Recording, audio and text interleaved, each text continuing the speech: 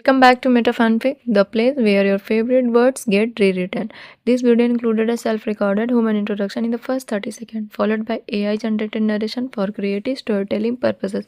If you love powerful what-if stories, you are in the right place. Before we begin, hit that subscribe button so you never miss a new twist in the wizarding world. Today's story is one of our most exciting yet. What if Harry Potter had to rescue Hermione from the Marauders era? Let's dive in. Here is short summary. A spell gone wrong traps Hermione in 1977, stranded in Hogwarts during the Marauders' final year. With only the solstices as gateways, Harry must brave time itself to rescue her. As Hermione fights to survive the past and Harry races to reach her, their actions threaten to change the future forever. But before we start, if you want more stuff like this, then be sure to subscribe and like this video. And if possible, share this video with your friends. Now let's start the story. Harry, it's a trap, you can't do that, it hurts me but you're safe, I'll kill him myself, if he hurts you he's gonna to hurt you, I gotta stop him from hurting Harry, I love you Harry, I will always love you Harry, live for me, live live, you left me behind but I still love you. The girl was thrashing and making Lily notice with a gasp that the girl had a knife embedded in her side and there was so much blood she thought she was going to faint and Lily, snap out of it. We need to get her to the hospital wing. James said, voice harsh. You have to stun her to stop her from moving and losing blood and levitate her to the hospital wing. I'll get Dumbledore and Minnie but we have to go now. James was shaking her, and yes, she did agree with him. His voice was calmer than she would have thought possible, and it seemed logical to follow his orders. Lily stood up shakily and stunned the poor girl, gathering her will to move Burden to the hospital wing. It's only the first floor, you can make it past the ground floor to the first floor, Lily. Lily did not know how she did it, but she got the girl to Madame Pomfrey before she threw up. Dumbledore and McGonagall burst into the hospital wing close behind James, who was talking a mile a minute until he saw how bad it really was in the light of the hospital wing.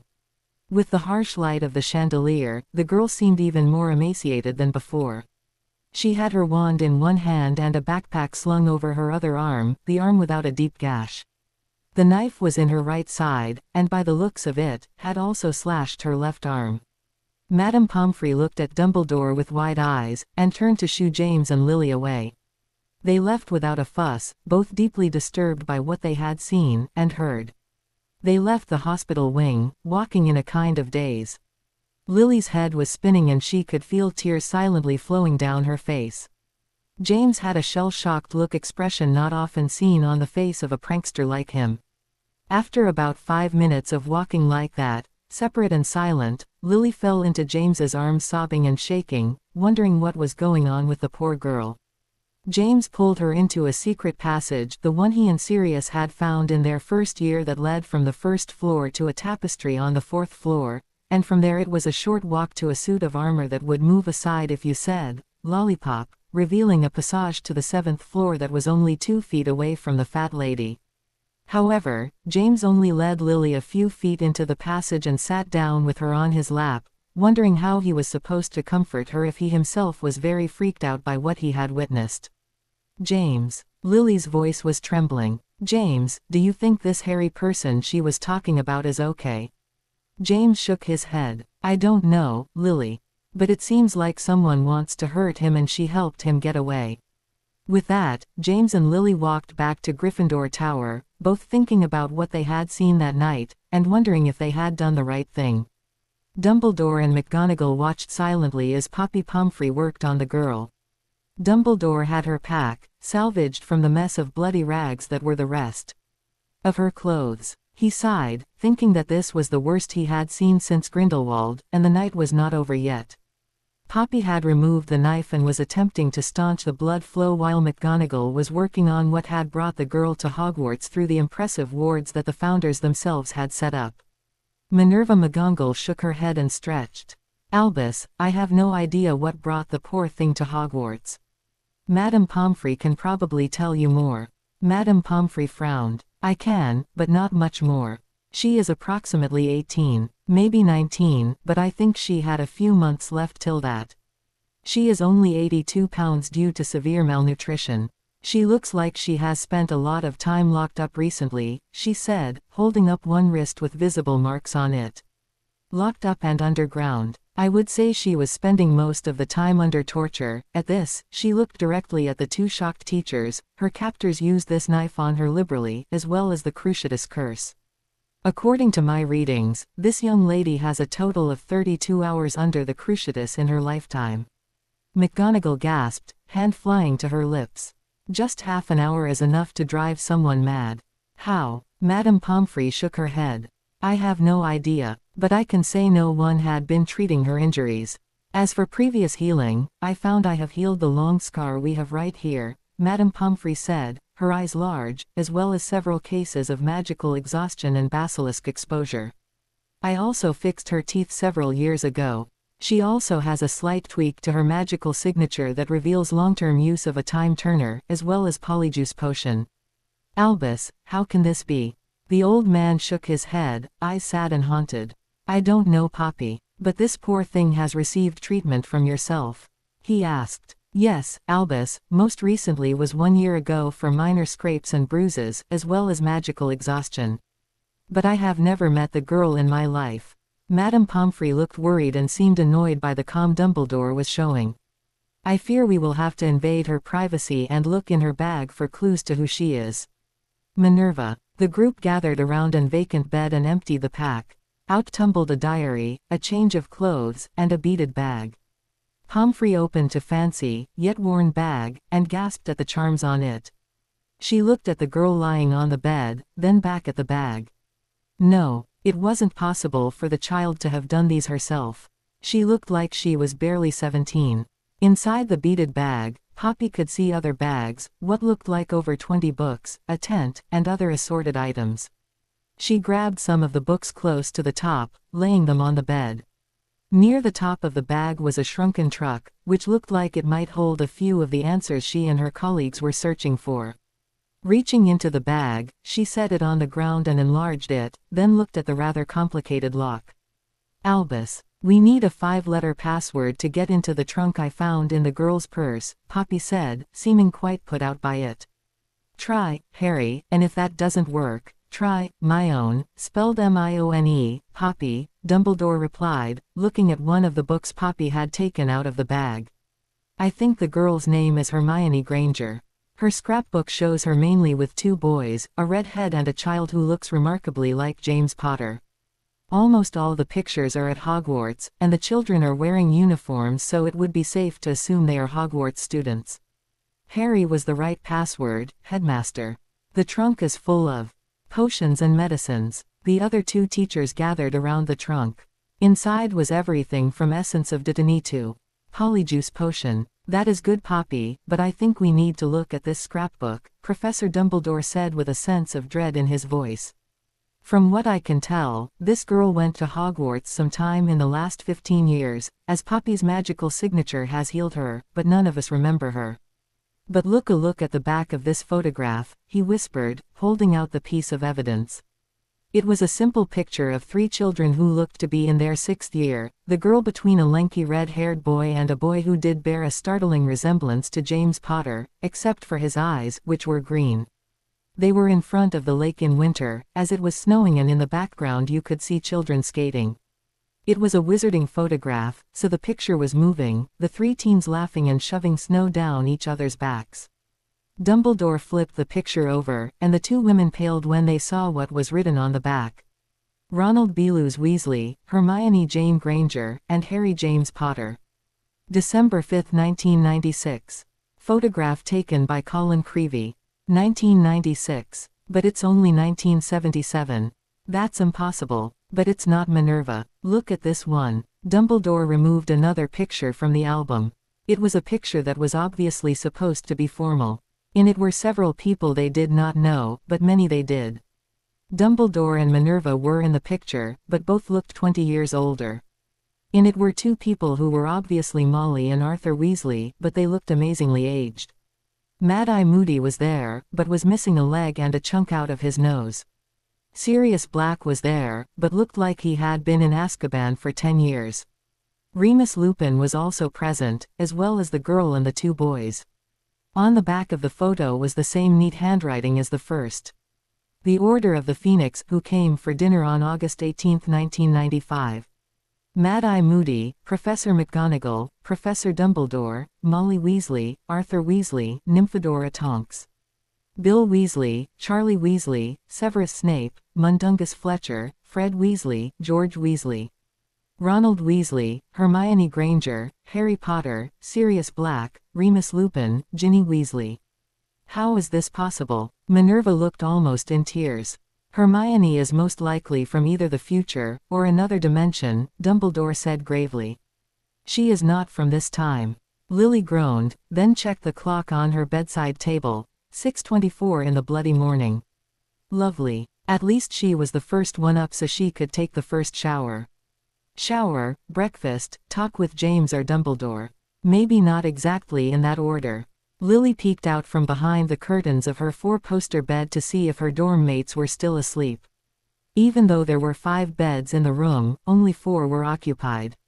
Mary McDougal, Dorcas Meadows, herself, and Alice Pruitt. All her friends were still asleep, so she crept into the bathroom. Looking in the mirror, she could see it was worse than she had thought. She had had nightmares all night, only falling into a deep sleep in early morning, and she could see it on her face. Deep bags under her tired eyes, traces of blood still on her arms and under her nails, her hair a mess. Definitely not enough to win James over by beauty, so it would have to be by her wit alone. Laughing to herself, she stepped into the shower, washing and drying without really thinking about it. Her thoughts were on the mysterious girl she had helped last night. What was her name? Who was the boy she was talking about? Was she okay? Could anyone be okay after looking like that? When she was finished dressing, she almost ran down the stairs to see if James was up. He was, and was obviously waiting for her, along with Sirius and Remus. He gave her a hug and peck on the nose, then leaned down and whispered in her ear, "The boys were still up when we got back. They were wondering what had happened and I told them so they want to see her when we are done with breakfast. Is that okay with you?" The concern on his face was endearing, making her shiver slightly. Dear Lord, she was falling more in love with him every day. Of course, James. I don't mind it at all.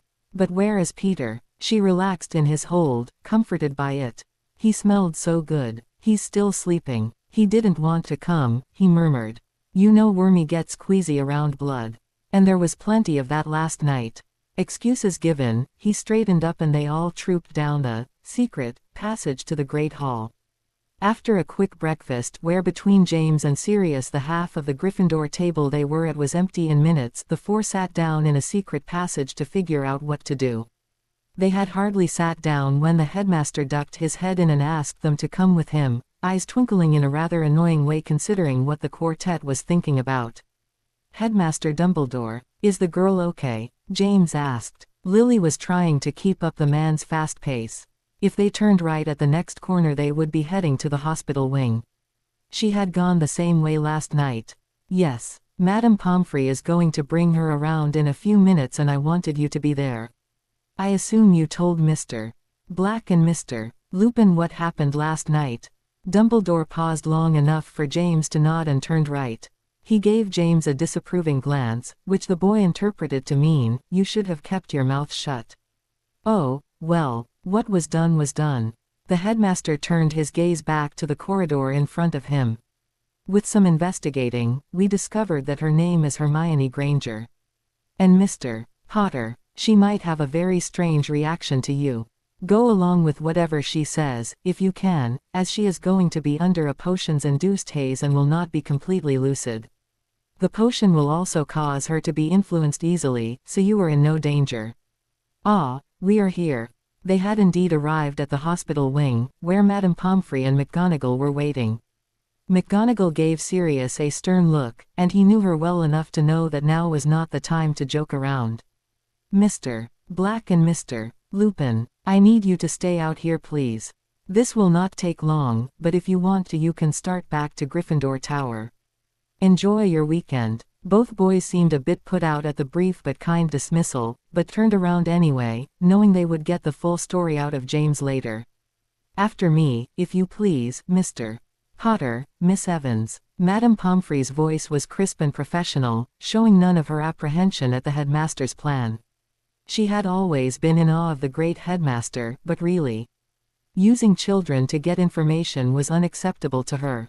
But there was a reason he was the headmaster and she was the school nurse. The small group moved together toward the curtained section of the ward, where they all knew a horrible sight awaited them. Dumbledore just twinkled sadly at the sight of the girl, while Pomfrey lowered her head. Minerva's lips tightened into thin white lines, anger and sadness welling up within her. From what they had discovered the night before, this girl was one of her Gryffindors. It was her cub lying hurt in the bed. Lily and James gasped and squeaked. Well, Lily gasped and James squeaked, but rest assured it was a very manly squeak at the sight of the girl in the hospital bed. The light streaming in from the windows made the shadows cast by the girl's own bones on her cheeks stand out even more, and her bruised form was obviously ill. James looked at her face and had to hold in a growl when he saw the hand-shaped bruise on her face. It was a ugly shade of blue, green, and purple and would probably take days to go away without Madame Pomfrey's help. Who had done this to her? Are you ready for me to bring her around, headmaster? Madame Pomfrey asked. She gave the teens a final disapproving look, obviously wanting them to be somewhere far away. Dumbledore noticed the look of course, and shook his head faintly. He wanted Mr. Potter present for the girl's awakening. Yes, Poppy. Mr. Potter, Miss Evans, I want you to stand back, with Mr. Potter in front. Professor McGonagall and I will be a bit further back, as Miss Granger might have an adverse reaction to us. Mr. Potter, I want you to play along with whatever she says. Do you understand? Dumbledore's voice was harsh, and he was obviously somewhat worried. Lily was worried as well, asking herself why Dumbledore wanted James in the front. If he was concerned about danger, why was her boyfriend the one who would get hurt? Madame Pomfrey bent over the girl, putting her wand to Hermione's temple and muttering a few spells. She made sure the girl's wand was in her hand and backed away. She will awake in exactly 10 seconds, Poppy said, trying to sound professional and barely managing it. She will feel no pain and will only be conscious for an hour. After that she will fall back asleep and will probably wake up tomorrow, all healed. And remember that blatant persuasion will have a strong influence on her. Quote. James focused on Hermione as the girl started to groan, then slowly open her eyes. He was the closest to her bed and could see in slow motion as Hermione's eyes snapped open, as she clutched her wand and almost flew out of the bed, ending with her wand at James's neck. James stiffened, feeling the smooth wood touching the base of his head. What in the flippin' world was happening? Someone tell me where, she gasped and turned James around. Harry. James was winded by the amount of force the small girl put into her hug. He could feel her nose pressing into her chest, and wondered what Lily would think, looking back at her nervously. She saw his fear and smiled at him, obviously still a bit spooked over the sudden reversal of the situation. He could tell she was more than a little annoyed with Dumbledore for putting him in harm's way. Meanwhile the girl was chattering excitedly, Harry. Oh Harry, if you ever do that again I will skin you alive. Are you okay? Are you hurt? Her voice was slurred, but obviously concerned. It seemed that she was not unused to this sort of thing. The last thing I remember was Voldemort, and Bellatrix and some kind of spell and I was knocked out. You were so stupid. Dobby made you leave me behind for a reason and the next time you plan a rescue mission like that, Harry James Potter I swear I will castrate you myself. At this, Hermione went quiet, her head still pressed into Harry's chest. Thank you for coming back for me, Harry. Bella was trying to find out where you were and every time she would use the cruciatus and it would hurt so bad but I didn't give you up, Harry. Her tone changed a bit as she squeezed him again. You feel a lot heavier, Harry. It seems like you've been eating, so how long was I out for? The last time I ate something filling was at number 12 Grimmauld Place before we stormed the ministry. Where are we, Harry? With this she looked up at him, eyes wide and loving at first before they narrowed. Before James could say anything, he was spun around again and her wand was poking him in the base of his spine. Where am I? I swear I will kill him if you don't tell me where I am and where Harry is. Her eyes locked on Dumbledore's and she went pale. No, you're dead. You're dead. Albus Dumbledore died last year. He left me books in his will. He is dead. Her voice was still slurred, but her mind seemed sharper, clearer. Dumbledore stepped a bit closer to Hermione. Miss Granger, I must insist you let go of young Mr. Potter there. I will be forced to hurt you if you continue to manhandle my students. Now can you sit down and explain what you mean about me being dead? Hermione's shoulders slumped, defeated. In a kind of daze, she sat down heavily on the bed. Yes, Professor Dumbledore, could you tell me what happened? Last time I remember is 1998 and you, James Potter, and Lily Potter are all dead.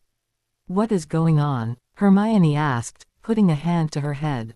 It was so not turning out to be a great day. James looked at Lily, mouthing to her, dead. She shook her head, frowning, mouthing back, time travel. She frowned again, then smiled, mouthing, Lily Potter.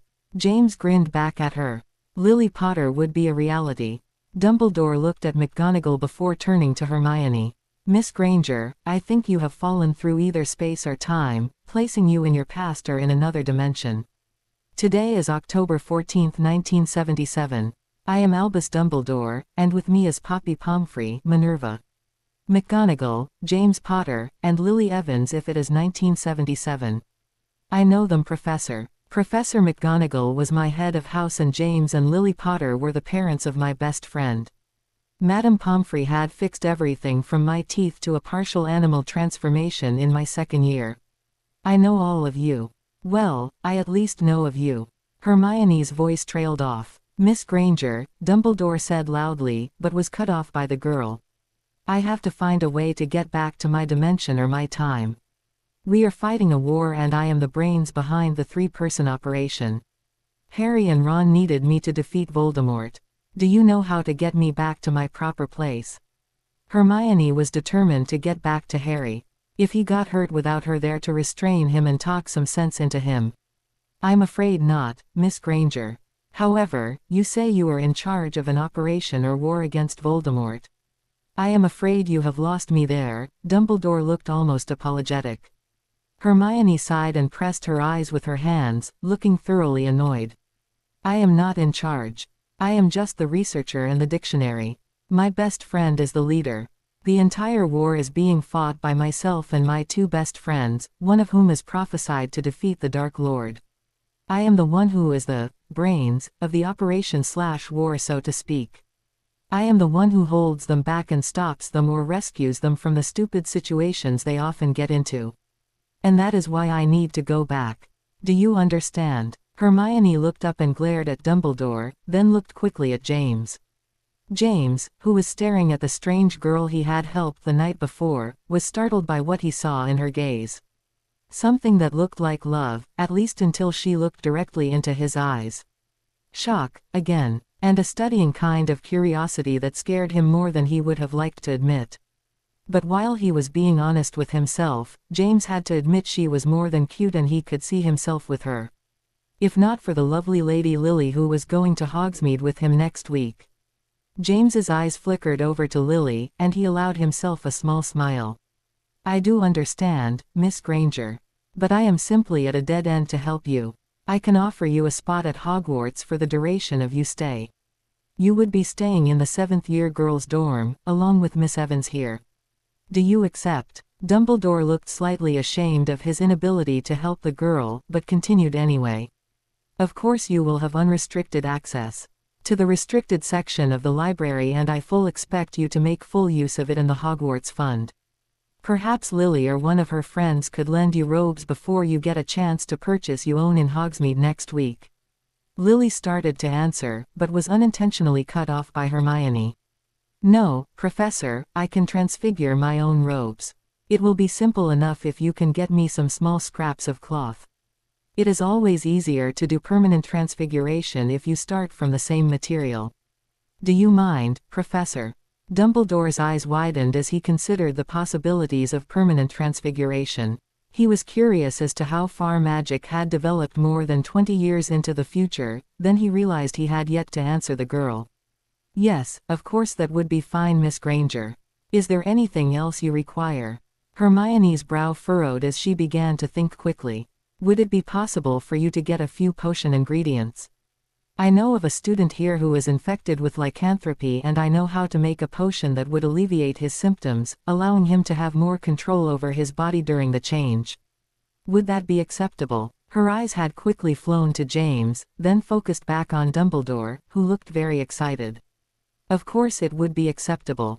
I'm sure our friendly werewolf will be very excited about the potion. Now I am sure you are feeling sleepy, as the spell Madame Pomfrey used should be wearing off in around a half hour. Mr. Potter, Miss Evans, Professor McGonagall, and myself will be leaving now. Do you have any questions? Yes. 1. Why are James and Lily here? And 2. How soon can I start classes?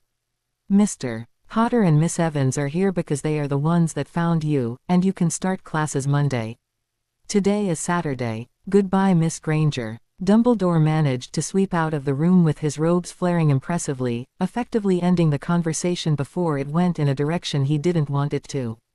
McGonagall was slightly less quick to vacate the room. She looked at Hermione with sad eyes before taking her leave. James just gave her a cheeky grin and a wink, while Lily smiled shyly and waved. Hermione waved back, already feeling that the girl would be a good friend. Dumbledore was waiting outside the door for the rest of the students. His eyes were grave as he addressed them. You do know you cannot tell anyone about this, not even Miss Pruitt or Mrs. Black or Lupin. We just want to get Miss Granger home as soon as possible. Would the two of you mind showing her to her classes? I cannot impose on you how important secrecy is in this situation. We need to get Miss Granger home without altering this dimension or timeline. Do you understand? The two teens nodded, then were shooed off to enjoy their weekend, knowing they would probably burst with the secrets they had been entrusted with. Hermione groaned as she woke up, being the lack of advancement in the pain potions Madame Pomfrey was using in this time. She had hardly been lucid yesterday, but she did remember throwing herself all over Harry's dad and telling everyone she was either a time or dimensional traveler. What if she had horribly damaged the timeline? What if Harry was not born because she messed up? She shook her head. If she kept thinking this way, she would never get out of bed. Speaking of getting out of bed, Hermione sat up and carefully set the covers to the side. She had her feet on the floor and was attempting to stand when Madame Pomfrey appeared. Not on my watch, Missy, she said sternly. You will not get out of bed until I tell you that you can get out of bed. And that won't be until I have done a complete medical checkup on you. Now, sweetie, I know some of the things I may need to know are confidential, but I can assure you that the vow all healers take ensure perfect healer-patient confidentiality. Hermione sighed. Her attempt at leaving had been foiled by the unnatural senses of Madame Pomfrey. And she hadn't believed Harry when she had tried to tell him. How did she do it? Extra wards on the bed. A sixth sense. Hermione chuckled to herself at that thought, then answered Madame Pomfrey. Of course that will be fine, Madame Pomfrey. But first, can you tell me where my pack is? It has a lot of rather personal objects, as well as those that need to remain hidden for the good of this timeline or dimension. It also has many of the ingredients needed to make the potion for Professor Lupin. Or rather, Remus Lupin. Sorry, I forgot Remus isn't a professor yet. Hermione looked close to tears, and her head was pounding. Remembering to keep everything straight is going to be a huge problem for me. I'm going to have to keep my mouth shut for a few weeks. But yes, that examination is fine with me. Hermione flinched. She hated when she rambled, and she knew other people hated it too. She was going to have to find out what kind of potion took your common sense and not your pain. Madame Pomfrey raised her wand and said a somewhat complicated diagnostic spell Hermione had only learned a few months ago. When Hermione saw the different lights that lit up on various places on her body, she groaned. If Madame Pomfrey wanted to ask her about every single one of these, she was in for a long morning. For almost 2 hours, Hermione answered questions about her past medical history. Everything from magical exhaustion in her first year, to Dolahov's curse in her 5th was covered. Madame Pomfrey healed the few remaining bruises and instructed Hermione to eat more and soon before allowing her to start her transfiguration. 2.5 hours after the disastrous escape attempt, Hermione left the hospital wing with a newly transfigured set of robes. All she needed was to get the Gryffindor patch from Dumbledore and her shrunken pack in her pocket, and headed toward the Gryffindor dormitories on the 7th floor. However, she had to stop when she felt a sharp pain in her side, the one she remembered having a knife stuck in. She sat down on a convenient window seat and smiled as she saw a group of first-years laughing and having fun by the lake. The riot of Gryffindor colors in the trees and the fresh air had drawn many students out of the common rooms and into the grounds. It seemed like it had been years since she and Harry and Ron had been that innocent. She only realized she was crying when she felt something wet on her cheek. She wiped the tears away, laughing bitterly. Time always takes its toll on the young, and war only helps age a person. She spun around when she heard a familiar voice. "Why are you crying?" A tall boy with long greasy hair and a large nose was regarding her curiously. Snape, at age 17. Before he became a Death Eater and betrayed the Potters. Before he killed Albus Dumbledore on the top of the astronomy tower. Even if I don't like Dumbledore, he didn't deserve to die like that. Now was the time when Hermione would have to make a crucial choice. Try and change the timeline, or leave it be. Act cruel toward future Death Eaters, and blame them for crimes far in the future, or try and save them. If she made a mistake, she might not even be born. "I'm not crying anymore," Hermione said, eyes glinting sharply. However, when she saw Snape's face stiffen, she softened. And it was for no reason anyway. "What's your name?" She thought she sounded stupid, thinking it obvious that she already knew his name. "Severus Snape. And it was for a reason or you wouldn't be crying," he retorted. "I haven't seen you around here before. You're the new girl Professor Dumbledore told us about, right?" Hermione Granger. Snape actually seemed nice in this place. Maybe if he had a friend he wouldn't become a Death Eater. Unless he wasn't already. Her thoughts were disrupted as he sat down next to her, black eyes strangely warm. "Yes, I'm Hermione Granger. It really was for no reason, Mr. Severus Snape," she with a stray sniff. "I will be staying at Hogwarts for a while. How much did the headmaster tell you about me?" She cursed the headmaster in her head. Why in the world did he not feel it necessary to inform her of her cover story? Then again, she shouldn't be surprised. She had a fairly accurate idea of exactly how much Dumbledore loved withholding information from people. Just that you were a refugee and that your parents had died in your country. "I'm really sorry, you know, my dad died a few years ago. I wasn't exactly fond of the drunk bastard, but I still miss how he used to be." "So what was that you were crying about?" He actually had an expression of sympathy and concern on his face. He was almost handsome when the light hit his face that way. "No, it wasn't. I was just thinking about my best friend. And thank you," she was looking at him with compassion. That was a new expression. "I doubt many people here would understand. Would you mind showing me where the library is later? I really enjoy reading," Hermione said. "Sure, no problem. I have to go meet Professor Slughorn to talk about a potions apprenticeship. But, maybe we could meet later. By the way, Professor Slughorn is the potions professor here." Snape was standing up and was almost a quarter of the way down the corridor before he turned and ran back. "Hey, what house are you in?" "Slytherin, please be Slytherin." Hermione's eyes looked sad, as if she knew what his response to her answer would be. "Gryffindor," she almost whispered. "But I know about house rivalries and I'm going to be your friend anyway." Okay, see ya, round Hermione. Snape had first been downcast, cursing his very nature. Why did he have to Slytherin? Now this cute girl who loved reading would hate him. But then she said, with a very cute look of determination in her eyes, that she would still be his friend. He talked away with a smile on his face, almost back to the dungeons before he realized what had been making him so depressed earlier. First, he had actually noticed a girl other than Lily for more than a minute. And second, she was a Gryffindor and still wanted to be seen with him. The day was turning out better than he had thought it would. Hermione had said, sitting in the window for a few moments, gazing at the children lost in thought. It was only when she decided to continue up to the Gryffindor common room that she left the thoughts of Snape alone. She was in pain and tired by the time she reached the 6th floor, and had to rest again, this time in a small niche in the wall. She leaned her head against the wall and let the thoughts of Cerberus come back. She was cautiously excited about the possibility of saving Snape from becoming the bitter servant of two masters that she had known. He seemed young and innocent to her, not that she wasn't young herself. But last time she had seen him he was a man aged by time and war, as she was herself. Playing a double agent had also aged him beyond his years. It was a pity that she had only seen him as a bitter traitor. But now she had a chance to get to know him and Harry's parents. If she ever saw Harry again she could tell him about his parents. Things he had always wanted to know, things that no one else would be able to tell him. Her next thoughts were on how Snape looked at her. Hermione was unused to male attention because in her younger years she was a socially awkward bookworm, and in her teens, Harry and Ron had kept most of the boys away. She had always been a little overweight, but several months of starvation can do wonders for a little baby fat.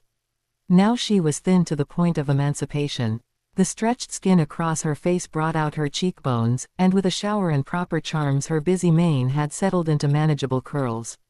She had always known her eyes were her best feature, and with the paleness brought on by captivity they stood out. Her robes hid her thinness and her pallor could easily be mistaken for fair skin. She looked halfway pretty right now, and Snape had noticed. If only Harry was here.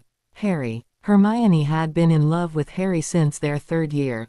Her crush had started in a girl's bathroom that had been destroyed by a troll and had evolved into love by the time the two of them were riding on a hippogriff to save a never-convicted murderer. Of course he had never realized it, but it took a lot of effort to get through to an emotionally deprived celebrity who hated his fame and had no problem jumping on trolls to rescue girls.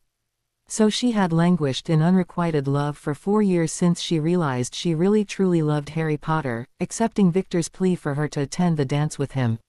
She had given up on Harry in 6th year, deciding that Harry's best mate, who was also her second best friend, was the only way to stay close to Harry. She had bungled that up nicely, and finally decided to come clean to Harry after the game. But that night had gone down the gutter with Ginny jumping on Harry and ing him. But she had stayed supportive and seemingly happy for them. Time went on and only the Felix Felicis had stopped her from getting seriously hurt the night Dumbledore died. His generous gift had saved her life more than once. Then later on the hunt when Ron left them, she had seen them getting closer, and every day he did nothing caused her to cry herself to sleep at night, furious at her own cowardice. Later she realized he thought she was crying over Ron. Then Ron had returned and she had been furious with him. Really the only reason why she didn't kill him was because he had saved Harry's life. Then Harry said Voldemort's name and they were captured. Ron and Harry had been sent down to the dungeon of Malfoy Manor and she had been tortured. That was when everything went wrong. Dobby had transported Luna and Ollivander. Harry and called in his debt on Wormtail, and he and Ron had fled upstairs, trying to rescue her. When Dobby had returned, he had grabbed Harry and Ron and apparated away, refusing to let Harry Potter, sir, get hurt helping Hermione. She could remember Bellatrix turning away from her, and seeing their faces before they were gone with a loud crack. Hermione was then imprisoned in Malfoy Manor for 2 months. She had been routinely tortured, but had avoided rape only by Voldemort's order. She had been starved, beaten, cruciated, and then Harry had come to rescue her. He and Ron, along with Neville and Luna, had stormed Malfoy Manor to rescue her. The attempted rescue had gone horribly wrong. Ron, Luna, and Neville had escaped. She and Harry had been captured and taken to the Dark Lord. She could remember everything. She and Harry were forced to kneel at the base of Voldemort's throne. Hermione had been taken away and Bellatrix had her wand to Hermione's throat, making her watch as Voldemort started torturing Harry. Voldemort was preparing to kill him with a silver knife, to make it as long and painfully drawn out as he could. Hermione had broken out of Bellatrix's grasp, running up to Voldemort and shoving Harry out of the way. She had started to beat Voldemort with her hands. Note to self: a half-starved girl does not have the strength to beat up an evil Dark Lord. Do not try again. When he had cast a spell over the room, shoving the knife into her side at the same time. There was a rumble that felt like a small earthquake, a bright light, and Harry's green eyes, and the next thing she knew she was in the hospital wing of Hogwarts. Hermione took a deep breath, to hold back tears and reevaluate her current injuries. The only really painful ones were her side, which she could ignore, and the rapidly dissolving headache. Feeling well enough to walk, she made her way to the Gryffindor common room, stopping by the fat lady when she realized she did not know the password. Now she would have to wait until a Gryffindor let her in. Well, this is just lovely, she thought. Of course Dumbledore would forget to give me the password. That is so like him. She perked up when she heard the rowdy voices of 3 boys rounding the corner. She knew those voices. Moony, how many times do I have to tell you? Minnie loves me. Professor McGonagall merely tolerates you, Padfoot. Believe me, everyone who knows you merely tolerates you. Now we are going up to our room, and we are going to quiz Prongs about this mysterious new student he and Lily rescued. Remus, do we have to? For all we know she really is just a transfer student. Wormtail. She appeared in a flash of light. She is not normal. Yeah, Wormtail. She might be an alien or something. Shut up, Padfoot. She is not an alien. No, I am not an alien. Could you please tell me the password to Gryffindor Tower? Hermione smirked as she saw the faces of the 3 boys. One was small and pudgy, with beady eyes and a slightly elongated nose. The boy in the middle was aristocratically handsome and jovial, with shoulder-length black hair and a large grin on his face. The last boy looked tired and old, brown hair and amber eyes peering out from a face that was etched with scars. As she laughed, the boys turned either a rather fetching shade of scarlet, Peter and Sirius are amusingly pale for a moment when they realized she had heard them talking about her. But Sirius laughed and leaned in close to whisper, ostentatious.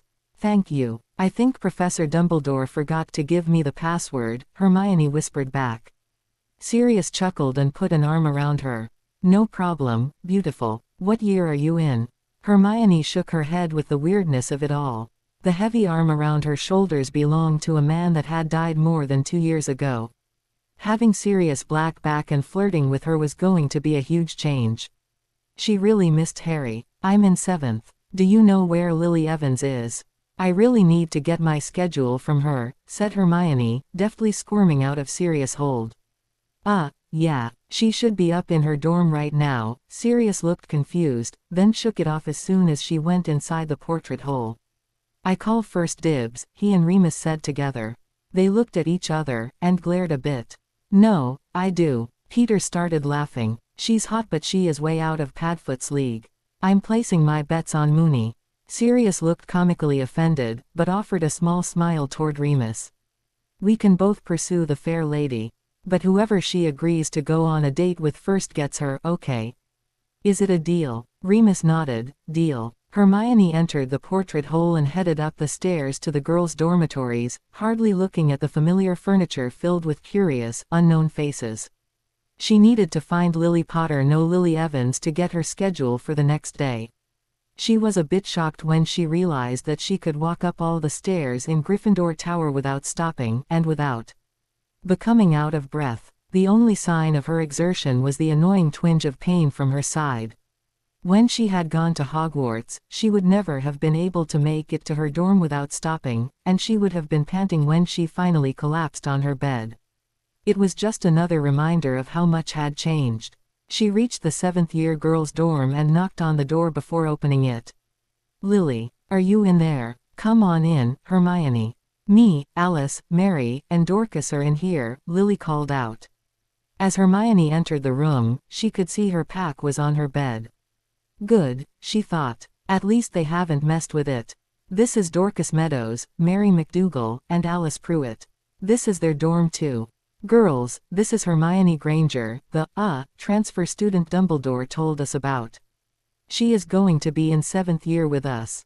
Hermione, are you okay? Hermione had taken in the girls' faces as she was introduced. Dorcas was a plump girl with blonde hair and a sweet smile. Mary was solemn and dark, with long brown hair in twin braids and kind gray eyes set in a pale face. But Hermione went pale when she saw Alice. It was the same face she had seen in the long-term spell damage ward in St. Mungo's Hospital.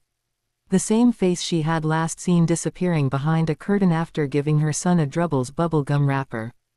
The face of Alice Longbottom, the face of the woman, who, along with her husband, was tortured into insanity by Bellatrix Lestrange and 2 others the day after Voldemort was vanquished for the first time.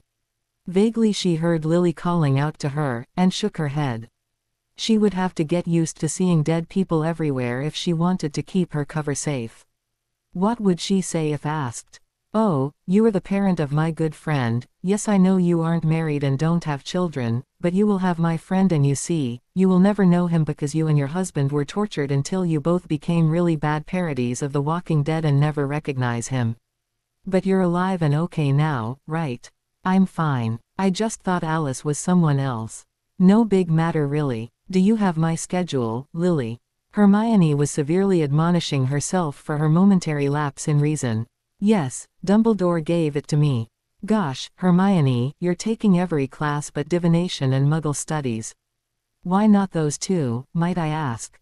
Lily looked interested and Dorcas had an almost comical look of shock on her face. "Well, you see, in my 3rd year I was taking all the classes, but I stopped divination because my teacher was a load of rubbish who was always predicting my best friend's death, and at the end of the year I realized my schedule was too stressful, so I dropped Muggle studies. I didn't really need it anyway, but I thought it would be interesting to see how wizards look at Muggles." Hermione stopped rambling, hoping she hadn't given anything away. She blushed when she realized it had sounded like she was bragging. She really wanted these girls to like her. She had no desire to go through what she had in her first few months at Hogwarts, when she was the annoying know-it-all that no one liked. But Lily just laughed. "I did almost the exact same thing. I dropped Muggle studies because I'm Muggle-born. But at no time did I ever want to take divination. It seems like a load of hogwash to me." Dorcas smiled. "It is. But maybe it's because there haven't been any clairvoyant students since Celine. Well, I guess she's Celine Lovegood now." Hermione tucked away the information. This certainly explained plenty about Luna. "What's your favorite class, Hermione?" asked Mary quietly. "Arithmancy," Hermione said after taking a moment to think. "I love working with numbers. But after that is transfiguration." Lily squealed. "Finally, no one else understands why I love arithmancy so much. It is the only class here that is something like we would get in a Muggle school." Hermione laughed. "Predicting the future, though math is something taught at Muggle schools?" she asked with a grin. Lily stopped laughing. "Oh, I'm sorry, I shouldn't have assumed you were a Muggle-born." "Never mind." Hermione was torn for a moment. This was her chance to create a new image for herself, one free of the discrimination she had faced from her first day shopping at Diagon Alley. But this was Lily Evans, Harry's mum. She didn't really want to lie to her. Hermione looked at the other girls in the room. "I am Muggle-born. I was making a joke. But that fact stays in this room, all right." Dorcas and Mary looked each other, while Alice sent an evaluating look at Hermione. "You are afraid you will be targeted for being a Muggle-born?" Hermione nodded. "I have good friends in pureblood circles," she lied, crossing her fingers behind her back, an old childhood habit. "They have given me an identity as one of their own. I don't want to be killed just because my parents are dentists and not healers." Lily's face tightened. "Things are getting that bad?" Hermione nodded. "There are more and more deaths in the Muggle world that could only have been the killing curse. My parents are dead. Others are dying. I fear for England." When Sirius, Remus, and Peter had gotten to their dorm, James had already been up there for a while. He was sitting on his bed, playing with a snitch he had stolen all the way back in their 5th year. It was old and ragged now, barely trying to evade the Seeker's grasp. Sirius and Remus had intended to go back up to the dorm, but had instead gone to the kitchens to get more breakfast. Sirius was already hungry and Remus was stocking up in fat for the next full moon. They had met Peter on their way back to the dorm, and had decided to spend some time in the library planning a prank against the Slytherins instead. This particular one they were devising involved pink hair dye, vanishing spells, and some honey. Then they had met the new girl and gave her the password, eventually heading back up to their dorm to discuss the mysterious Hermione with James. "So, Prong C, how did your visit with the new girl in the hospital wing go yesterday?" "You still haven't told us about that yet." Sirius was grinning disarmingly, trying to get all the information out of James that he could. I already told you guys, Dumbledore said I can't say what happened yesterday. All I can say is that Hermione Granger is a transfer student who was orphaned recently, and she is going to complete her 7th year here. James looked irritated with Padfoot. If you have any other questions you can ask her yourself. Well, Moony and I have declared open interest in the beauteous Lady Hermione. We are competing for her hand, in a desperate battle to the... Remus interrupted Sirius. Stop being so melodramatic, Padfoot. We both declared dibs on her at the same time. Then we agreed to settle for whoever she agrees to go out with first. See, Padfoot. That wasn't so hard. He looked at Sirius, who was pouting, then his eyes widened when he saw James. Prongs. You okay? You both want to date Hermione? Padfoot and Moony looked at each other and rolled their eyes together. Yes, Prongs. Didn't you see her? She is hot. Sirius cut back in saying, I don't see what all the fuss was last night. She seemed fine, and she wasn't limping or anything. I didn't think she looked way too skinny, either. James still looked a little shocked, but he nodded slowly, saying, yeah, I guess you're right. It could have been a trick of the light, and I didn't really see any of her injuries, just the bruise of her face. He looked up at Sirius, looking at him strangely. Friday night and yesterday morning she had a bruise on her face where it looked like someone hit her. Madame Pomfrey probably took care of it. Sirius looked pissed. Only creeps hit girls. Do you think she's running away from a guy? His face was darkening, and all the boys recognized the signs of Sirius going into one of his moods. Sirius, however, was remembering how she had shook a bit when he had put his arm around her. He was sure he had seen a look of fear and worry cross her face.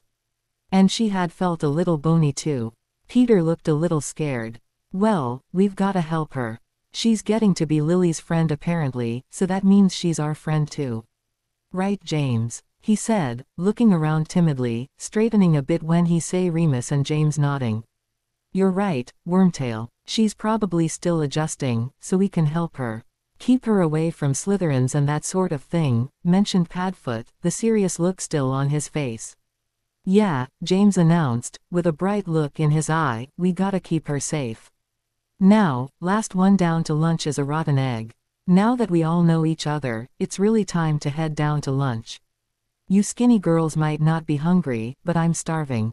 Dorcas thought it was just her imagination, but she thought she saw Hermione flinch when she said she was starving. Lily, I know you want to see James, and Alice Pruitt, don't you dare think I don't know you fancy to pants off Frank as much as he does you. Mary, you're coming with me because I don't think I can stand staying with these lovebirds alone. Hermione, do you want to come with us? Hermione looked up and shook her head. No, thanks. I don't eat, lunch. You don't eat lunch. Sweetie, you are too skinny not to try and put meat on those bones. You are coming with us whether you eat or not. Alice was looking like a clucking mother hen, pinching, or trying to pinch Hermione's arm to access the fat on her. Honey, you are skin and bones. Whoever was feeding you was not doing it right. You can say that again, Hermione muttered under her breath. Okay, I'll go with you. But don't expect me to eat much. Don't worry though, I usually eat really heavy during an early dinner. Well, okay, we are going to have to introduce you to the boys. You see, they call themselves the Marauders, the 4 of them. There's James, Lily's boyfriend. Dorcas was interrupted by Hermione. Peter, Remus, and Sirius. I know them, I just met them outside the portrait hole. Sirius gave me the password. Hermione blushed a little to herself as she thought about Sirius's arm around her. He was handsome in his teens. The bitter voice inside her head finished the thought. But then he was sent to Azkaban for a crime he didn't commit. He went crazy there, and ended up killed by his own cousin. She shook her head, banishing the thought, vaguely noticing that she and her dorm mates were already down in the common room. When she saw the first of the boys to tumble off the stairs, her thoughts went to the last Marauder. Remus, a man who was so torn apart by life he went gray by his 23rd birthday. What can you expect when out of the 3 men who were like brothers to him one betrayed the other and his wife, allowing them to be killed and having his other best friend go after him and kill him? Of course, he thought that Sirius had betrayed James and Lily and had killed Peter. But like that makes any difference. Hermione. Hermione, are you okay? Worried Topaz eyes stared out at her from behind a messy golden fringe. Yes, Professor Remus, I'm okay. I was just thinking. Hermione cursed herself for her mistake for what seemed like the millionth time in the last 4 hours. Well, are you ready to head down to the Great Hall for lunch? Sure, we're all going together, right? Well, James and Lily are going to walk as slow as they can to lose us, then snog in a broom closet until Sirius gets bored and goes and pulls them out. They will deny everything and, then yeah, we'll all eat together. Sound good? Hermione laughed. Yeah, that sounds good. Are we off? Remus swept her a bow, a sparkle in his eye. Yes, milady, we are off to the Great Hall. In the corner of his eye he could see Sirius glaring at him, and cocked an eyebrow back. He had a chance earlier, and he could have taken this one. But then again, who was Remus trying to fool? No woman would want to stay with him after they found out about his furry little problem. But maybe this girl would be different. Then again, maybe he wouldn't have to tell her. Hermione was blushing to what felt like the burning tips of her toes, feeling all the eyes on her back when she entered the Great Hall. Remus was on one side of her and Lily was on the other, looking very thoroughly snogged, and holding hands with James. When the group sat down, a young man with a round, kind face and blonde hair the exact same color as Neville sat down next to Alice and Ed her cheek chastely. James and Lily sat next to each other, of course, with Sirius on James's other side and Frank and Alice across from them. Dorcas sat next to Alice, with Mary next to her and Peter at the end. Sitting next to Lily was Hermione, and on Hermione's left was Remus. Lunch was a simple fare, but Dorcas, James, Lily, and Alice all noticed Hermione had next to nothing on her plate, and what she did have she just moved around. The girls had long finished, and were just waiting for Sirius and James to stop stuffing their faces when the small first-year boy came up to Hermione. You Hermione Granger, the new girl. He had an annoying accent Hermione couldn't place. Hermione nodded warily. And who are you? Max Vane. Professor Dumbledore wanted me to deliver to ya. With that the short youngster went off to rejoin his friends. Vane, who do I know whose last name is Vane? Remilda. That must have been her dad, sneaky little chocolate cauldron giving bit of empty-headed fluff. Hermione looked down at the folded piece of parchment, slightly curious to what it would say. She remembered the long nights in her 6th year waiting for Harry to come back after receiving an invitation similar to the one she was holding in her hand. It had seemed like years since Dumbledore was alive. Strange. It had almost been March in her time, and here it was October. In October she and Harry and Ron had still been hopeful about the Horcrux hunt. Sighing, she opened the letter, wondering what Dumbledore wanted with her. Dear Miss Granger, I would be delighted if you could make your way to the gargoyle statue that guards the entrance to my office around 7:30. I have several instruments that may be of use to your current situation, and several theories that may be of far less use. Best of wishes, Albus Percival Wulfric Brian Dumbledore. P.S. I love gumdrops. Sirius was bouncing up and down in his seat, obviously curious to the origin of the mysterious letter. Well, who's it from? Hermione giggled, then decided to have a bit of a joke on him. It seems I already have a secret admirer. He wants me to meet him tonight. The look on Sirius' face was priceless. He says his name is Severus Snape. Do you know him? Now all the boys looked like they would have heart attacks at any moment. Snivelus was heard from James, Remus, and Sirius simultaneously. The name was accompanied with various expressions of disgust. Hermione laughed again and managed to say, "No, Dumbledore wants to see me. You foolish Gryffindors are so funny," before she broke out in laughter. They boys pouted and teased Hermione and each other on their way back up the various passageways back to Gryffindor Tower. As for Hermione, she lost herself in the fun of being a teenager for a few hours, playing gobstones with Sirius, Mary, and Peter and going to the library with Remus and Lily. She was glad to be back in the Hogwarts library, the only real change being the youthful face of Madame Pants. As she wandered and picked up favorites, she still did not miss the glances Remus sent her way. She supposed she should tell him soon that she knew about his lycanthropy. It might make it easier for him to talk to her. If only Harry was here. She wished she could see his face again to assure herself he was all right. She glanced at the clock again, and stood up straight. It was 7:23 and she had only 7 minutes to meet Dumbledore. She waved a quick goodbye to Remus and Lily, then raced to the 7th floor to meet Dumbledore. She briefly paused in front of the gargoyle, and with a quick, gumdrops, she was moving up the staircase. Hermione was gently deposited before the door to Dumbledore's office, and raised her hand to knock. Enter. Hermione stepped into the office, smiling grimly to herself at the small jolt of surprise she felt when she heard Dumbledore speak before she knocked. She should know by now Dumbledore had spies everywhere at Hogwarts. The portraits, the ghosts. The office looked much like she remembered from the few times she had been there. However, most of the small silver instruments were not there. She could hazard a guess that most of those had been for the purpose of tracking Harry. A fire was burning merrily, and a bowl full of gumdrops. Was it possible that there was a time when Dumbledore did not know of drops? She would have to get him to try them, she thought to herself. Her smile turned of one of grudging acknowledgement to one of anticipation. The look she could see on his face. "Ah, Miss Granger. Please take a seat," Dumbledore said merrily, eyes twinkling like mad behind his glasses. He was smiling, but his smile faltered somewhat when he saw the somewhat predatory smile of the young girl in front of him. He shivered to himself, silently wondering what the child had gone through. He had received a more complete report of Miss Granger's various injuries from Madame Pomfrey. Apparently this girl had followed her seemingly foolish friends into several dangerous adventures. "Can I offer you some tea?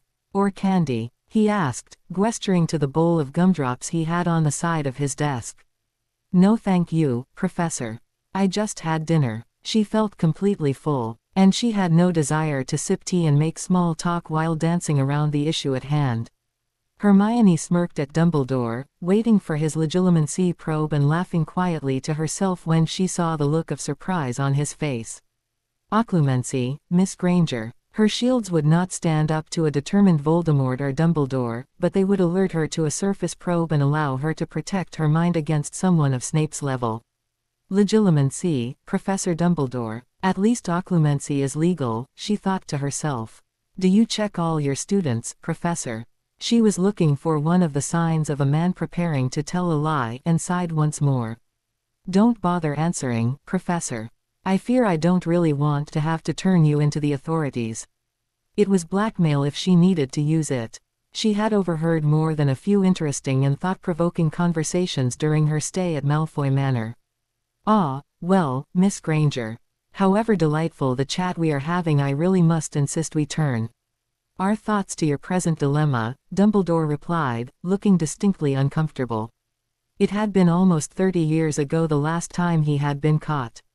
If it happened again, Minerva McGonagall would chew him out and use his balls for party decorations. "Yes, Headmaster. We have already established that this is not my place in the world. I do think I am in another dimension rather than another time. I have observed several things that might be different from one dimension to another." Hermione had gone into what Harry and Ron had called lecture mode. "For example, have you ever tried a drop?" Dumbledore looked at her strangely, then shook his head. "No, I don't believe I have. But just the name of it sounds very bitter." "Drops of." Hermione nodded as her theory was confirmed. "In my dimension you loved drops. What do you know about advanced bodily rune composition charting?" "Not very much, I am afraid. If you would please explain." Hermione had not expected Dumbledore to know much about the charting. It was something special she had been working on after an idea she had stumbled upon in the Department of Mysteries. "Well, basically, bodily runes composition charting is mapping out the runes that make us, us. There are 12 runes for muggles, and 13 for wizards or witches.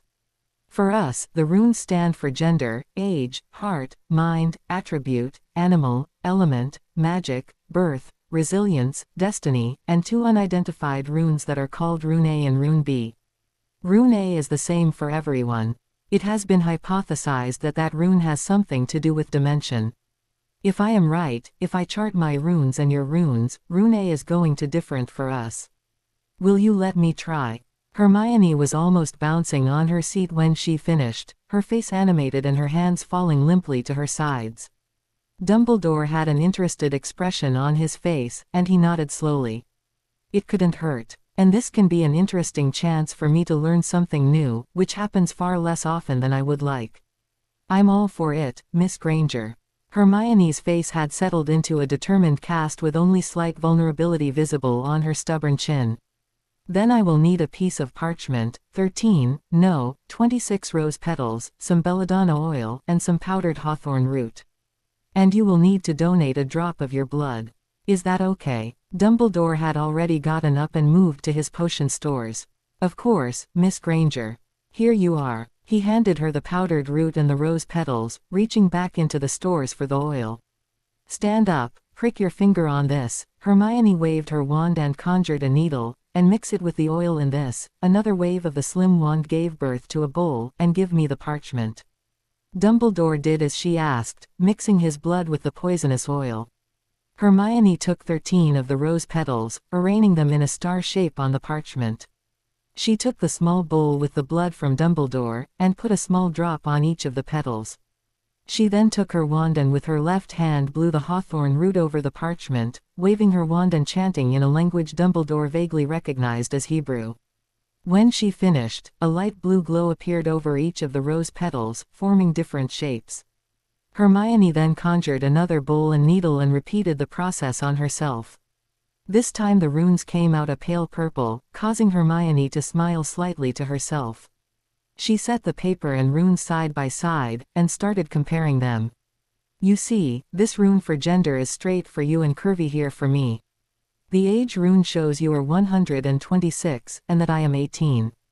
Heart shows a large rune for us both, showing how compassionate we are. Mind is considerably larger for you than for me, and attribute for us both is courage, and I speculate you were a Gryffindor, sir. Yes, Miss Granger. Continue. Animal is a normalized firebird for you, as it is very similar to a phoenix. For me, well, you don't need to know that just yet. Element for you is water, and for me, fire. We both have the magic rune, and for us they are about the same size, with mine being the smaller. Birth shows that we are both year of the dragon, and resilience is greater for me than you.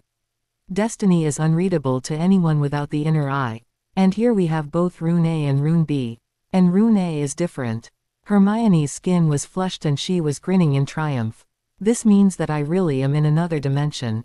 Now using the differences in our runes, we can chart how far away I am and how soon I can get back. The following night was long and fruitful for the two scholars. It was almost 6 in the morning when Hermione stood and stretched. She had bags under her eyes and her side felt like it was on fire, but she was pleased with the night's work. So, we know by the diagram I drew of the positions in the hall, that only Harry and I are going to end up in this dimension. I saw Voldemort throw up a shield for his followers, so they will probably not have traveled anywhere because of the differences in the runes. We know that Harry will come on the winter solstice, and that we can return on the summer solstice. That makes planning a lot easier. And because this is an alternate dimension, I can make all the changes I want. And that means changing things for the better. Will you help me if I require it? Inquired Hermione. Dumbledore smiled back wearily. Only if you show me how to do permanent transfiguration, Miss Granger. And I believe classes are going to start in about 3 hours. See if you can grab some sleep before you must go to Charms, as I believe it was far too harmful to your health for you to go without sleep for so long, Miss Granger. But it seems like you are used to it. No. Hermione cursed the observational power of the headmaster. Yes, headmaster, I am used to going a few days without sleep. However, I do need to get dressed and reassure my dorm mates that you haven't killed me yet. Good day, Professor, and with that, Hermione turned and left the old man with the half-moon glasses looking over the pages of runes and equations the two had come up with. It was 8:25 when Hermione walked down to the Great Hall with Lily and Alice. She was eager for her first Hogwarts breakfast in a long time. However, she was also very eager to have a large cup of coffee before classes started. On the Horcrux hunt, she had missed coffee. It had been very expensive, and the trio had possessed very little money. When the girls arrived they sat down by the Marauders and Frank. Lily waved to the boys and Ed James on the cheek very quickly, then both blushed. Alice went to hug Frank and give him also on the cheek. Hermione sat down next to Lily and smiled at the boys. "Can you please pass me the coffee?" she asked Sirius. "Of course, love. But what will I get in return?" Sirius was smirking, and it gave Hermione shivers the way it reminded her of the summer of '95. But she shook it off and glared at him. "Me not ripping off your balls. Now hand over the coffee, Sirius," she said in a serious tone, making sure she kept her face perfectly motionless. It worked. The coffee was poured into the giant mug in her hands in less than a minute. "Thank you, Sirius. I wasn't looking forward to castrating you," sighed Hermione, taking a large sip of her coffee. "I was. But I don't think you are strong enough to catch Sirius, Hermione," said Remus. "He's a fast little bugger. But I have endurance. He can sprint but I can run for hours. Anyway, we need to head to Charms now." Hermione was trying to remember what she had read previously in her 7th-year texts. "What are you studying?" Lily looked up from her conversation with James. "Today's class is Augmenti. Professor Flitwick is letting our class get ahead." Hermione sighed again in relief. They had formally learned that in 6th year. She thought back to what Harry had told her about the cave and Dumbledore's death. That really is an important charm. As a group, the Marauders and the girls got up and headed to the Charms corridor on the 3rd floor. Professor Flitwick seemed delighted to see Hermione, and gave her a spot right next to Lily, who was the resident Charms goddess. However, after she quietly mentioned she already knew the charm, Flitwick just gave her a curious glance and asked her if she would be willing to help Peter. The chubby boy was struggling, and his face was already red with his efforts. By the end of class, Peter and 2 other students who had been struggling had mastered the charm, and Flitwick had asked Hermione if she would be willing to tutor some of the younger students in her spare time. She agreed, and was treated to a joyful smile from the vertically challenged professor. When the bell rang, Hermione walked out of the classroom sandwiched between Sirius and Remus, both of whom were using all their charm and wit on her. The mysterious smile on the unwavering face of the delightful Miss Granger frustrated both boys to no end, as all their efforts were firmly rebuffed. "Are you sure you don't want to go to Hogsmeade with me, Hermione, darling?" It really was strange to see a young Sirius giving her puppy dog eyes. It just strengthened her resolve to gather information for Harry. However, she wasn't quite sure he wanted to hear about his godfather flirting with her. "Yes, Sirius. I am very sure. I already told you, no means no." She must have said the phrase a billion times by now. "And it never means anything else." Remus finished for her. "Sirius, have you no manners?" "Hermione, dearest, you would never want to go to Hogsmeade with such a vile beast. Come with me instead," Remus announced, flinging an arm around her shoulders, which Hermione quickly shrugged off. "And you aren't a vile beast, Moony?" asked Sirius with a dangerous glint in his eye. Remus glared back and Sirius immediately backed off. He knew he had gone too far. "Stop it, both of you. I already have a boy back home." Both Sirius and Remus stopped in their tracks and turned to look at her. "Has he put a ring on your finger?" Sirius asked. "Has he declared you his girlfriend?" Remus queried. "Has he even ed you yet?" Sirius finished. Hermione blushed a bit, and tried to lie, mumbling something unintelligible under her breath. "What was that, dear?" asked Sirius with a grin. "No, no, and no. But that," Hermione protested, "means we can pursue you. Until he declares you his girl, you are up for grabs. And believe me, Moony and I both want to grab you." This last phrase was spoken with much wiggling of the eyebrows on Padfoot's part and much blushing on Moony's. "Sirius is right. If he hasn't said he wants to date you by now, then the man code says we can ask you out and you can say yes, if you want." "Who is this mysterious boy, anyway?" Remus said in a low voice, still rather annoyed at Sirius. Hopefully, Hermione would see that he was the better choice. "No one you know. And now we're late for potions," and with an angry look on her face, Hermione swept into the dungeons, and spying Snape, took a seat by him. "That'll show those insufferable boys," she thought. "Hi, Severus. How are you?" Snape was looking at her with surprise on his face. "Fine, Hermione. You." He was getting a little lightheaded and told himself it was from the fumes in the classroom. Of course it had nothing to do with a pretty girl only a few inches away from him, a pretty girl with a rather intoxicating smell, like old books, and clean skin, and a strange flowery scent he had noticed more than once on the hair of Lily Evans. Was she using the red-haired girl's shampoo? I'm okay. Well, as okay as I can be with those two ruffians bothering me. Hermione turned to glare at the aforementioned ruffians, who were sulking and shooting nasty looks at Snape. Are they hurting you? Snape asked, raw anger in his voice. It seems like the kind of thing the Marauders would do. Hermione turned back and faced him. No, just teasing, but in an invasive way. But they are annoying me, so I thought I'd sit with you for potions. Are you any good? She smiled gently at him, as if she already knew the answer he would give. Yeah, I love potions. It's my best subject. But really, Slughorn prefers Lily, 'cause she's pretty, charming, and she's also really good at potions. The only reason he's considering me for a potions apprenticeship is because she wants to go into charms. But don't follow the instructions in your book. I made some necessary edits to mine, and if you give me yours I'll do the same for you, if you want. Snape knew he was babbling, but he was forgiven by the same knowing smile. Sure, I'd love to. Is Professor Slughorn always this late? She was looking around the room, and saw most of the students talking, like it was normal for the potions master to be late to class. It was never like this when she was taking potions under Professor Snape. The students were silent even if he wasn't in the room. Yeah, he can really hit the drink sometimes. My mum said he was fine, really a great man until about 30 years ago when he became a really big drinker. She said it was around the same time Professor Merrythought retired, and half the school was convinced he was desperately in love with her. His drinking got even heavier when you know who killed her, you know, right when he came to power, but got better when Dumbledore took away his head of houseship. Snape stopped suddenly, as did most of the students. Welcome, welcome. I hear we have a new student. Stand up please, Miss Granger. A short, fat man with silvery blonde mop of balding hair had waddled into the classroom.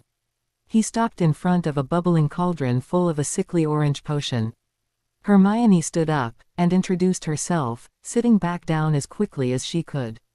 The lesson commenced, and Hermione found herself a new teacher in Snape. Far from the evil and scorned man of her dimension, this boy was kind and eager to explain himself to someone who had enough brain power to understand him. Hermione learned much more from a 17-year-old Snape than she had from the 38-year-old Snape in his 6 years of teaching her. Their potion turned out perfect, and the odd couple ended up walking to lunch together and parting at the entrance to the Great Hall. From there, Hermione turned to go to the Gryffindor table and Snape went to the Slytherin table, both with heads full of interesting thoughts resulting from their interesting conversation. What were you doing with Snivellus? Was the first thing that greeted Hermione when she sat down at the Gryffindor table. She glared at Sirius, and replied, talking. Unlike you buffoons, he actually has something intelligent or interesting to say other than, go to Hogsmeade with me. Now stop talking or you are going to put me in a bad mood again. It took Sev 30 minutes to break me out of the last one. Hermione glanced at the food on the table, and took a small serving of chicken and an even smaller serving of potatoes. She closed her eyes quickly, then began eating. Lily, who had been watching the two talk with sad eyes, said in a rueful tone, Sev. Hermione nodded, looking at Lily with something close to pity. Yeah, said it was what his favorite girl used to call him. He does miss her, you know. He wanted me to tell you he says sorry again. Lily nodded slowly, and put her head on James's shoulder, prompting him to put an arm around her. Tell him I say sorry too. But I have to know he really means it before talking with him again. "'Kay." Hermione nodded. "What do we have after lunch?" the slight girl asked. Hermione had already memorized her schedule of course, but she thought she would ask anyway. A change of subject seemed in order. "Well, we have a break until 1, then me, you, and Lily have ancient runes and these slackers have divination. After that we have a study period, then dinner. After dinner, James and Sirius will probably have detention. Is that all you're going to eat?" Remus was looking at Hermione's half-full plate, and shook his head. "Yeah, I'm not hungry anymore. Do you want it?" Remus shook his head again, but James reached for the rest of the chicken. Thanks. I have a feeling you're gonna keep giving me food. James cried theatrically. Stop it, you big buffoon. You really are a glutton, Hermione replied with a sparkle in her eye. James really was like a mix of Harry and Ron. You know I love you, my own. James looked like he was going to continue, but was cut off by the girl he had recently been teasing. She had stiffened, and there was a curious expression on her face. Unconsciously, a hand rose to her neck, and she pushed her plate away. Don't call me that, she said softly, her voice full of pain. Hermione looked close to tears, and quickly stood up and walked, almost running from the table. Everyone glared at James. Hey, it isn't my fault. How was I supposed to know she doesn't like nicknames? Lily took his hand shyly, and stroked it. She doesn't mind nicknames, just that one. I think it has to do with the boy she thought you were in the hospital wing, James. Alice looked curiously at the chaser, then started to say something but thought better of it. Remus stood up, calling over his shoulder, I'm going to see if I can find her. She's going to get lost if she goes off by herself. But to his surprise, when Remus stumbled into runes 15 minutes late, she was already there, speaking with the teacher about the upcoming lesson. Lily opened the door as quietly as she could, trying not to disturb Hermione. After just a quick peek, she saw Hermione was still crying, and staring at a photo. A leather scrapbook was open on the floor, and the picture looked as if it had been removed from the book. She was facing the wall, curled up in a ball, her back to the door. Lily closed the door as quietly as she could, and slowly walked down the stairs to the common room. By the staircase to the boys' dorms, a group of armchairs and tables were filled with the miserable bodies of the Marauders. This had been their spot for as long as they could remember, and it was where Lily headed toward. She's still crying, Lily announced to the group. James looked upset and Remus and Sirius were alternating between worried glances at the stairs, and glares at each other, and James. What do you want us to do? James said. He buried his head in his hands and snapped at Sirius. Stop glaring at me. If I hadn't done it, one of you two lovebirds would have. The only other bloody nickname for Hermione is Herm, or Hermie. And those sound horrible. Remus, expression softened. You're right, James. Sorry. It's just. I know. But, just, quit the glaring. He asked. Sure. Lily, aren't girls supposed to go, and, comfort each other or something? Remus was giving his version of the puppy dog eyes to Lily. She hesitated, saying, well, yes. But I really don't know her that well, and I don't. Just do it, Lily. Worst thing she can do is keep on crying. Sirius interrupted. He then unceremoniously pushed her toward the girls' dorm, and said softly, please, Lily. I'll promise not to tease Snivellus for 2 weeks if you do this for me. 3, Lily bargained, arms crossed. 3, Sirius agreed. Lily looked at him, judging his sincerity. Okay. But absolutely nothing for 3 weeks, got it?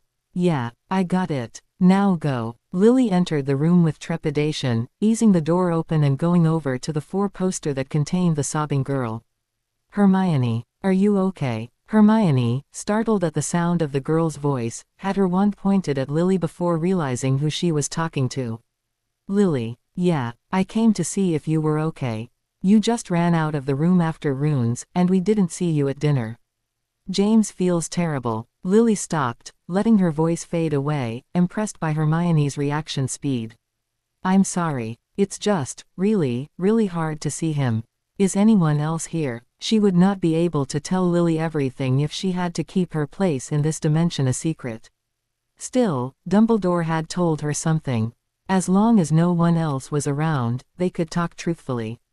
No, just me. I figured it had something to do with the whole time travel thing. Or are you from a different dimension?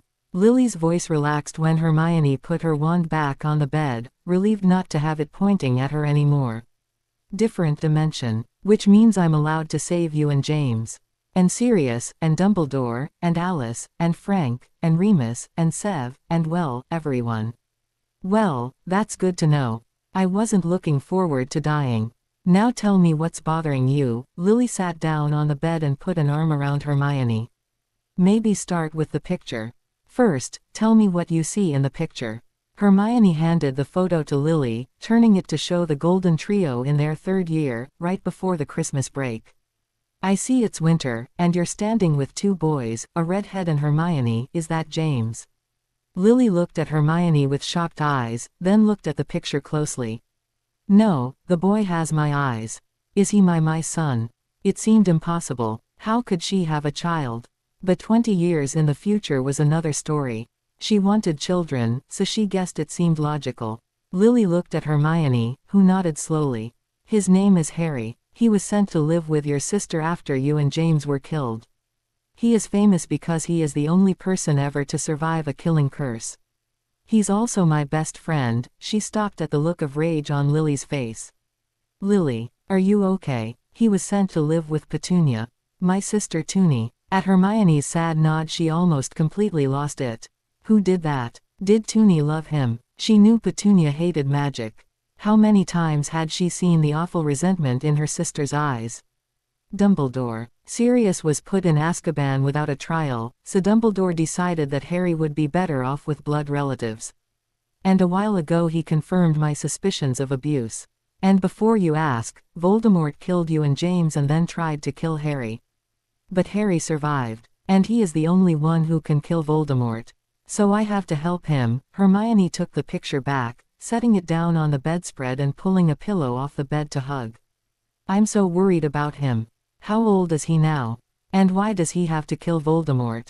Lily asked, confused. If her child was the same age as Hermione, then he would be barely an adult. He is 17, and a prophecy is the reason we are in the center of a war. It said that either Harry kills Voldemort or Voldemort kills Harry. Hermione said, an old pain in her eyes. So my son either is murdered or becomes a murderer himself, Lily remarked. What world do you live in? That teens our age are fighting a war. There was real anger and hopelessness in her voice. Hermione shrugged. The same one you live in, 20 years in the future. And I was thrust into the war at the tender age of 12.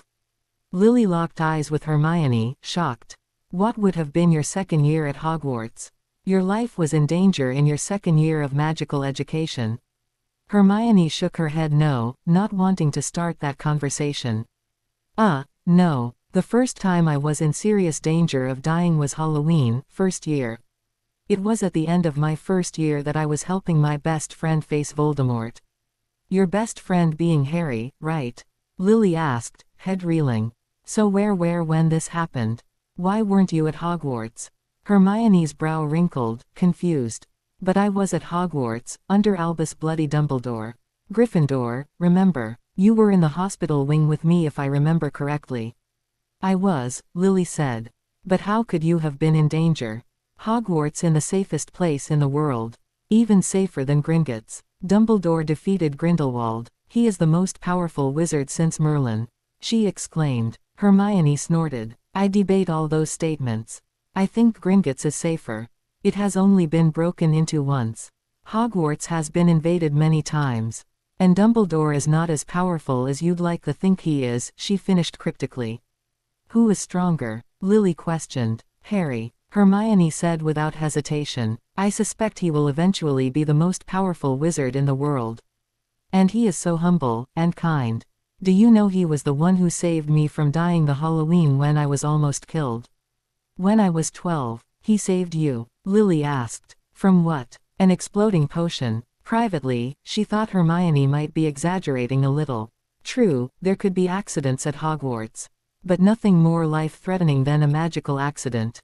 No, he saved me from a mountain troll, Hermione said nonchalantly. And that was the night she stopped herself. She wasn't really prepared to discuss her undying love for Harry with his dead mother. You love him, don't you?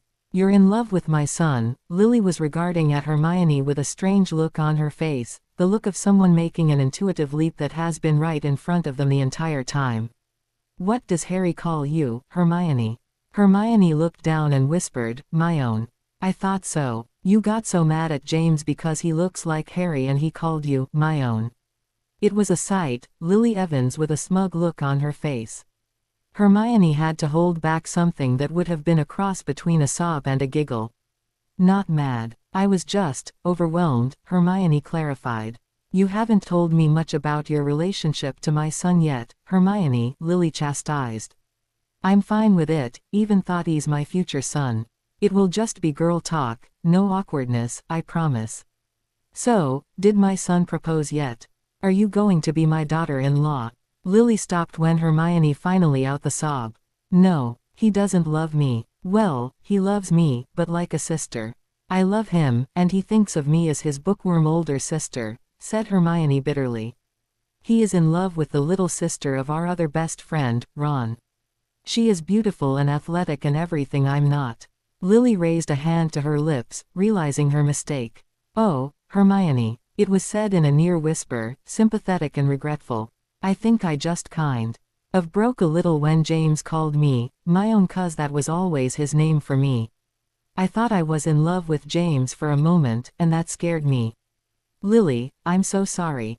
Hermione. Lily wrapped both arms around Hermione, comforting her and saying, I'm the one that should be sorry. And don't worry about James, I know he is really lovable, but I also know that you love Harry. So I have nothing to worry about. Hermione squeezed the older younger. Did she even exist anymore? Girl, relishing the human contact. I have some good news, at least. Harry is coming on December 21st.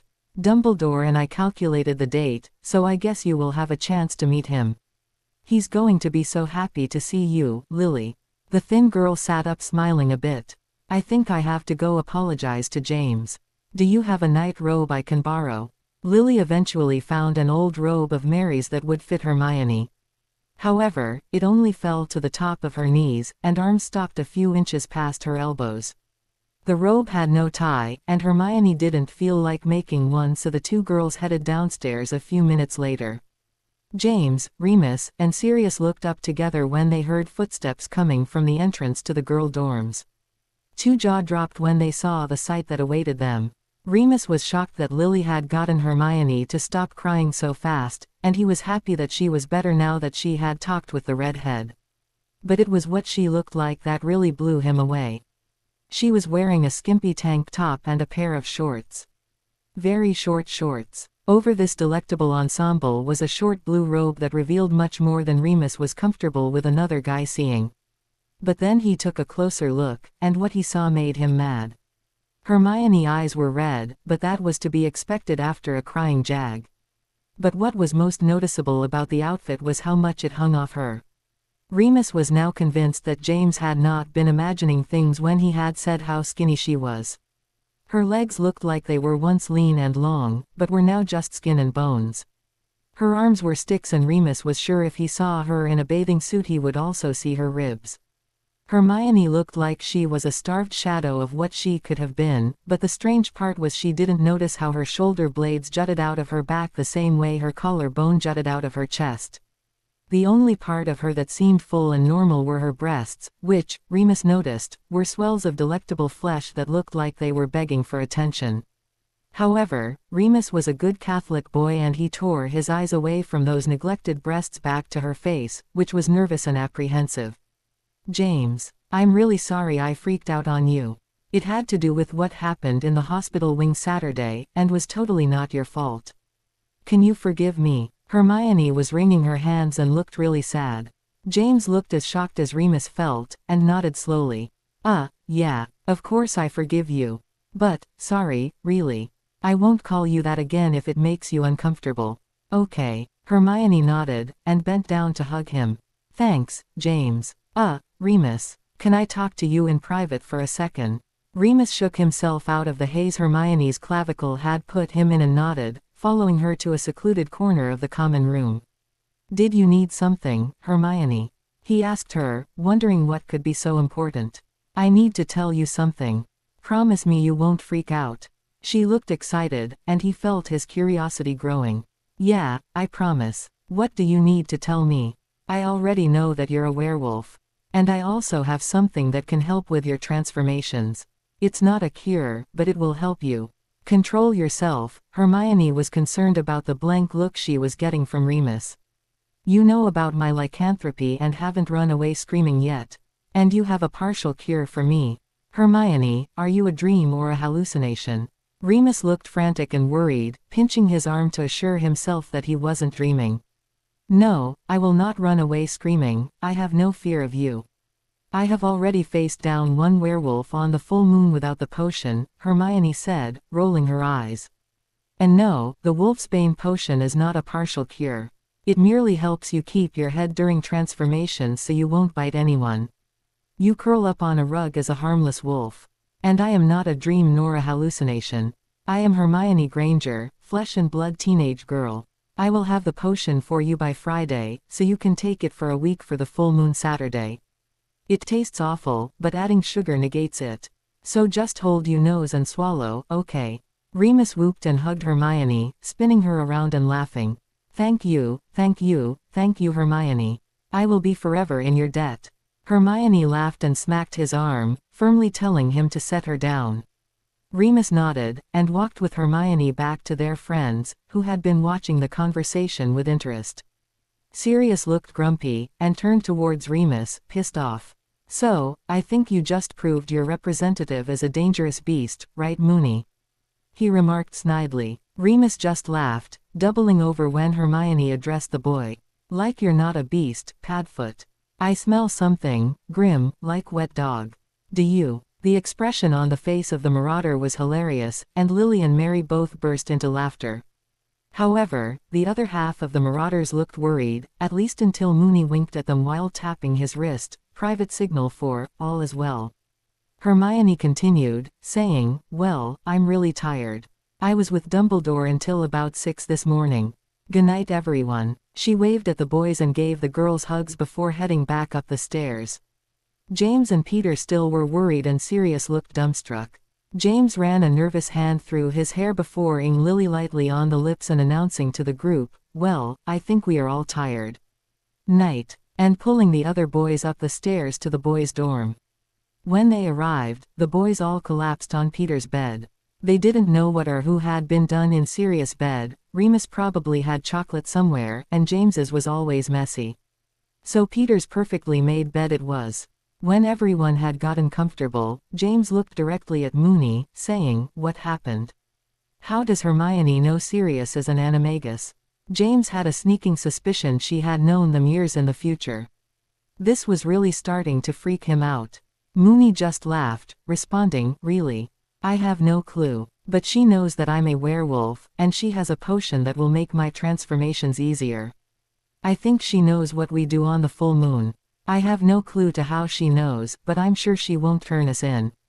James scowled, echoing Padfoot's expression. I think I know how she knows. If I am guessing correctly, she could get in major trouble with Dumbledore for this.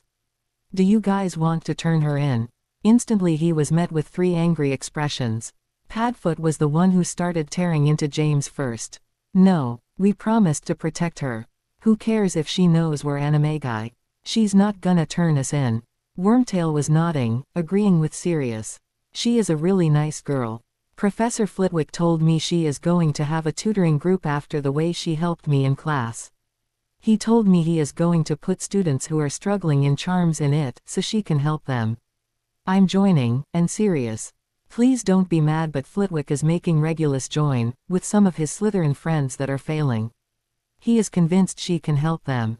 Sirius got a furious look in his eye. I would talk to my dear brother, but if I did he would go out of his was to make her life miserable.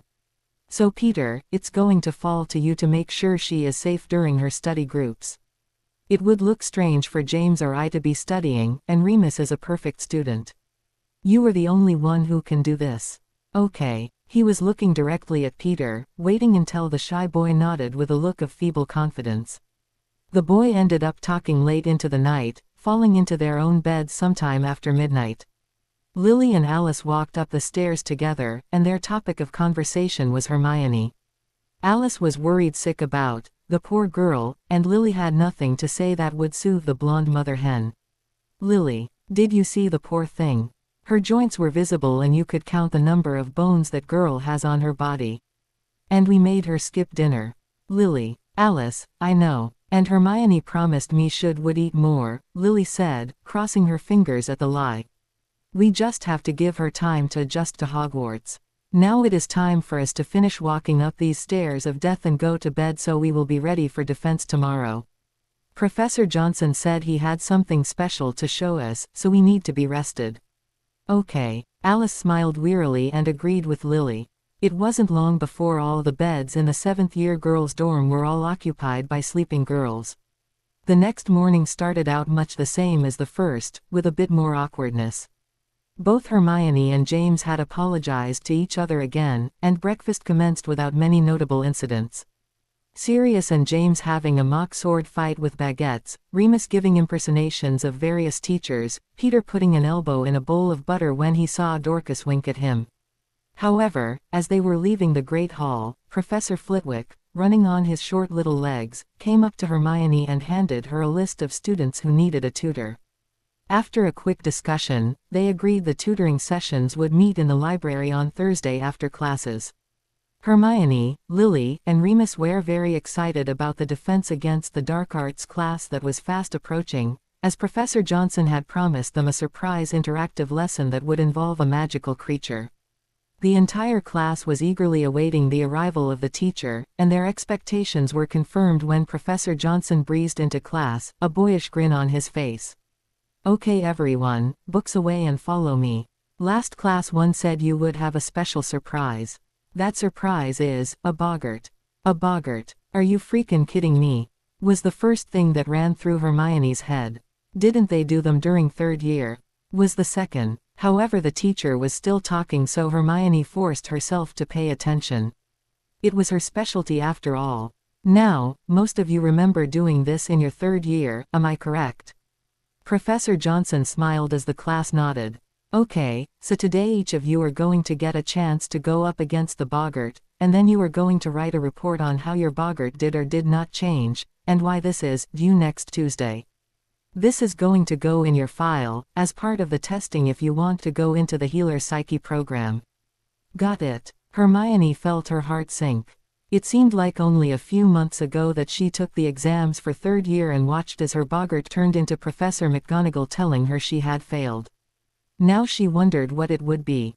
Harry dead, Voldemort, Bellatrix, her parents, Ron. The defense professor for the current year was annoying and arrogant, vaguely reminding Hermione of Lockhart. At least he wasn't as incompetent as the wanker she had been forced to endure in her 2nd year. God, she had been blind when she was 13. In a daze, Hermione followed the rest of the class to Professor Sinestra's office, where the boggart was residing in a cabinet. She watched as each of her fellow students was called up. Unsurprisingly, Remus Boggart was a full moon, and he changed it into a balloon like he had done in her 3rd year. Sirius Boggart was only there for a few seconds, and it was another Sirius, but one with blood on his hands. James's Boggart was Lily's death, Lily's, James's death. Hermione had made sure she was last, as she was still trying to figure out what hers would be. Before she could really accept it, she was in front of a giant spider that changed into 2 familiar forms. One was Harry, and the other was Ginny. Harry looked directly at her. "Hey, my own. I just wanted to let you know, I just proposed to Ginny. Don't take this the wrong way, but we don't want you to be in the wedding party. I mean, who would want to stand next to a ugly, buck-toothed, bushy-haired, bookworm like you?" he said, laughing cruelly.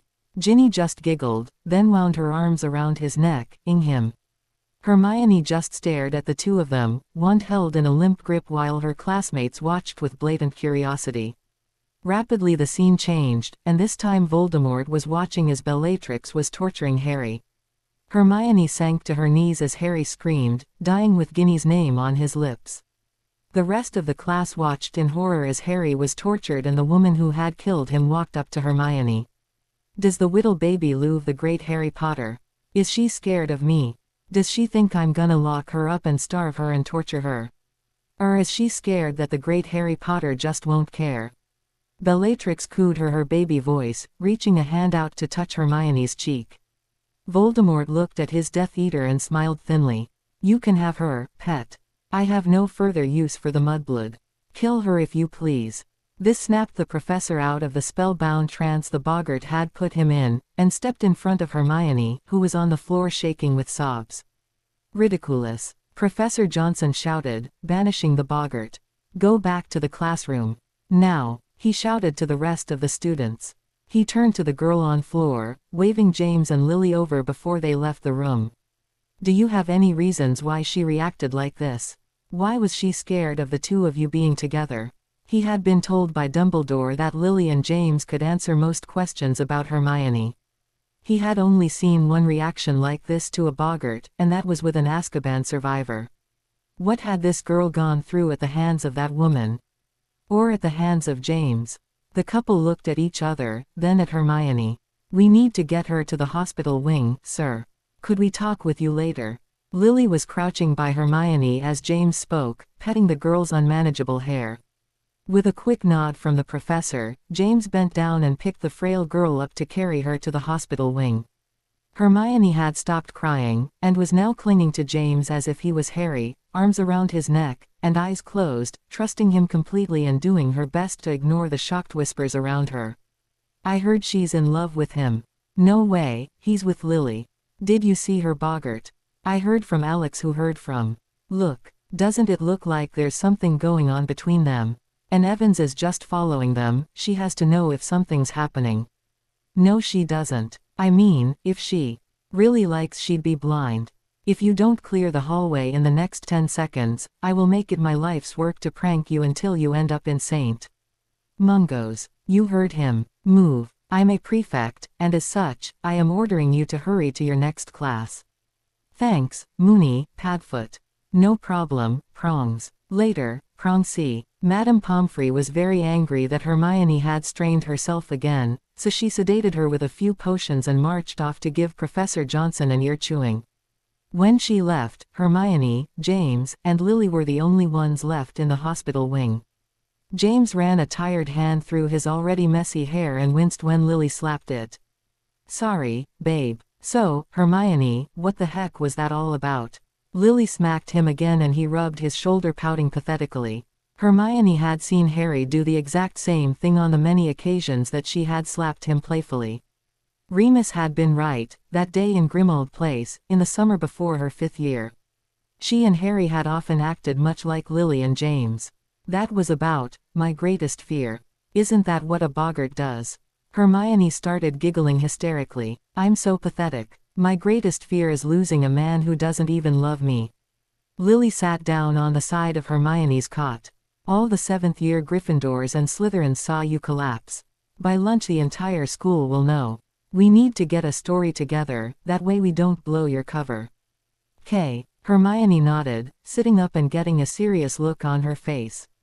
Well, we can just say that it was my best friend, James's cousin. No one likes seeing their best friend being tortured to death, right? Hermione suggested. By December they will all know it was Harry. And Harry could be James's twin. So it would make sense to suggest that they are family now. James nodded. You said he looks like me. He asked, hesitantly. He could be your son, Hermione replied solemnly, before breaking into a smile. Laughing, James nodded. I spread that story around, and sent an owl to my parents. Later, with on the cheek to Hermione and on the lips to Lily, James left the hospital wing.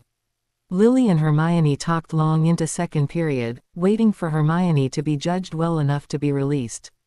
Madame Pomfrey gave Hermione permission to leave for lunch, as long as she promised not to exert herself. After a final check of Hermione's wounds, she was formally released. She and Lily left as soon as they could, glad to be free of the sterile and starched hospital wing. Is everything all right, Lily? Hermione asked. She had noticed Lily staring at her when she removed her shirt so Madame Pomfrey could check her wound. Hermione was well aware that she looked horrible under her robes, skin broken by new injuries, old scars, and sharp bones. So, Hermione, are you okay? Like, you don't have an eating disorder, do you? Lily had waited until the two of them were alone to ask the question she had been wondering about for a few days. She had noticed the small girl rarely ate more than a cup of coffee in the morning, and was worried. And then she had seen the painfully visible ribs and hip bones. Hermione looked at Lily, then started laughing. No, Lily, it's just, I can't eat much for a while. Did you have to watch the video on the Holocaust when you were in the 6th grade? And you saw how the survivors would be starving and eat too much and die, right after they were liberated. Lily nodded, wondering where she was going with this. Was Hermione no? That was impossible. Or was it? Well, in my dimension, right before I came here, I was a prisoner. I was being kept in a dungeon, being fed only once or twice every 2 days. I was tortured repeatedly, and probably went a little crazy. Hermione was looking at the floor, speaking a low voice that sounded like she was almost crying. Madame Pomfrey warned me about eating too much, saying I could get sick. I don't really mind, you know, 'cause I'm used to being hungry. So I have to eat a little bit more every day until my stomach is big enough for me to eat regular meals, Hermione finished, looking up at Lily, as if she was scared the older girl might draw away from her in horror. Instead, Lily stopped and gave Hermione a big hug. Thank you for trusting me enough to tell me that. It means a lot to me that you can trust me so quickly and so easily after what you've been through, Lily whispered to Hermione. Releasing the girl, she linked arms with her and said in a normal voice, "Well, I'm sure the boys are worried about you. We need to get to lunch so you can eat something, okay?" Hermione had a huge smile on her face. "Okay, but you really have to tell Sirius and Remus that I'm not interested. They are getting a bit annoying." The girls walked the rest of the way to the Great Hall, laughing and enjoying each other's company. However, the two stopped when they reached the doors to the Great Hall. "Are you ready, Hermione?" asked Lily. They had mere seconds before the gossip mill would start to run for real. Lunch was the perfect time for students to spread the word about the crazy transfer student who had a freaky boggart. "As ready as I'll ever be," Hermione replied, pushing open the huge oak doors and stepping into the room. Instantly, all the noise ceased as the students watched the girl walk to her table, cheeks flaming. Hermione slid in next to Mary, who patted her arm. She looked up to see Sirius, Remus, and Peter looking at her like she might explode at any second. Hi guys," she said, trying to pretend that nothing had happened. Remus caught on, smiling and saying, "Hi, Hermione. Do you need the astronomy homework?" After the ice broke, lunch continued, with the stubborn group of Gryffindors ignoring the rest of the gossiping students. Lily and Alice noticed that Hermione put a slightly larger serving of shepherd's pie on her plate, as well as vegetables and dessert, eating most of it. By the time the group was with the rest of the Gryffindor 6th and 5th years in the common room during their break, they were laughing like they had been friends since preschool. Dorcas was finishing a funny story when the obnoxious group of giggling girls came over to the 7th years. And then, my cousin started leaping around like crazy with Little Bat. The first girl cleared her throat loudly, asking with an annoying simper, "You're Hermione Granger, right?" Then, without waiting for an answer, she continued, her two friends snickering in the background. "How come you're sitting with James and Lily, if you're in love with James?" Turning to Lily, the girl continued. "And how come you're letting her sit with you if you know she's been snogging James, Sirius, and Remus behind your back?"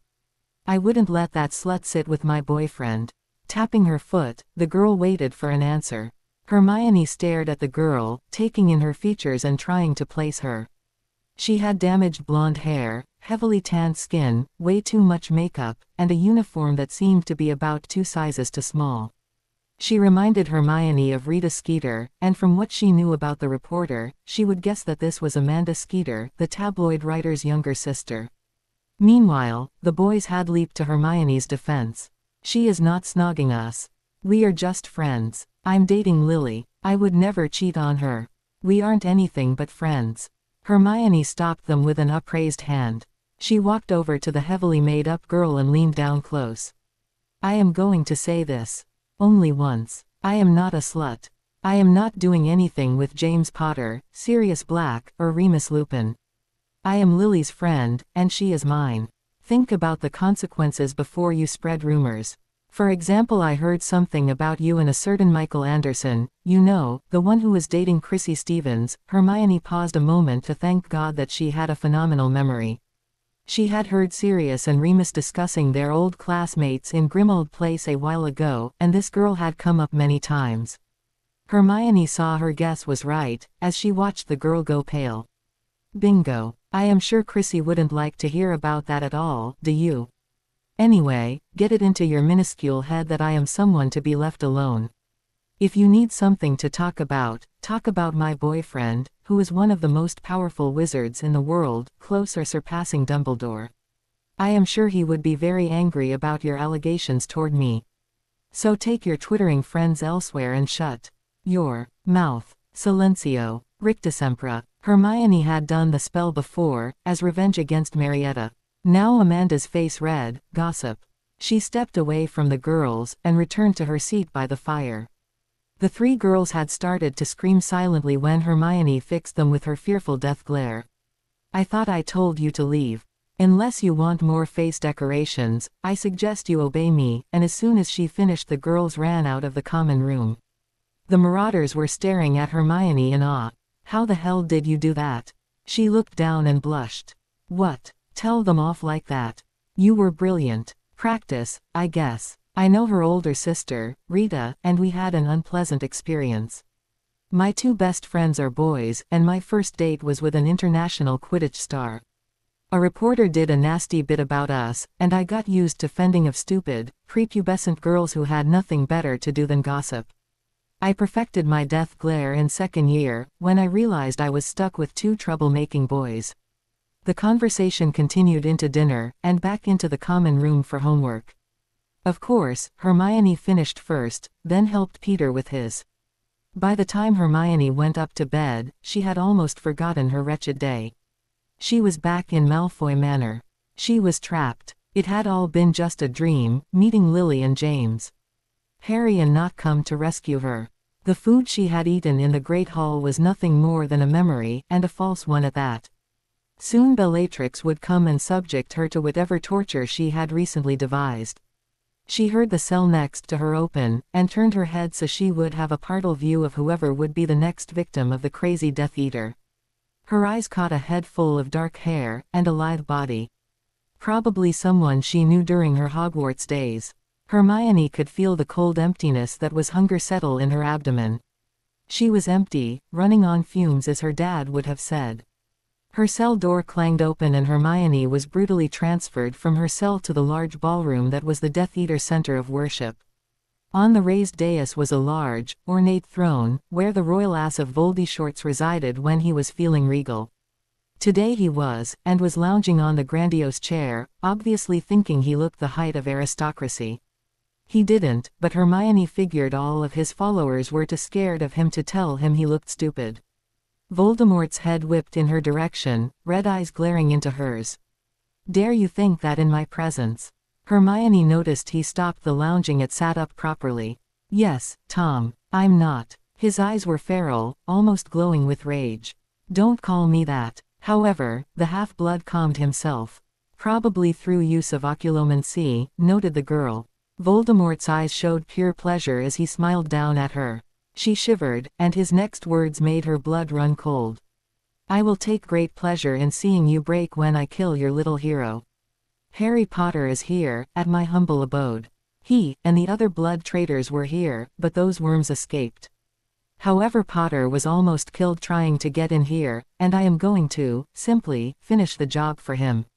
Hermione heard herself screaming as Harry was roughly forced to kneel beside her. He had a new scar, cutting his right eyebrow. He looked just as handsome as ever, and in spite of herself Hermione felt her heart skip a beat. Hermione, are you okay? I was trying to Shut up, boy, or I'll kill the mudblood. Bella, please take the girl away from my feet, she is stinking up the air. The following scene played out exactly as it had in real life, until Hermione was running up to Voldemort, who was holding the silver knife, and she could feel it miss her, and enter Harry's chest, and she was screaming again. Someone was shouting her name and shaking her. Hermione, Hermione, wake up. Groggily, Hermione sat up, and realized she had been dreaming. What's happening? Lily was bending over her, curtains of dark red hair falling into Hermione's face. You were screaming in your sleep, Hermione. Did you have a bad dream? Yeah, you can say that again. Thanks for waking me up. Hermione looked around the room and saw that she had woken the other girls up. Sorry, you can go back to sleep. Hermione got out of bed and stretched. Thanks, Lily, she said, walking over to her bag. She removed a scrap of cloth, transfiguring it into a pair of shorts and a sports bra. "I'm going out for a run. Don't think I'll be able to fall asleep again." Lily nodded wearily, going back to her bed and pulling the curtains around it. "Okay, be safe." By the time Hermione left the room, all the other girls were asleep. Her run was long and satisfying, allowing her to think as she pounded the soil around the lake with her feet. Her reasoning was that she had seen Harry, Voldemort, and Bellatrix all in one day, causing her to have a nightmare about what could have happened. On her way back into the castle, Hermione was almost caught by Filch, but ducked into a secret passage behind a tapestry. It took her longer than she would have liked to get back to the common room, and by the time she got ready for the day, she was already late. It was at lunch that she remembered she had to tutor after classes. As soon as herbology was over, she raced to the library to prepare. She had glanced at the list Professor Flitwick had given her, and was pleased to find that several future Death Eaters were on it. It would be her own personal challenge to try and stop them from joining Voldemort. However, there was one conflict. Should she stop Regulus from becoming a Death Eater, possibly forcing Tom to make a different Horcrux, or should she let the timeline play out the way it should? Hermione collapsed in a chair in the common room, so exhausted she barely minded the look serious and Remus sent her. Adoring and curious at the same time, in one word annoying, it was almost Saturday, and she was looking forward to being back in Hogsmeade. Thoughts of sugar quills were making her mouth water as she thought of the delectable candy delights. Her parents would roll in their graves if they could see the amount of candy she would be buying at Honeyduke's. It had been too long since she had real candy. Her tired dreaming was interrupted by the arrival of Lily. She sat down next to Hermione, crossing her legs neatly, reminding Hermione of herself in all her years at Hogwarts. "How was the tutoring session, Hermione? Did they give you any trouble?" By the tone of Lily's voice, it was clear that she expected trouble from the group Hermione had spent her evening helping. Hermione nodded. "Yeah, but once they realized I knew what I was talking about, they paid attention and did a great job. Peter is now 1 week ahead for charms, and all the 5th and 6th years Professor Flitwick asked me to help are now up to date, close to it, or a little ahead. So for a night's work, that's not bad, really." Lily stared at Hermione, a little awed. "All of them?" Hermione looked confused, an expression not often seen on her face, at least not since she had first learned about the secret world of wizards. "Yeah, all of them. Some took more work than others, but all of them are at least at an acceptable for their work tonight. I hope Professor Flitwick will be happy. Hermione, I know a lot of these boys. And I know some of them haven't done their homework since 4th year. Like Crabbe, or Goyle. They are 7th years and are stupider than a pile of rocks." Hermione shook her head. "No, they're not. They've probably been told that all their lives, mainly because the wizarding world has no clue about disorders like dyslexia. Having dyslexia in the wizarding world is worse because magic messes with their brains and makes them even more confused. Since they could not tell left from right at a young age, they were labeled as stupid, and probably never tired hard in school since they truly believed that they were stupider than a pile of rocks. However, if you know how to teach a student with dyslexia, they can learn quickly and remember what they learn." Lily looked slightly embarrassed at her earlier assumptions. "How did you know they are dyslexic?" Hermione was pleased that Lily was able to accept differences in opinion. It only raised her own opinion of the woman had died for her son. "Well, not all of them are dyslexic. Some just are a little slow, like Peter. They just need one-on-one practice. But I realized Crabbe and Goyle were dyslexic when I asked them to read. That's really the biggest problem for them. I know how to help a dyslexic person because I used to tutor my neighbor, who was dyslexic. So I just adapted my teaching methods, and they learned as much as they could in one night." The tutoring session had several Slytherins, as well as 2 Gryffindors and a few Hufflepuffs. Regulus Black was there, Crabbe, Goyle, a few of the younger Slytherin boys, and one girl who Hermione was sure was Pansy's mother. Peter was there of course, as well as a boy who looked suspiciously like a 3rd-year Ravenclaw she had known in her dimension. Hufflepuffs were an assorted group, one that included Amanda Flessy, who was dating Thomas Abbott. Hermione had to hold back a sob when she realized that they had died in her dimension. The other Hufflepuffs were not related to anyone Hermione could place. As soon as classes were over, Hermione and Peter had hurried over to the library to set up. Peter was nervous, and told Hermione that the other Marauders would hold him responsible if she got hurt. She was a little touched by the protectiveness of the boys, but laughed it off, as to not worry Peter. The first students trickled in around the time Professor Flitwick had told them to be there, but the Slytherins were conspicuously absent until about 10 minutes after she started. They came in as a group, insolent and disrespectful until they had seen Peter perform the spell he had been working on perfectly on the first try. Then they had started to pay attention, and when Hermione had coached Goyle and Crabbe to the point of almost perfection on the previous day's lesson, they had started a sort of hero worship mixed with surprise at her willingness to help them. The Hufflepuffs only needed a little one-on-one work, and Hermione only quickly went over the week's lessons with them until they were ahead. She had Peter and the other Gryffindor boy do their homework with the Hufflepuffs and Regulus Black, who sneered at her but followed her instructions. She worked harder with the other Slytherins, finally sending Pansy's mother to the Hufflepuff group. By the end of the night she was tired and Peter was elated. The tutoring session had gone great and was already planning to meet the next week. Hermione wished she could be in the room when Professor Flitwick saw Crabbe and Goyle turn in the homework they had been neglecting for 3 years. She was so happy she had remembered to bring the expensive diction quills she had in her bag, and had quickly distributed them to the students in need. That night Hermione almost fell into bed, a large smile on her face, and fell asleep quickly. Her dreams were of happier times, the era of peace and happiness that had only been lightly brushed by fear of Voldemort.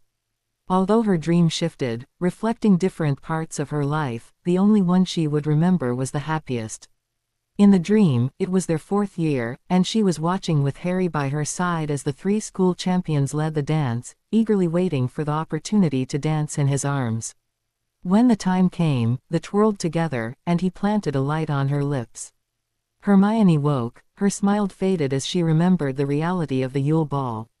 The only part of the dream that had been real was the smile on Harry's face when he saw her. But that was before the winds of time stirred the embers of war and pushed us to our limit. Before fear for our very lives was normal and before I realized I never had a chance with Harry. She clenched her eyes shut and brushed the thought from her mind, turned to her other side and made herself go back to sleep. The next morning, Hermione woke up with a feeling of excitement. The next day was the Hogsmeade trip, and was her last chance until November to get what she needed for her plans. Some would need to wait until Christmas, but most could be accomplished without Harry. Hermione's good mood lasted until breakfast, where she was reminded of the speed and viciousness of the Hogwarts gossip mill. As she walked to her seat, Hermione felt her blush begin to spread across her face, a direct result of the whispers and points that followed her to the table. Her pending bad mood was decided when she heard Sirius whisper to Remus that her blush was cute, then escalated when Remus agreed. She put her head on the table, scooting over when Lily nudged her shoulder. "Why, in the name of Merlin's saggy right?" Lily clamped a hand down on Hermione's mouth. "Honey, if you want to make that oath, do it away from Sirius and James. Trust me." Hermione looked at the girl, then looked at the 2 boys in question, then huffed. "Fine. Then why in the name of baby Jesus do classes have to start at 9? Sirius, hand me the coffee, Remus, the toast." "Thanks." Hermione put a lot on her plate, well for her anyway. Dipping the toast in the coffee was something her mother had done every day for breakfast for as long as Hermione could remember. It was her way of staying close to her mother during the long Hogwarts semesters. The happiness of that memory was marred when Hermione remembered that in her timeline her parents didn't even know they had a daughter. If they were alive, that was. If they hadn't been found. She followed her friends to Transfiguration, eager to see how McGonagall would react to her. She was certain that Dumbledore had snooped through her bag when she saw that the ward were down on her trunk. She was hoping that McGonagall had not helped him, and hoped that she would be able to tell by the woman's reaction toward her. She was also looking forward to seeing Sirius in Transfiguration, mainly because he had told the Golden Trio that in the past he had a thing for McGonagall. He had flirted with her, and she had blushed and given him detention. As she walked into the classroom, she was surprised to see Crabbe and Goyle approach her. Crabbe was the first one that spoke. "Hermione, we want to say thank you. Professor Flitwick was really happy when we passed the test today. It was 'cause you helped us. And Reggie told us how much the quills cost, so we wanted to give you the money for 'em." Crabbe was smiling proudly at his speech, and Golly gave her a small sack of galleons. "Thank you. It's wonderful you did so good on the test. Great job." Both boys smiled and Golly even blushed a bit. They all went to their seats where Hermione saw the only one left was next to Remus. Great. The lesson was interesting, and for once was not something Hermione had previously studied. They were working on conjuring furniture, and they were asked to make a chair and coffee table by the end of the class period. Hermione made a white squishy chair and a nice glass coffee table. The next person to manage it was James, who made a fluorescent orange chair and a green table, with orange detail work. Sirius, Lily, and Remus finished around the same time, and Hermione helped Peter while Lily helped Dorcas. Mary and Dorcas made normal furniture, but Peter's chair was a bit uneven. Soon after, Alice and Frank levitated the chairs into a circle, and Hermione conjured footrests for them all. James and Sirius provided their hidden stashes of candy, and Lily replicated it. Hermione made goblets, and a vase for flowers, which Remus provided with a flourish. The rest of class had stopped their work to watch the Gryffindors start a party in Transfiguration. McGonagall walked over, and they watched with bated breath to see if they would punish them. Instead, she gave them points for excellent transfiguration.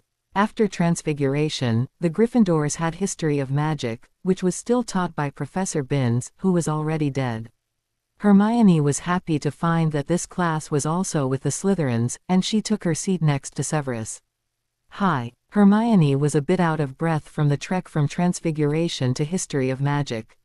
One of the secret passages James and Sirius had shown her required running up a steep slope, but it cut the time from 8 minutes to 5. "Hi," Snape said, smiling at her. "Are you okay?" His skin seemed even sallower than usually, and his eyes had bags under them. Hermione could see the way his hands shook with fatigue, and the slight sheen of his eyes that told her that he was worried. "Yeah, just a bit out of breath. How's life treating you?" Hermione was looking at him with genuine curiosity, which surprised Snape. Surprised him so much, he decided to forego the usual, "fine," or the truth. "Not so good. I have to make a big D," he mentally cursed as Professor Binns floated in through the blackboard, starting the class. He growled quietly, grabbing a spare piece of parchment to write a note on. "I have to make a major decision soon. One that could change my entire life, for better or worse. But the catch is that if I say no, I will be in a lot of trouble. And I really want to say no." He looked up to pass it to Hermione and saw her taking notes. The only other people awake in the class was Lily, who was also taking notes. Even Remus was not paying attention, playing a wizarding version of the game Hangman. Severus groaned again, resisting the temptation to just throw the note away. Instead he put it on the corner of Hermione's desk, then put his head down to sleep the class away. However, he instantly woke when he saw Hermione put the piece of parchment on his desk. "Dumbledore could protect you. I'm not his biggest fan, but he is powerful. If you say no, can you stay at Hogwarts after graduation and be protected? I think I know what the big decision is, and I know it is not the right choice, and you are not really like that." He is wrong. When you called Lily Evans a mudblood you felt bad about it, right? And you're my friend even though I am a Muggleborn. She was a Muggleborn. A mudblood. There was no way that was possible. The rumor going around the school right now was that she had to come from a very powerful wizarding family to have so much power. And more importantly, how in the world did she know so much? Whatever her methods were, she had some valid points he needed to discuss with her as soon as possible. "You're right. Can we find a time to talk, just the two of us, about this? I don't think you understand how big of a mess I'm in, Hermione." It was only a few seconds before she noticed the parchment and scribbled a reply in her perfect handwriting. "How about Hogsmeade? We can meet at the Three Broomsticks and talk, with no suspicion. And I think I do understand your situation, Sev. Trust me. And as much as he was loath to admit it, he did trust her. He felt as if he could trust her with his life. Okay. Meet me at the gates at 10. Fine with me. Now pay attention if you want to pass the test next Friday. I'm not going to lend you my notes. Severus grimaced, then reluctantly turned his attention back to Professor Binns. It was going to a long hour and a half. That night, Hermione went up to bed early, getting into what she privately called her relaxing mode. She took a long bath, got in her pajamas, lit a sage and green tea candle, and a vanilla candle, and got out her journal. She had decided she would continue keeping a journal, then when Harry came give him an edited version so he would be up to date. She wrote late into the night, working on it as if she was writing a letter to Harry, the same way she had been doing since third year, when she had been so lonely after that Christmas. Dear Harry, you would not believe what has happened. Well, actually you would believe, but only because I was the one who told it to you. I'm trapped in an alternate dimension. With your parents. Oh Harry, you would love them. Your mother is such a wonderful person. She has the biggest heart, and is absolutely brilliant. She is also totally in love with your father. James is so much like you, it scares me sometimes. From what I can tell, he has matured a lot since his 5th year. He is brave and funny and kind. Even so, you look like your father but act so much like your mother. She is a great listener, and she would do anything for one of her friends.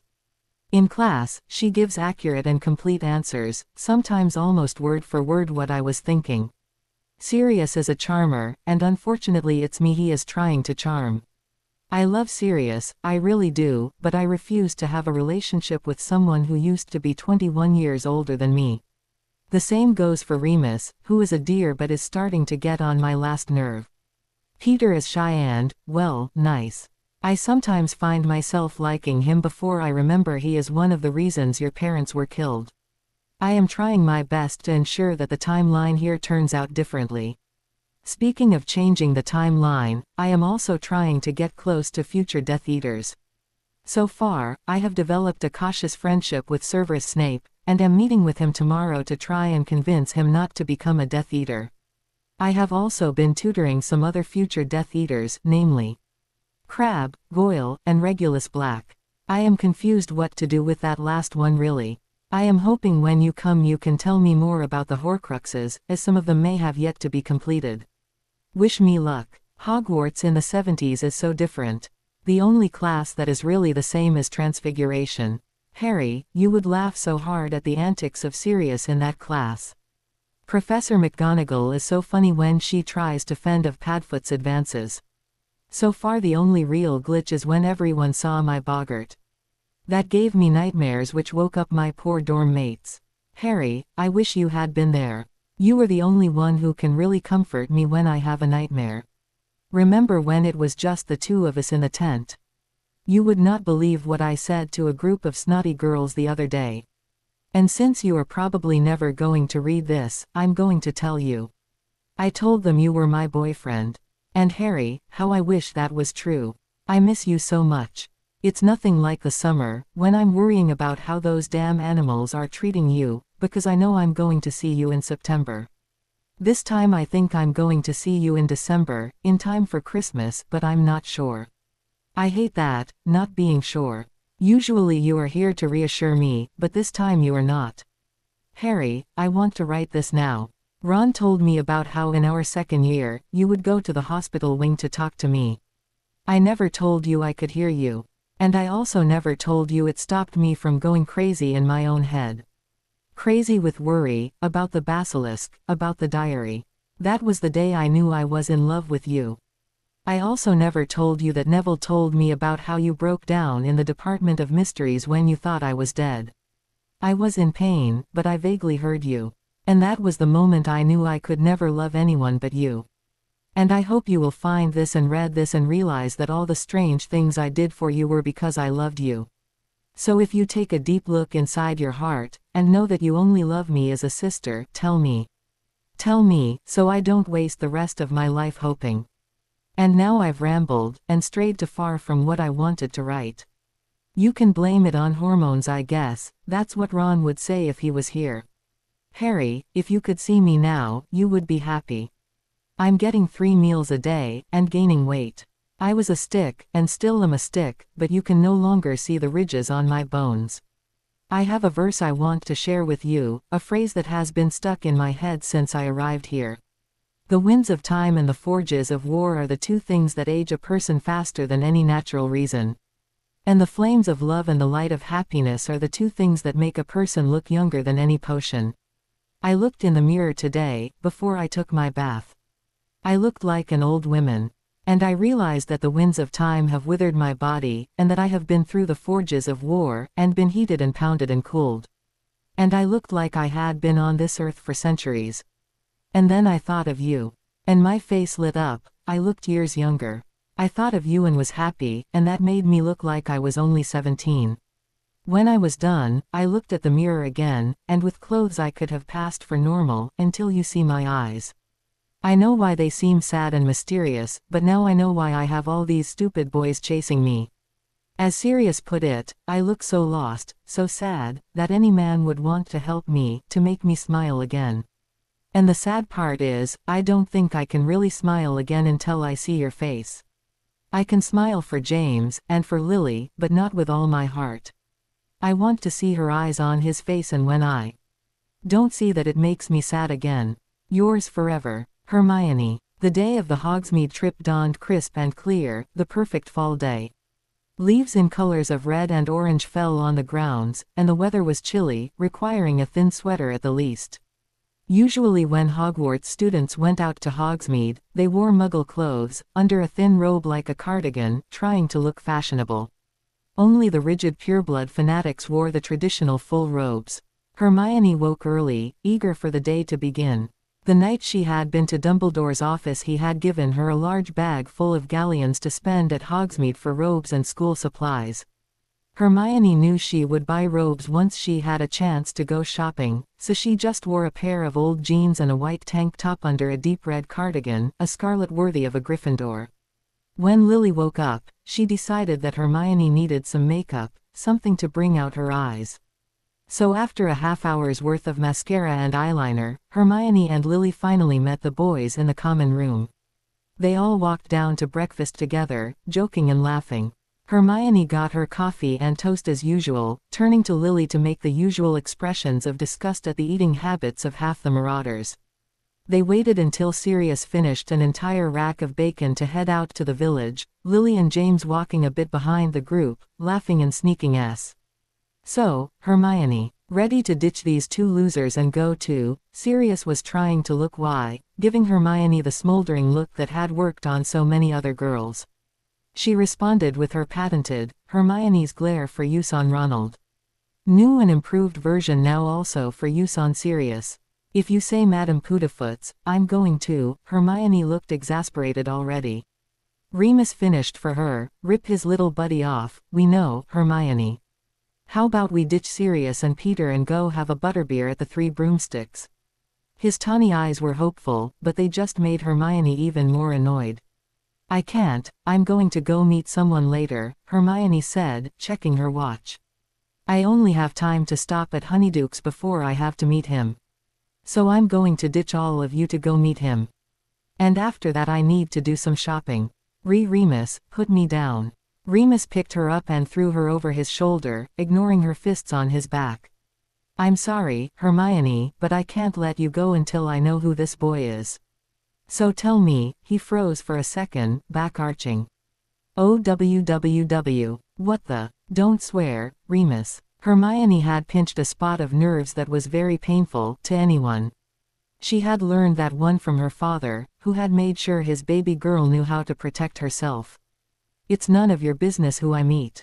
And it is not a date, we just want to talk. Now, I need some sugar quills, and some drops. Hermione led the way into Honeyduke's, with Remus still rubbing the spot she had pinched, protesting to Sirius. That hurt. The little minx. Sirius and Peter had found Hermione's retaliation hilarious. Mate, that was one of the funniest things I have ever seen. That little girl, who probably weighs less than 120 downs to Big Bad Wolf with one little pinch. It was hot. At this, Peter stopped laughing and blushed. Sirius looked at him and burst out laughing. Not you too, Peter. I can't help it. She's pretty, she helps me, and I am so not her type. So I'm repressing it, okay. He ducked as Sirius swung at him, twisting into the sweet shop. Hermione was not paying attention to anything but the large trays of sugar quills, putting at least 8 into a paper bag before going up to the counter to pay. Remus was right behind her, holding a large, 2-pound bag of chocolate. He also caught the last part of her conversation with the owner. Do you think it would be possible for you to send me some Muggle sweets? I really do miss them, she said with a slight simper. Remus quietly snickered, Hermione simpering. The elderly man smiled delightedly and nodded. Of course, miss. Would you like me to send them through our order? Hermione gave a smile that Remus noticed did not quite reach her eyes, clapping her hands. Oh, that would be delightful. How much for 2 packets of drops? The man just blushed and shook his head. Nothing for such a wonderful young lady. You need some meat on those bones, so I'll just give them to you, how's that? Hermione gave another not quite there smile, and finished her conversation with the man, who promised to have the drops by Friday. She left the shop after giving Sirius and Peter a quick wave, heading to the 3 broomsticks to meet Snape. She entered with a wave to Madame Rosmerta, heading to the back where she could see Sev waiting for her. Hi, she said, greeting him with a hug. How are you? Fine. Do you want a butterbeer? He asked, after hugging her back, a moment too late as he had been partially frozen in shock. Sure, she replied as she sat down, noticing his slight blush when he passed her to order her drink.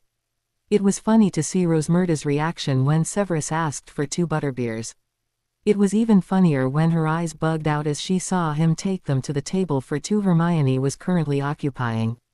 Madame Rosmerta thinks we're on a date, she whispered, laughter dancing in her eyes. Severus grimaced, and shrugged. At least it's a cover, if anyone is spying on me. Now why did you want to meet here? Everyone can hear us, he murmured looking around at the crowded pub. Don't worry, I know a spell for that, Hermione answered, already waving her wand discreetly over their table. Muffalto, Marisango. There, now anyone not trying to listen will hear a faint buzz near us, and anyone trying to listen will hear a conversation about history of magic. Happy. Severus looked at her, impressed. Yes. Now, tell me what you think you know.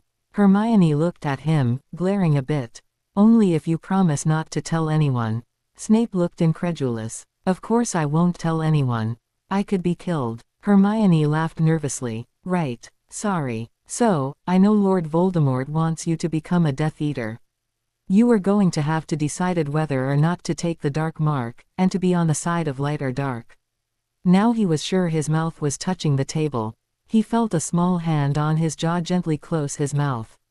How did you know? He whispered. Her eyes looked far too old for her 17-year-old body. I can't tell you. I'm so sorry, but I can't. I can offer 2 options for you, if you still want to hear them. Severus nodded, waiting for her to start speaking.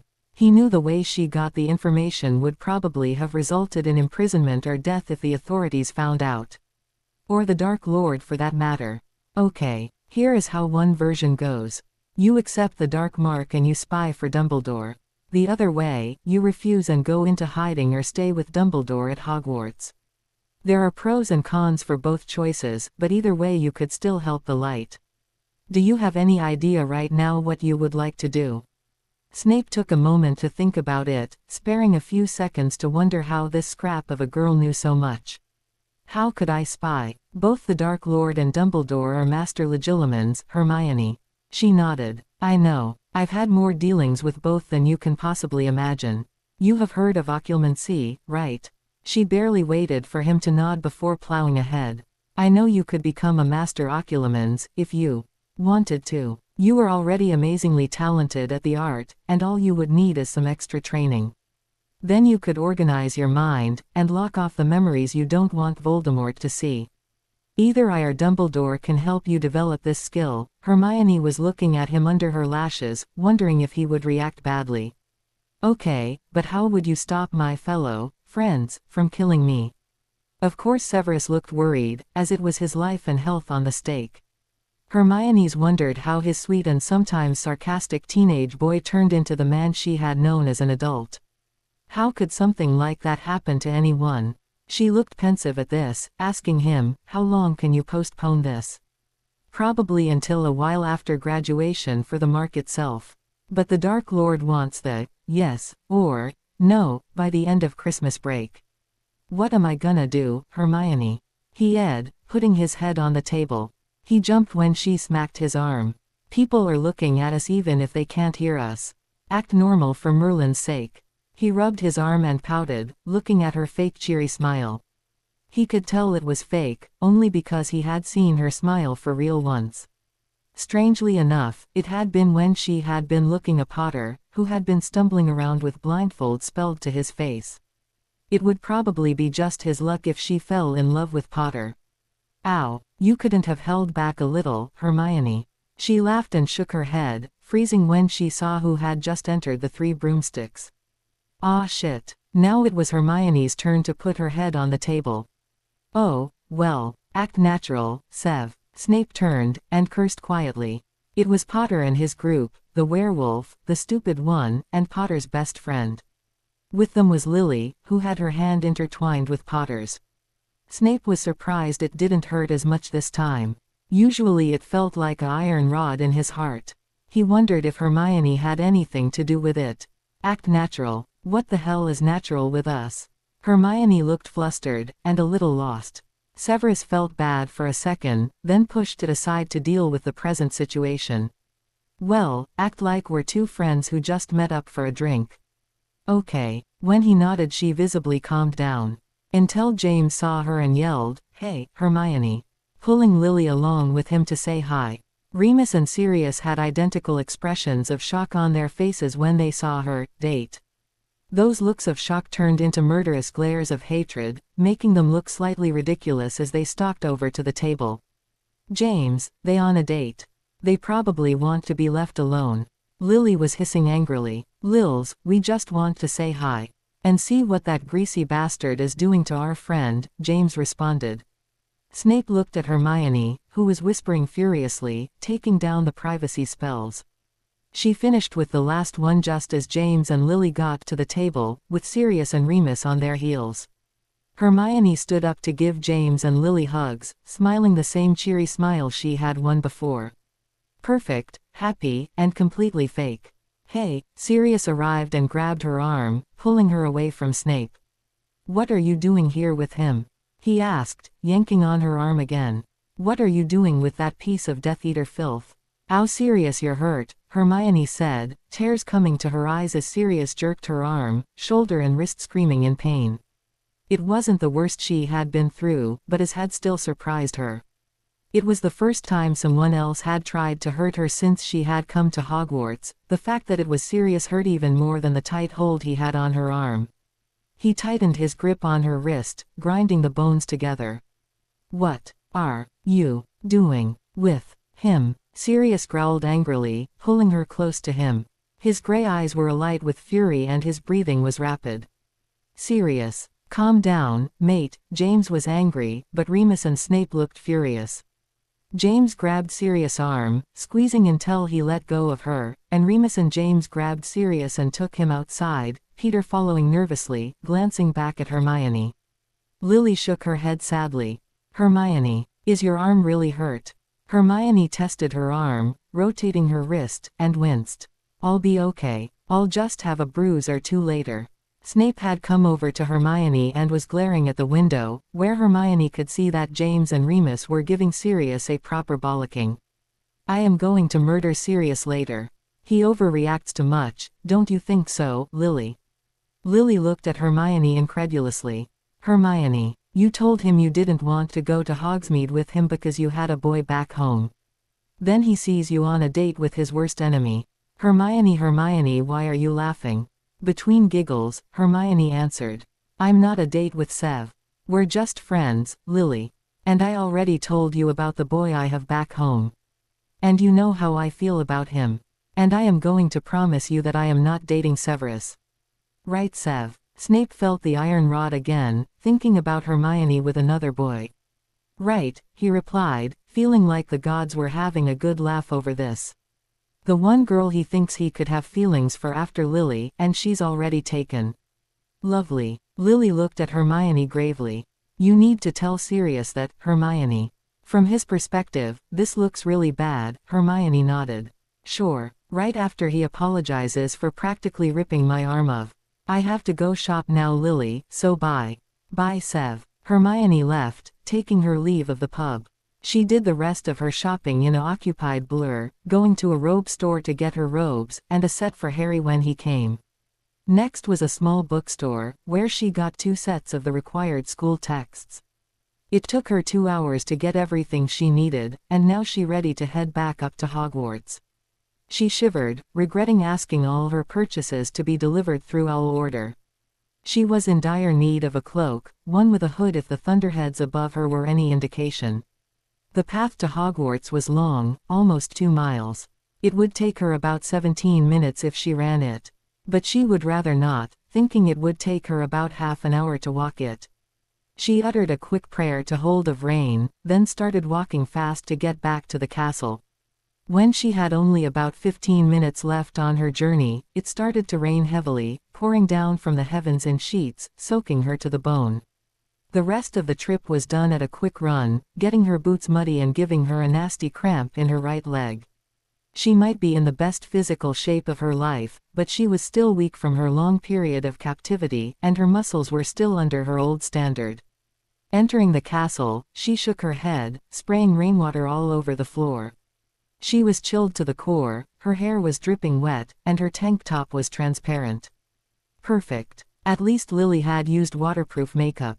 Her walk to Gryffindor Tower was full of angry mutterings about stupid boys and stubborn dimensional travelers. When she arrived in the Gryffindor common room, the Marauders were already there, playing Exploding Snap with Lily and Alice.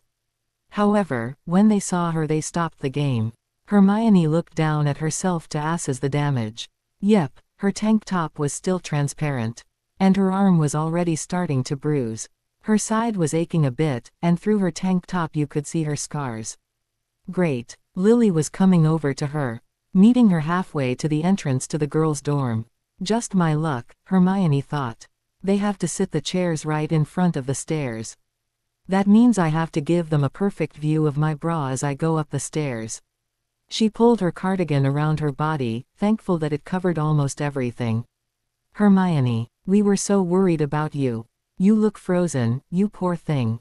Hermione let the older girl babble on, getting out of her wet clothes and going to the bathroom to take a warm shower. She felt stupid for not making a shield or something to block the rain. She had yet to get used to having her wand back. She had been really lucky. When she had been captured, Harry had taken her wand with him before leaving. He had thrown it to her when all hell broke out after Bella had cast the spell that had taken her to this dimension. She had thanked God several times for allowing her to catch it using her feeble hand-eye coordination. When she finished with her shower, Hermione gave up on her hair, putting it in a bun just to keep it out of her face.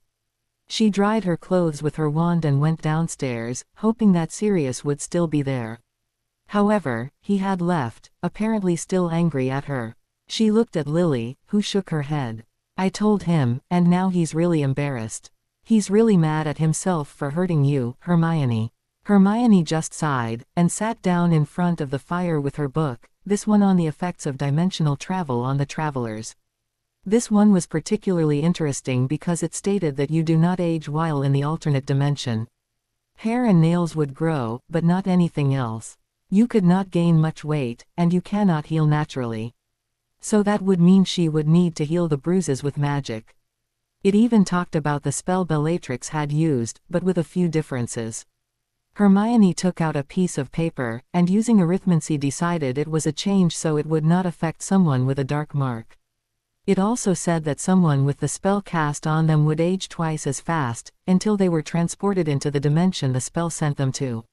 So, logically, if a Death Eater had the spell cast on him, he would age quickly until the dark mark was removed. But if the dark mark couldn't be removed, what would happen? Or would it simply not affect him?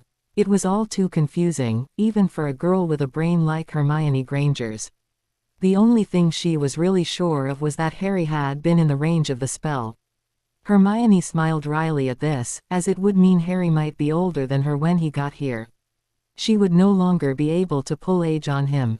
Another part of the book talked about the runic equations she had come up with during her chat with Dumbledore. Near the end, it mentioned the effects of dimensional travel on the body, worrying Hermione. It said prolonged stay in another dimension can affect the mind, turning the traveler crazy. It can also make the person forget their original life, and make it hard for them to go back to their dimension. However, it said that a prolonged stay was about 3 years, so Hermione hoped that her calculations were correct. She would be staying for under a year if they left at the summer solstice. Then again, she knew she had gone a little crazy during her stay at Malfoy Manor. What was a few more marbles? When dinner started, she put down the book, deciding to return it to her trunk. It was depressing her too much to finish. Dinner was a subdued affair, with Sirius still missing. James and Remus winced every time they saw the bruises on her arm, and finally broke down and asked her if she had been on a date with Snape. No, of course not. I like Sev, but he is just a friend. Like you, or Remus, or Lily. Severus is a friend of mine, and I care about him the same way I care about you guys. So just leave him alone. He's going through a lot, and wanted some advice, which is why we met up today. Happy. And after that dinner continued. By the time Hermione went to bed, she was in a semi-good mood. She missed Harry and Ron, and writing in the journal seemed to help her cope. It was late by the time she finally whispered, "Knox," and went to sleep, making plans to spend her Sunday curled up with a mug of tea and a good book. Hermione sat down with her journal, taking a break from pacing the room. Over the last few days, she had been constantly tense. Lily and the other girls had left the dorm, leaving Hermione alone, a rare treat in a boarding school such as Hogwarts. Privately, Lily thought Hermione was acting, well, feral. She had a wild look in her eye, and her hair appeared more untamable than ever. The small girl's subtlety developed muscles were always tense, and Hermione was constantly in motion. In class, her quill or foot was always tapping, and she was surprisingly impatient with the slower members of the class. As soon as the bell rang, she would almost sprint out of the room. After classes, she would get some kind of strenuous exercise, coming in for dinner, then completing her homework with a speed Sirius was convinced was unnatural. Then she would sneak off to the 7th floor and come back sweaty and tired before dropping off to sleep after a quick shower. However, of all the girls, only Lily knew the true reason behind Hermione's nerves. It was December 19th. In only 2 days Hermione would find if her calculations were correct. Lily too was eager to meet her son, and James almost as much. Sirius and Remus were also in on the secret, and made allowances for Hermione. She was snappish and wound tight, flinching when anyone was close to her. After writing for a while, Hermione sat on her bed. She knew she was too tense, and she needed to relax. She had been going to the room of requirement to wear herself out, practicing advanced magic and improving on her speed and accuracy. But tonight, so tantalizingly close to seeing him again, Hermione wanted to try something she had read about in a book a few days ago. Meditation, a way to relax the body and mind. It would also have the added benefit of helping her remember what had happened leading up to the botched rescue. She would look back on good and bad memories, progressing from childhood, to adolescence, to the strange state she was in now. She looked down at her body and grimaced. She had gained exactly 1 pound before her body froze. She ate and drank, but never gained any weight. Alice and Dorcas were convinced that something was wrong with her, as she was still skeletal, even though she ate at most meals. She was still in prisoner mode, and her body wasn't adverse to missed meals. She lit her favorite candles, vanilla, and green tea and sage. She pulled the curtains around her bed and folded her legs in the lotus position. She wiggled around, trying to get comfortable without looking utterly ridiculous, then gave up, pulling the curtains of her bed around her. She didn't know when the other girls would be going to bed after all. Taking deep breaths, Hermione looked back on her life starting at her first outburst of accidental magic. She was about 3, walking up to the bookshelf, determined to get the book on the top of the shelf.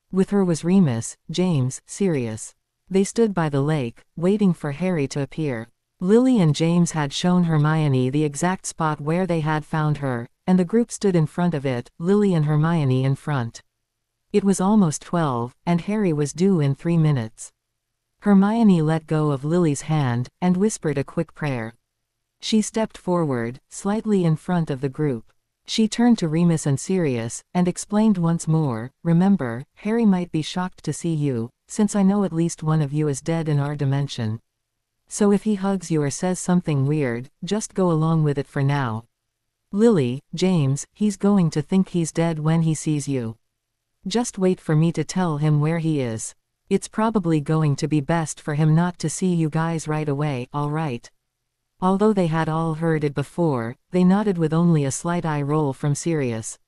Hermione checked her watch, muttering, 1 minute, before stepping closer to the spot, facing the Marauders. She looked again, waiting, murmuring, 5, 4, 3, 2.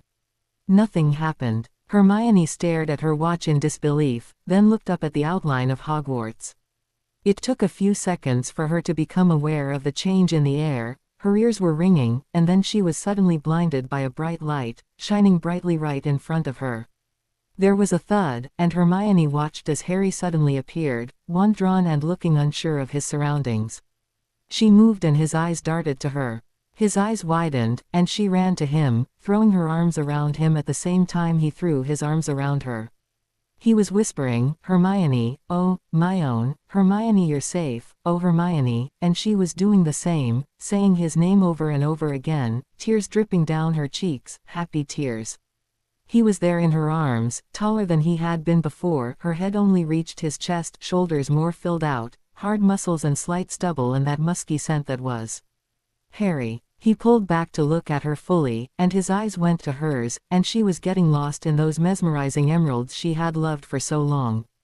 Her heart stopped when he bent down to put his lips by her ear, and whispered, "I love you so much, Hermione," before pulling back again and ing her, slowly and sweetly, love and tenderness in his evident in every line of his face, caressing her cheek once before pulling away and tucking a lock of hair behind her ear, so he could see her eyes.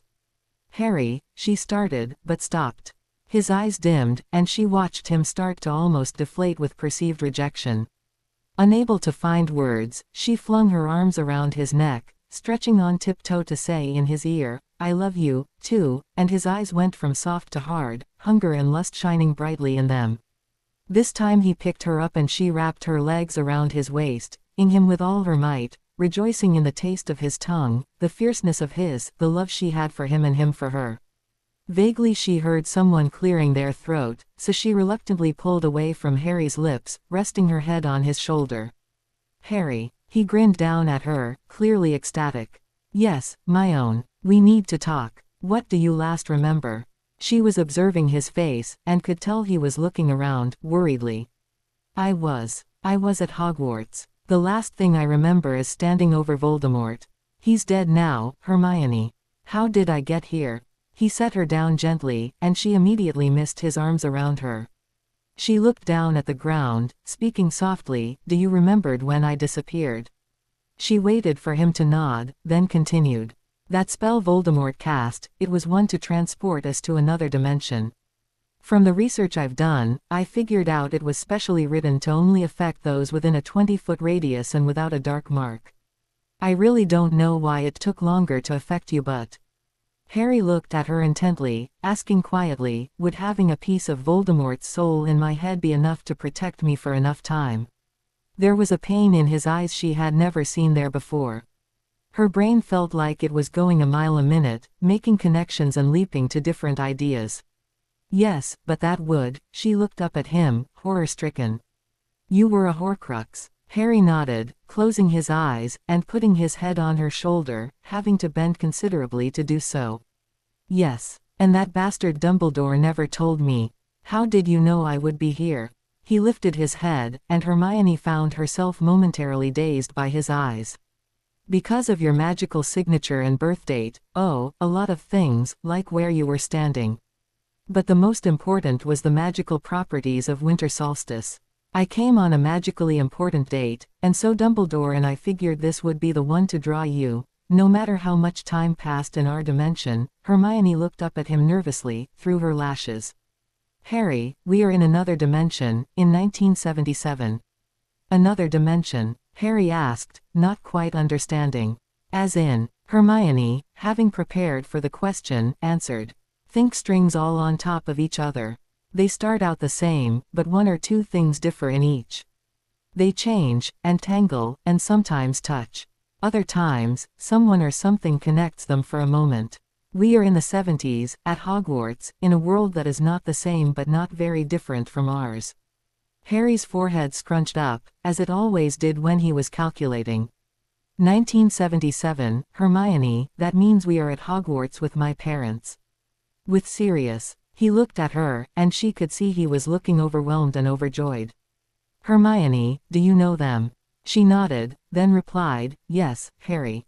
I've been here since October. I share a room with your mother, and I play chess with Sirius and read with Remus, and, she stopped for a moment. Because this is different dimension, we can change things. I've told your parents and Sirius and Remus everything. They're waiting to meet you, she finished, taking his hand and turning to face the group. She blushed a bit, embarrassed that they had seen her react so strongly to Harry.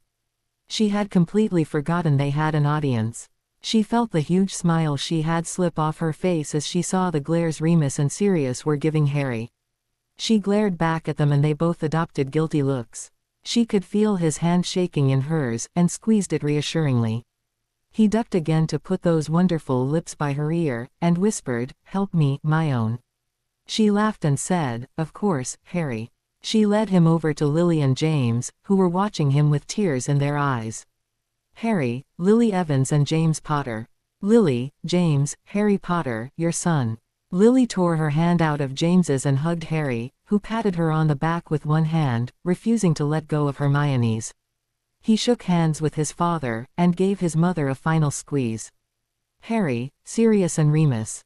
Boys, Harry Potter. Remus offered his hand favorably enough, but Sirius just glared at him until Hermione smacked his arm, hard. Sirius Orion Black, I thought I told you be polite. I told you I had somebody back home, and you refused to listen. So shake his hand like a man and go mope somewhere else. Reluctantly, Sirius offered his hand to Harry, who seemed hurt. Padfoot. Hermione, what is going on? Why's Sirius acting like this? Hermione shook her head and stretched herself on Harry, trying to get to his ear. Obligingly, he bent down, face growing harsh as he listened to her say, Sirius and Remus haven't left me alone since I got here. I told them I wasn't available, but Sirius refused to listen. That boy has been trying to get me to go to Hogsmeade with him since day one. Don't be offended if he's a little rude to you at first. He looked at Sirius, sympathetic, but not yielding. It was strange for him to see the man he had idolized for so long regarding him with such angry eyes. Shaking his head, he said, we need to talk. Hermione is not available, and we need to discuss this thoroughly, Sirius. There was a distinct undertone of a warning in his voice, one that both Hermione and Sirius recognized. Harry, stop now, Hermione ordered gently. Sirius was taken care of, but Harry was not. She could see cuts and scrapes on him that looked nasty, and she was worried about other wounds she might not have seen. Come with me, we need to get you to the hospital wing to get patched up. You only have a few injuries, but if you don't get healed soon, they aren't going away. I'll explain more when we are alone. He nodded and gripped her hand tightly. The walk up to the hospital wing was tense, with Sirius leaving to go to the tower, pulling Remus with him. Madame Pomfrey did a full check-up on him, healing his cuts and telling him he needed to eat more. She then let Lily and James visit him while she checked up on Hermione, pulling the curtain across so the boys wouldn't see her take off her robes. Lily was sitting next to Harry, both examining the other with identical green eyes. They were the same age, or rather, Harry was older, but she still felt a deep maternal instinct toward him. Cautiously, she reached out and stroked his hair. He flinched, away from her touch, looking up at his eyes on her face. How much did Hermione tell you about my life? He asked, apprehensive. The expression on Lily's face told him before she answered. Almost all of it. One day she was in one of her moods, she spent an entire afternoon talking about you. She told me all about your life, your Hogwarts years. She also told me about my sister. Lily frowned, but put her hand on Harry's. I've taken care of that. We have a much better relationship now. Hermione got us talking again. If something happens to James and me, and for some reason a child of ours goes to her, I'm sure she would treat them well. She looked down at the boy who was a strange mix of stranger son. My mother used to stroke my hair like that when I was little, she said in a low voice. It always made me feel safe. I always said I'd do the same for my children. Harry nodded, squeezing his mother's hand. Thank you, he said, giving her a wary smile. He let the moment rest, trying to listen to what Madame Pomfrey was saying. Through the curtain he could see the outline of Hermione's body, and wondered when she had gotten so thin. The baby pudge she had at age 12 had long since dissolved, but the new outline was unsettling. Miss Granger, you only weigh a little over 110 pounds. I thought I told you eat. The matron's chiding voice carried. Harry identified the little huff as Hermione's favorite expression of polite exasperation. I have been eating. The effects of the dimensional travel means my body is frozen. I can't gain weight and I can't heal. Didn't Dumbledore tell you? No, that man. So that's why your wound hasn't healed as much as it should have. I'm sorry I can't do anything else with that one, as the knife was spelled for pain and festering. I've cleaned out the infection, but the wound is going to bother you for some time. You have strict instructions not to get injured, Miss Granger. And Harry, how is he? There was genuine concern in her voice, so different yet so similar to the untold number of times she had asked the same question, decades in the future. The man is fine. He is recovering from some nasty dark magic though, one that has been restricting his growth for most of his life. You are free to go, Miss Granger. Remember to put this on your knife wound and this on the scar on your chest. Thank you, Madame Pomfrey, Hermione called over her shoulder. Harry, we can go now. I'm sure you're tired. Harry stood up, walking over to her, pushing her hair back from her face. Hermione, what knife wound? She winced. You heard. Yes. Show me. She blushed and nodded, pulling off her robe and lifting the side of her sweater to show the grisly wound. Oh, my own. How did that happen? He gently ran his hand over her stomach, feeling her muscles tense. He was shocked to see that if he wanted to, he could have counted her ribs. Why was she so thin? She had looked similar when he had seen her for brief moments at Malfoy Manor, but she had said something about not gaining weight. Perfect. She looked at the floor, trying not to meet his eyes. Voldemort. He was trying to stab you with it. So you leap in front of it. He pulled her gently into his arms. I knew there was a reason I love you, he whispered into her ear, raising her chin so she was looking into his eyes. But if you ever do that again, I'll... Mr. Potter. Both James and Harry turned around, then looked at each other and grinned. They looked so alike, they could have been twins. The only difference was Harry was more heavily muscled and had more scars. And of course, the eyes. Hermione pushed those thoughts to the back of her mind to address Dumbledore, who had just entered the hospital wing. Hermione smirked a bit when she saw the unsettled look on Dumbledore's face when he took in the expression of hatred and disappointment on Harry's countenance. Ah, Mr. Harry Potter, I came to see how you were. You were in a much better condition than Miss Granger here was when she arrived. I am quite pleased to see our calculations were correct. Hermione cut in. Professor Dumbledore, I have told you before, the Dumbledore in our dimension is not on our good side. Recently I have discovered he is more of a crook than I had thought. Please tell us Harry's cover story, and we will leave. Everyone looked at her in surprise, but Hermione kept her gaze on Dumbledore. He cleared his throat, and spoke nervously, glancing between Harry and Hermione. Well, Mr. Potter is similar enough to James to pass for cousins, if not brothers. Perhaps he could be your cousin, who had been schooled with Miss Granger until now, and he is a refugee as well. They all looked at each other, and Harry nodded at James. I'll write my parents to tell them we have a mysterious new cousin. See ya. James got out of there as fast as he could, dragging Lily behind him. After one final confirmation, Harry and Hermione left, with with only one more comment from Harry to Dumbledore.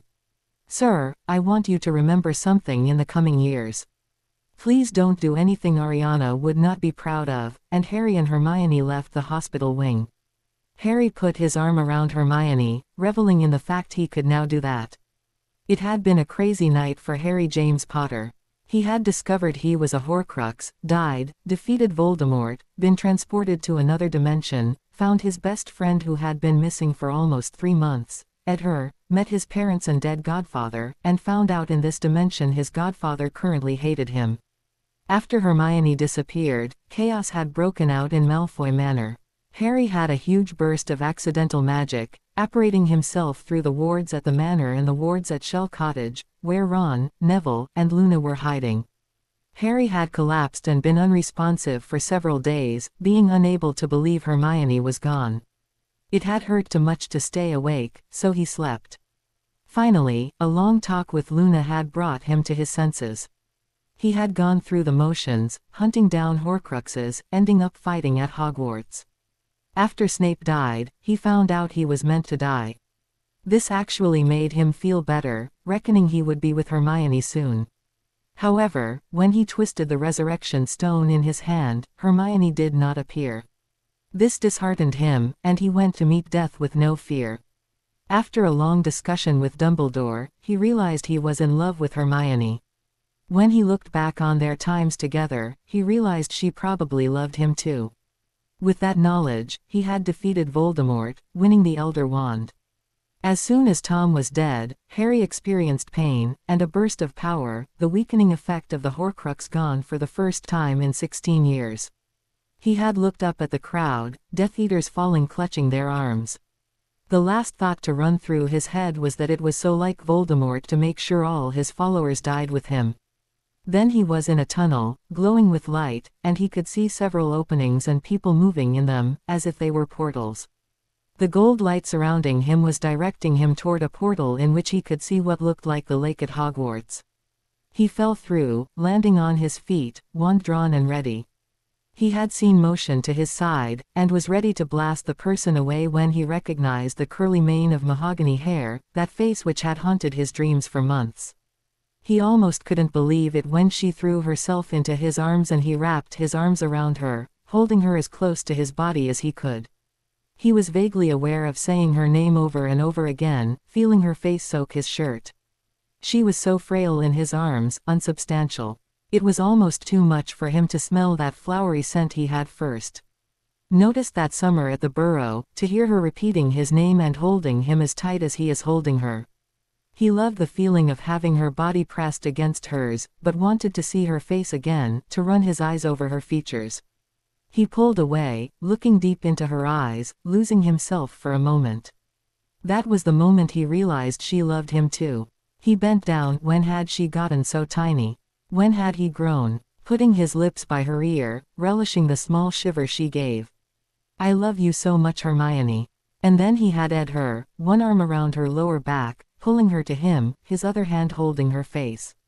Her eyes were wide and amazed, and then she was melting into him. He pulled away, tucking a lock of her hair behind her ear as to better see her eyes. "Harry," she stopped. He waited, doubts going through his mind. He was sure he had read her wrong. He was right, she had preferred Ron. Then she said she loved him, pulling him down to her. His world came crashing into place, and he was looking at her, noticing things he hadn't allowed himself to notice before. He didn't know when she grew breasts, hips, when her face had lost the roundness of childhood, and he took it in now, in her, feeling him back. He was aware he had to bend to her, so to solve that he picked her up, and attacking her mouth afresh when she wrapped her legs around his waist. He vaguely noticed she was wearing a pair of jeans and a heavy sweater, one he remembered well. It had been a few nights after Ron had stormed out. Hermione had been very depressed, furious with Ron and close to giving up on Harry. The radio had been on, Harry's tribute to his missing friend. Spontaneously, he stood up and asked her if she wanted to dance. A fun and silly night had followed, ending in laughs and fun. They had collapsed onto the single bed, Hermione's. They both fell asleep, waking together in the morning. Later that day, Harry had suggested going to Godric's Hollow. A small arm snaking around his waist brought his attention back to the present, and the woman who was under his arm. He pulled her closer to him, feeling that his was finally sinking in that he was with my own. He was with her, and that was what counted. They walked in silence, just taking comfort in each other until they reached the 4th floor. Hermione stopped, surprising Harry. "Harry, can we sit down for a moment?"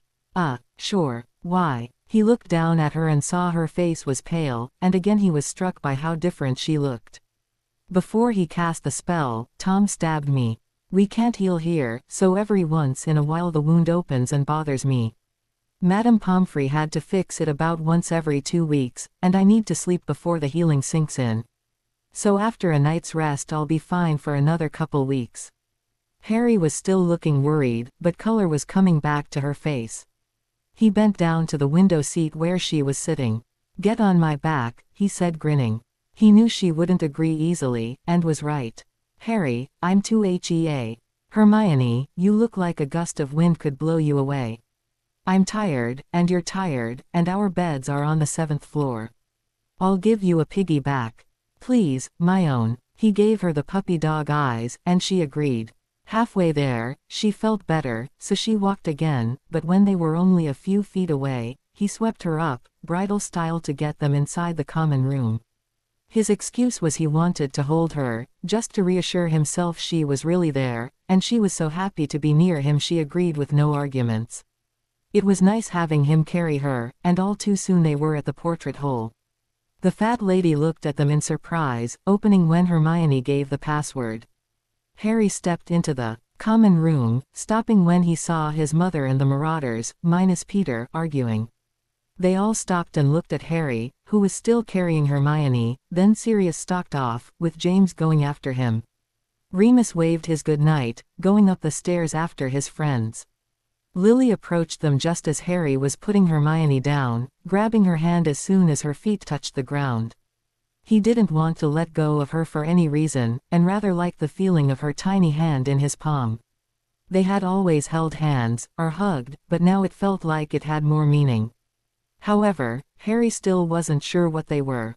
Lily rested a hand on Harry's arm, speaking softly, wincing when she heard a door slam above. "I'm sorry, Harry. Sirius is still upset. You were going to be sleeping up with the boys. They have an extra bed since James gave Frank the head suite. James wanted to stay with his friends, like me. Good night, Harry." Hermione. She finished, heading up the stairs. Hermione sat down on one of the sofas, pulling Harry down with her. "We need to talk, Harry. About what you need to know here, about what we are going to have to say, about us." Harry looked a little stunned. "Okay, what do I need to know?" Hermione blushed a bit. "Well, we are refugees. Try not to show how well you know Hogwarts. Try not to react too violently when you see people who are dead. Some of the teachers are the same, but don't be cheeky with them because they don't know you, so they won't take it well. Right now, I have a tutoring session for some students, most of whom are future Death Eaters. I've been trying to build good relationships with future Death Eaters to get them to not become Death Eaters. So far, 2 people who will not be Death Eaters are Peter and Snape. Well, Snape is going to spy. He's working with Dumbledore to get occlumency lessons." Harry looked angry. "You've been friendly with Snape. After all he had learned today, he still could not find it in his heart to feel any sympathy for the man who had hated him and his father." She sighed. "Yes, Harry. Right now, he's not the bitter, evil git who heard the prophecy. He's a nice boy who is a little lost but wants to do the right thing. Sev is going through a lot right now, Harry. Did you know he and your mother used to be good friends?" Harry nodded. That had been one of the smaller revelations of the past 24 hours. The biggest was that Hermione loved him, which was closely followed by learning he was a Horcrux. "Yeah, I learned a lot about Snape. He really loved my mother." Hermione nodded. "I know. He's gotten over her, well, at least a bit. So be nice to all Slytherins. And maybe you could help with the tutoring." Harry agreed, and asked what had been bothering him for a while. Hermione. "What am I going to do for clothing? I don't have anything." Hermione just laughed. "Of course you do, silly. I have my beaded bag and the trunk, plus I bought some stuff for you at Hogsmeade. I thought you'd grow some more, so I got them long. I'll just have to see if I have to hem them at all. I also got your books and other things you'll need. Okay. It was Harry's turn to laugh. Okay. I should have known you'd take care of everything, my own. That's so like you, and before he could stop himself, he pressed his lips to the top of her head, breathing in the scent of her shampoo. Hermione's heart leapt at the intimate gesture, and she couldn't repress a smile. However, her smile faded from her face when she forced herself to ask the question that had been plaguing her all night. Harry, us? Are we a couple, or? Hermione, I thought I made it clear when I told you I loved you. When you disappeared, I was almost comatose for days. After Dobby made me leave you at the manor, I almost destroyed Shell Cottage. I eventually had a long talk with Luna, and with her help, I realized I loved you.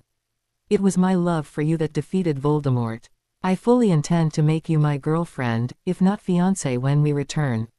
Or if we can't return, as soon as we graduate. So if you love me too, I'd say we are most definitely a couple, my own. Harry looked a little nervous when almost asked for reaffirmation of her love. But by the end of his little speech, he had hold of her chin, and was tilting her face up so she'd look at him. Of course I love you, Harry. Ever since the troll. Of course, I didn't realize it, till, Harry stopped her, brushing her lips with his.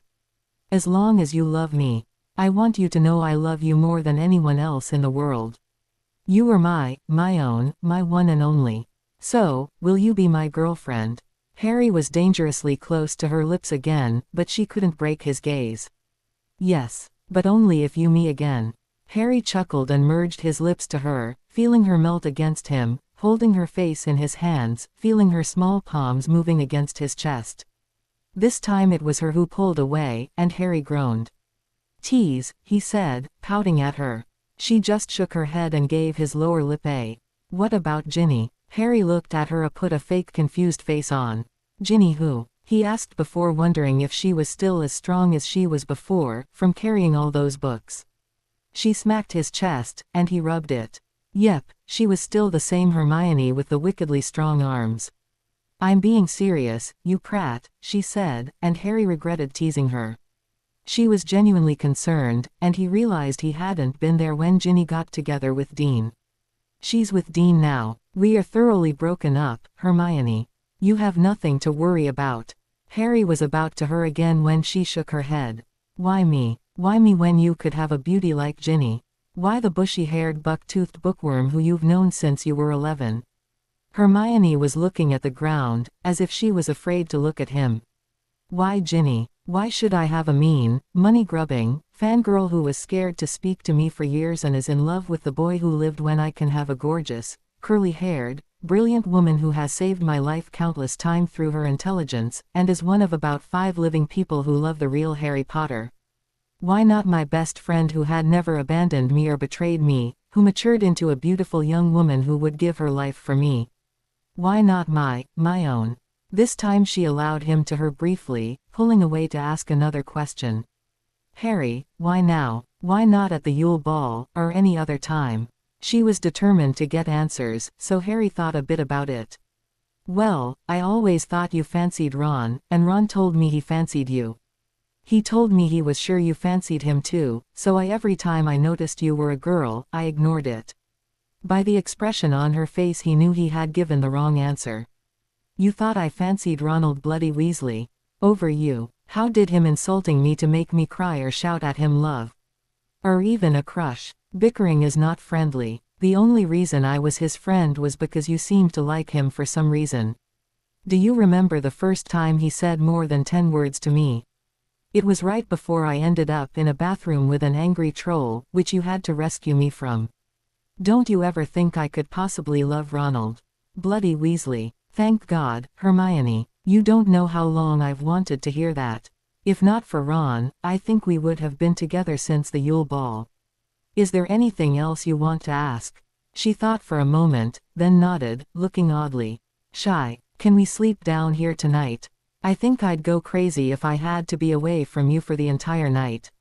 And I doubt you want to deal with Sirius now, she said, looking up to see Harry grinning broadly. Sounds brilliant to me, my own. Knew there was a reason I kept you around for so long, he said, ing the top of her head again. Do you want to change into your pajamas? He asked, wondering if she had his pajamas. Sure, I'll bring you down a pair of boxers and pair of flannel pants. Do you want a shirt too? She was surprised to see she was hoping he'd say no. She wasn't ready for anything, and wanted to be married before progressing beyond heavy petting. Then again, it wouldn't be the first time she saw Harry without a shirt on. Nah, do you want me to transfigure a blanket? Hermione nodded, they crept up the stairs. She came down 10 minutes later, tossing Harry a small bundle, waiting for him to go change before realizing he was staring at her. She blushed, then looked down assessing her appearance. She was wearing his old Quidditch jersey and a pair of blue shorts. What? She asked him, relieved that nothing was showing. Her hair was in a tight braid and she was barefoot. Harry shook his head and smiled. It's weird to see you in my jersey. You look beautiful in it. She blushed again, and thanked him, letting him go a bit up the stairs to change. She looked at the couch they had selected, the one closest to the boy dorms, near the fire in the corner of the room. She enlarged the couch, making it big enough for two. Harry came down the stairs and slid in first, holding open his arms so she could snuggle up next to him. She edged him gently, turning so she was facing the fire. Goodnight, Harry. Goodnight, my own. He yawned, and wrapped an arm around her, bringing her closer to him.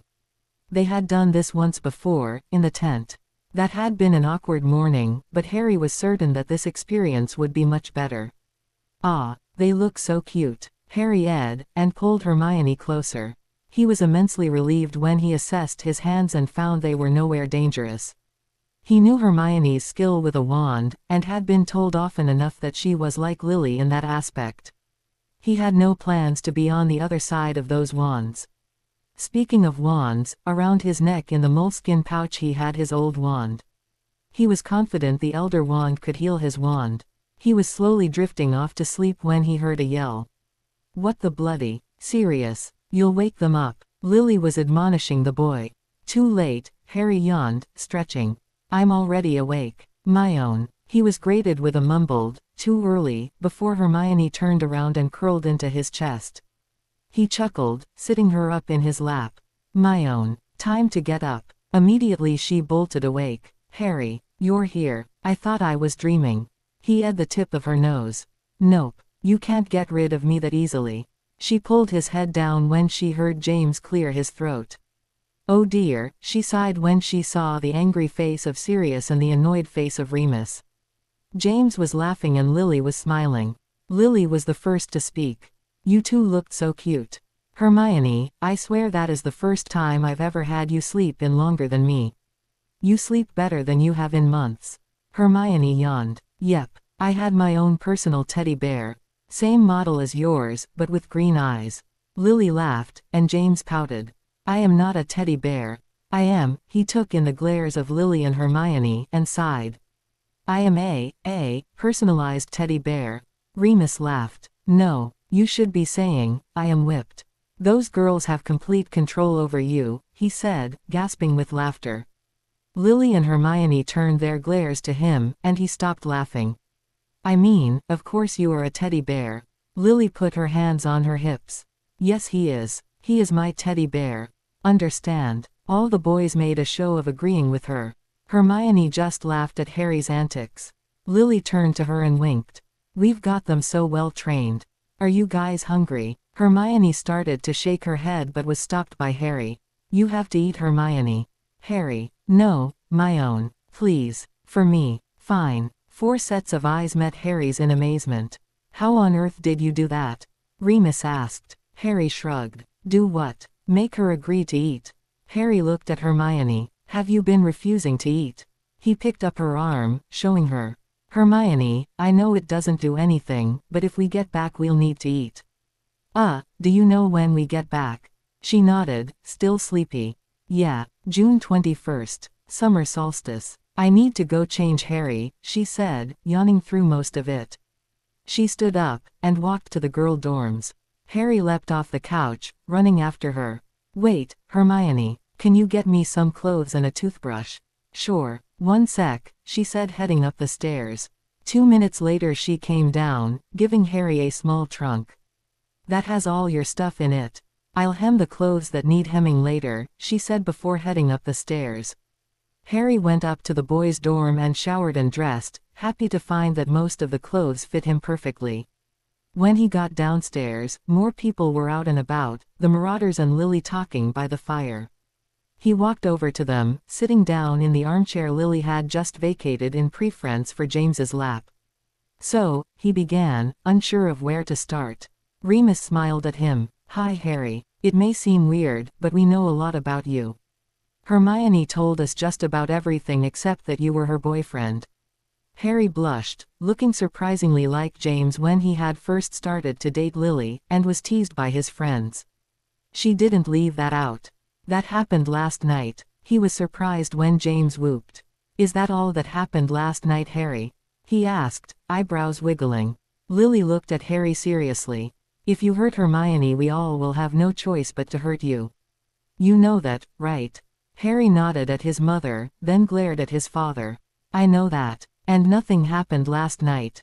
She just didn't want to be alone," he said, sighing. He smiled when he arms around his neck, guessing who it was. "He's right. I didn't want to be alone," Hermione said, going around the chair to perch herself on Harry's lap. "And like I said, he's a great teddy bear." Sirius just glared at Harry, saying in a sarcastic voice, "Well, now that the lovebirds are ready, can we go eat?" Hermione and Lily stood up, and Hermione grabbed Padfoot's arm, pulling him over to an unoccupied corner of the common room. "Sirius Orion Black, I am disappointed in you. Need I remind you of what you promised me in October?" Sirius looked down and shuffled his feet. "No, Hermione. But you," he started, but was cut off by Hermione's icy voice.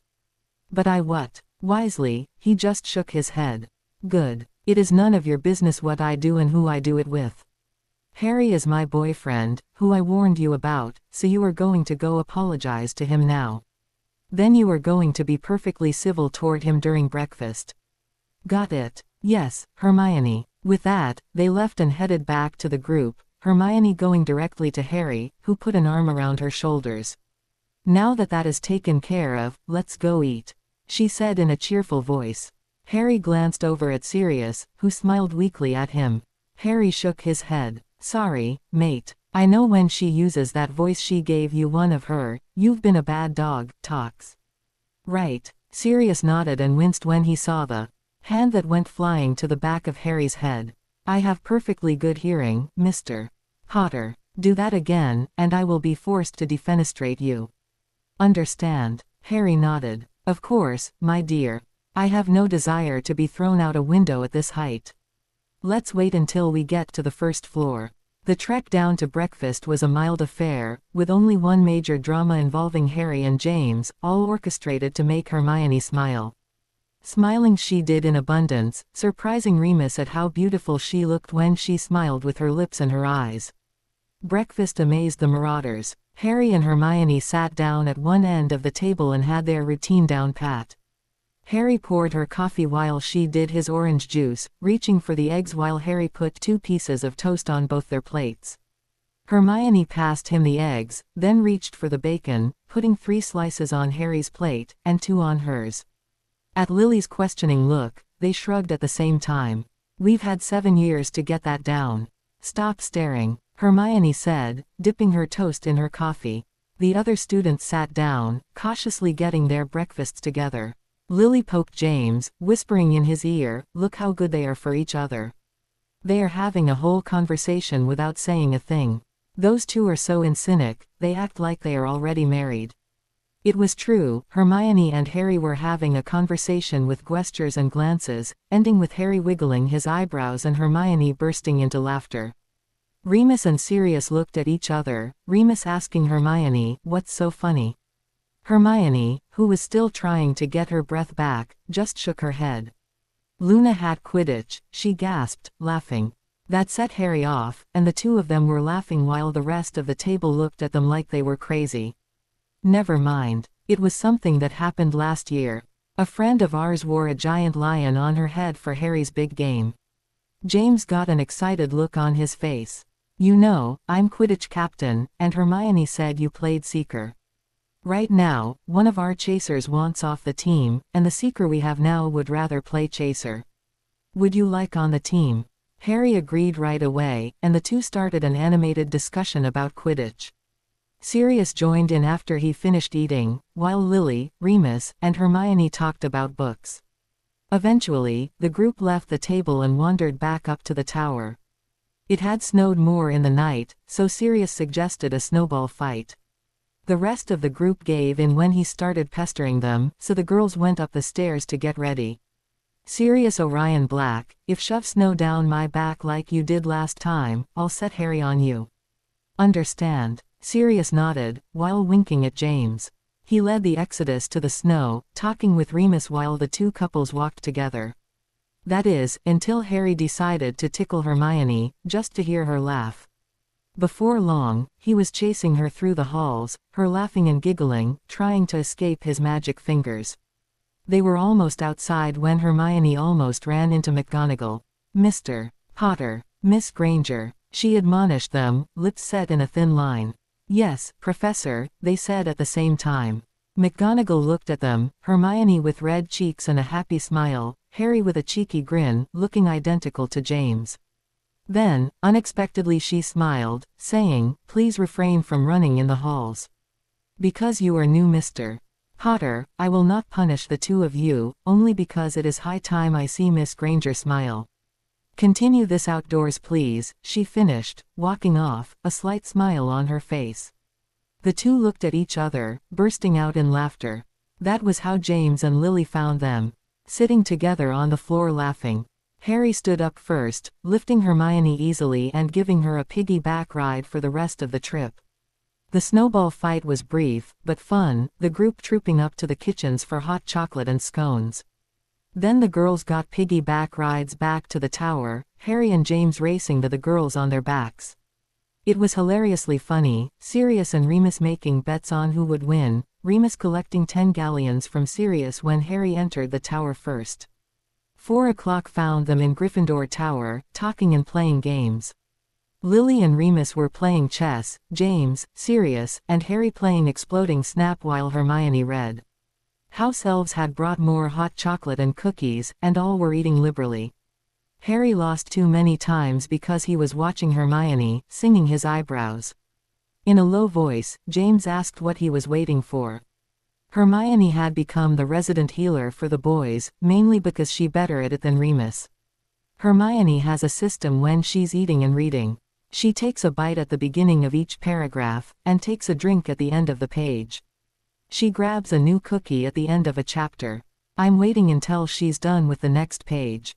James and Sirius looked at each other, then at Harry. How do you know all this about her? Harry just ran a hand through his hair. We've been best friends for years.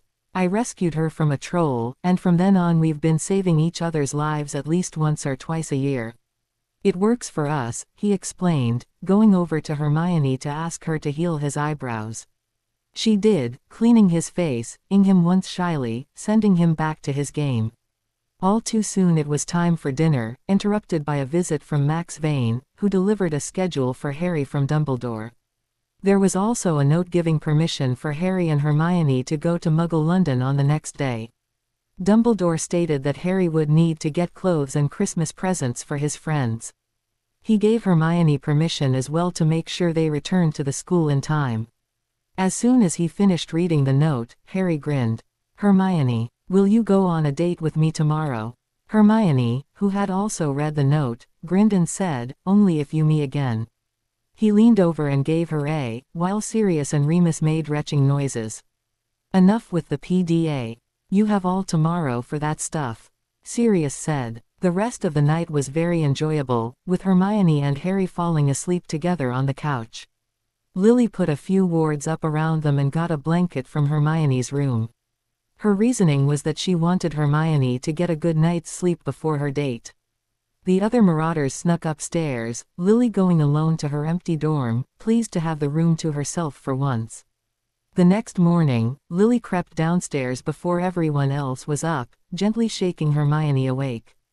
She put a finger to her lips to remind the younger girl that she needed to be quiet, then snuck back up the stairs. Hermione ed Harry lightly on the forehead, and eased herself out of his arms, following the path Lily had taken back up the stairs. She felt the excitement growing within her, and giggled slightly to herself. She was going on a date in London with Harry Potter. When Hermione walked down the stairs again, laughing and joking with Lily, she looked magnificent. Hermione was dressed tasteful Muggle clothes, a tight green long-sleeved shirt over a pair of dark, boot-cut jeans. Over that she had a long grey coat like the one in the 7th movie with shiny black boots under her jeans to complete the look, as Lily had said. Lily had done her makeup, smoky eyes and lip gloss. Hermione really didn't mind, and Lily had fun doing her hair and makeup. Hermione wore her hair naturally, with only some sleekeesies to make it curly instead of unmanageable. Harry looked up from the conversation he was having with Remus and James, stopping in the middle of a sentence to stare at Hermione. In the back of his mind he noticed Remus close his eyes and curse lightly, while James whistled. He just walked over to Hermione, taking her hand to help her down the last 2 steps, twirling her around while she giggled. "You look lovely today, Miss Granger," he said in a low voice. He smiled softly then bent down to her. She blushed, then laughed. "Maybe I even look like a girl." Lily and Remus looked at each other, then James, who shrugged. "Most definitely. Crumb would be jealous of me right now." The two of them broke out in laughter, then went to sit down together. Hermione looked Harry over appreciatively. "You look good. Did James lend you some clothes?" Harry nodded. "Yep. And some money, which is good because I'm broke here." Hermione gasped then put her hand to her lips. "Shite. I totally forgot you weren't filthy rich here. All your money belongs to the Potter family and the Blacks." James just waved a hand. Mum and Dad wrote back. "They want to meet you at Easter, Harry, you too, Hermione. Dumbledore wrote them and explained your situation, so they know that you are their future grandkids. They set up a vault for you, and sent me 50 galleons and a £200 for you to spend in London. They want you to take Hermione out to an expensive restaurant for dinner, at Club Gascon. So, here you go." Harry laughed. "Are you going to leave me now?" "I'm not filthy rich now," he said in a joking voice, but Hermione knew him well enough to know he was a little hurt. She leaned close to him to whisper in his ear. "You know very well I wouldn't dream of it, Mr. Potter. The only reason I was concerned was that some of the plans I had concerning Voldemort and his Horcruxes might require some expensive equipment. And don't worry, Bill went to Gringotts for me to withdraw some emergency money right before the wedding. I didn't get in out before now, because only a Mr. Harry James Potter can open it." He turned his head to look at her. "Why didn't you get it out when we were in the tent?" "Because I didn't have it. Ron found the sack and knew it had money in it. He took it from my bag, and I thought I had lost it. Then when he returned, I caught him putting it back in my beaded bag. I almost killed him, but he claimed life debt, because he saved your life and mine when he helped us with the troll and chess match." Hermione rested her head on Harry's shoulder. "What time is it?" she asked in a louder voice, seeing it was still dark outside. "Around 7:30. You guys are going to leave soon, right?" Sirius yawned, stumbling down the stairs. He was still more than a little annoyed at Harry and Hermione, but wanted them out of the castle as soon as possible. It hurt him to see the two of them having fun and rejoicing in each other's presence. He collapsed in a long-limbed heap on the nearest couch, stretching out his long legs. "Well, yeah, Dumbledore should be by any moment now to pick us up." Hermione gave Harry an appraising look, smiling as she took in his outfit. He blushed under her scrutiny, shifting his feet. He was wearing a gray sweater with thin red and gold stripes, one that was a little too small for his muscles. His jeans were a dark wash, like Hermione's, and fit him well. He had a Gryffindor scarf on, as well as pair of gloves tucked into his right pocket, along with a magically enlarged wallet. "Not too bad, Mr. Potter. You sure do clean up nice," she said, a wicked look in her eye. Then again, Harry swept her off her feet, and gave her a smoldering look with his deep green eyes. "Then what, Miss Granger?" Hermione found herself out of breath for a moment, then tried to start pulling her head back together. Just at that moment, Dumbledore stepped through the portate-hole. "Mr. Potter, Miss Granger, you will be flowing out from this fire. Your destination is the Leaky Cauldron, and from there you will make your way to Muggle London. I expect you back in the castle by 9. Please." Dumbledore was trying to play up the kindly grandfather angle, but no one in the room was buying it. "Where is the flow powder, Professor?" asked James in an exhausted voice. He had enough of Dumbledore's charades, and was more than ready to have a day to discuss the travelers in their dimension. He wanted Harry and Hermione to have a pleasant day together, and he wanted to have a serious talk with his best friend. Dumbledore blathered for a while longer, then handed over the flow powder to Hermione and Harry, who vanished into the green flames, excitement blazing in their eyes. As soon as Dumbledore left, James nodded at Lily and Remus, and they put their plan into action. James and Remus each grabbed one of Padfoot's arms. They frog-marched him up to the dorms, with Lily following behind to make sure he would not run. When they got to the room, Sirius protesting and yelling the entire way up, they dumped him on Peter's bed. Lily bound him in ropes with a simple flick of her wand, and Remus silenced him with a jab from his. James stepped in front of the grumpy boy and crossed his arms. "Sirius, mate, you've been my best friend for 7 years. That's why it's my job to tell you that you have to stop pursuing Hermione. She is Harry's and Harry is hers." Remus cut in, shaking his head at Sirius. "Padfoot, you need to let it go and be happy for them. Harry adores you, or the you he used to know. Did you see how hurt he was when you refused to shake his hand?" Sirius just raised an eyebrow and waited. The boys looked at each other, confused, before Lily pushed them out of the way and lifted the silencing charm on Sirius. "What do you have to say for yourself?" she asked him while the boys behind her realized their mistake. "I saw. It's kind of weird to have that kid man really Harry's buff to be looking at me as if the sun shines out my ass." Both Remus and James broke out in laughter while Lily rolled her eyes. "Correction mate," James gasped. "Harry thinks the sun shines out of Hermione's ass. But you," he broke off, still rolling around in tears. Lily shook her head, muttering, "Boys," and crossed her arms. "Are you lot done yet?" Remus got his manly giggles down to a few chuckles. James straightened himself out after seeing the look on Lily's face. "Good. Sirius, can you promise us you won't chase after Hermione anymore?" Sirius looked at the earnest faces around him and sighed. "Fine. I'll find some other bird to chase after. But how come no one has given this talk to Sinvelis yet?" Harry and Hermione stumbled out of the fireplace at the Leaky Cauldron, waving a greeting to the surprisingly young Tom. They stepped out the door of the dimly lit pub and into the hustle and bustle of everyday London. Harry held out his arm to Hermione, who took it with a smile. They walked down the street, talking and laughing about everything and nothing. "So what did he say?" It was hilarious. He was like, "I crushed the ice. Now it's dead." I couldn't stop laughing. He was the cutest little kid ever. Do I need to be jealous? Do I need to be jealous about your hordes of raging fangirls?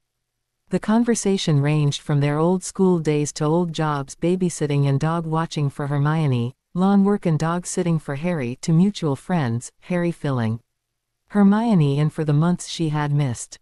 Yeah, Neville and Luna. They make a great couple. In fact, they were supposed to go on a trip to Colorado in the US on a search for crumplehorn snarkax. That, and Neville wanted to look for some rare kind of American plant. Harry took a turn to the right, deftly guiding Hermione through the crowded streets, looking for the cafe Remus had recommended. Everyone knows Neville would do anything for plants. What about Ron? Does he have anyone? Hermione asked absent-mindedly as she allowed Harry to guide her to a small table outside a nice little cafe. "No, we haven't exactly had much time for girls between getting and destroying Horcruxes. But I bet he is rolling in fangirls right now," Harry replied, signaling a waiter. The two ordered, and they had a nice breakfast together, laughing and chatting, playing footsie under the table and casting discreet warming charms on area around the table. They laughed when they realized the waiter had discovered their table was warmer than anyone else's, and made sure to stick around. They got the best service in the place. Over hot coffee and warm pastries, Harry and Hermione discussed what they wanted to do for the rest of the day. They decided they wanted to go to a small strip mall, and left the restaurant, leaving a generous tip for the cold waiter. They hailed a cab, Harry holding the door open for Hermione to slide in. "So, what do we need to get, Hermione?" Harry asked, basking in the arm air coming in from the cab's heaters. He looked down at his hand, fingers intertwined with Hermione's. He still got a small rush when he realized he was Hermione's boyfriend. He followed her arm up to her face, which was smiling. "I'm going to say it again since I doubt you were paying attention. We need a few items of clothing for you, and we need presents for Lily and James. I already got a present from both of us to Sirius and Remus, so they are taken care of. I also wanted to get some protective clothing, for when we get the Horcruxes." The look on Hermione's face made her stop. "Harry, you're going to make me fight him again, Hermione." He looked like such a lost little boy at that moment. Hermione felt an odd urge to pull his head to her breast and give him a comforting hug and reassurance. "Not if you don't want to. I'll never ask you to do anything you don't want to do." The words were sincere, and Harry relaxed. He gave her hand a small squeeze, and she squeezed his back. With a small smile and all was forgiven, and the couple soon left the warm cab for the cold London air to do their shopping. "Never again, Hermione. I never want to see another store again." Harry collapsed on a small bench in the park near the last store they had visited, a small jewelry store, to get a present for Lily. 2 hours of shopping had left them with several seasonal clothes for Harry, some clothes for Hermione, a pretty necklace for Lily, and a James Bond boxed set for James. They had disappeared into an alley for a few minutes, and reappeared with a trunk full of shrunken bags in Hermione's beaded purse. They had walked to the park, where they sat down to rest their weary feet. "I'm tempted to agree with you on that one, Harry. Are you hungry?" Hermione rested her head against his shoulder, heart leaping at both his warmth and the same scent he had always had. "Yes. Where do you want to eat?" It took only a few moments for them to make a decision. The short walk to the small pub they had chosen was just enough to get them red-cheeked and laughing, entering the pub with snow in their hair. The middle-aged woman who greeted them smiled, taking in the pretty picture they made. Hermione's eyes were sparkling, and a wide grin was on her face. Her paleness was offset by her red cheeks, and her curly hair was back to its untamable state, curls and ringlets flying everywhere, dotted with specks of snow. Harry was also ruddy-cheeked and grinning, arm around Hermione. His green eyes were snapping and his hair seemed just as wild, although considerably shorter than Hermione's. They looked like a young, carefree couple, handsome and in love. They got a nice table near the back of the pub, warm enough for them to take off their coats. Harry quickly decided what he wanted, so he put his menu down and watched Hermione. The green shirt she was wearing had a low, wide neckline. It showed a good part of her shoulders and collarbone, as well as the very top of her breasts. She had very nice breasts, and that green shirt was stretched tight across them. He remembered what a sight it had been when he had seen her for the first time in the Leaky Cauldron, at the end of the summer before their second year. She was tan, smiling, and curvy. It had taken a moment for him to recover after she had thrown herself at him, and he had felt them against his chest. When Hermione cleared her throat, Harry realized he had been staring. He felt his cheeks heat up, and timidly looked at her face. He relaxed minimally when he saw the smirk on her face. If she was smirking, she probably didn't want to kill him. "Like what you see, Potter," she said, oddly pleased. He still looked like he was afraid she would kill him, and stuttered something. "I can't hear you," she teased in a light voice. It was strange to see Harry so embarrassed, and she was enjoying every second. Harry, now reassured his head would remain attached to his neck, looked right into Hermione's eyes, deciding to tease her back. "Very much, Granger." Now it was Hermione's turn to blush. She was surprised by the feeling of power it gave her to have Harry admire her body.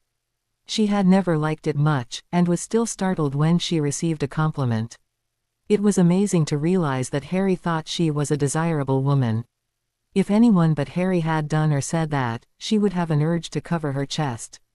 It just made it clearer to her that Harry was the only one she could ever see herself with. Harry grabbed her hand under the table and looked at her with concerned eyes. "I'm sorry, Hermione, I didn't mean to offend you." She looked at him, puzzlement in her eyes. What? You didn't say anything. I was worried you were embarrassed, or mad at me. Harry explained. I'm not mad, Harry. It just took me by surprise that you would do something like that. I promise, I'll try and control myself more. Hermione was touched. Harry was so worried he might have offended her, or damaged their relationship.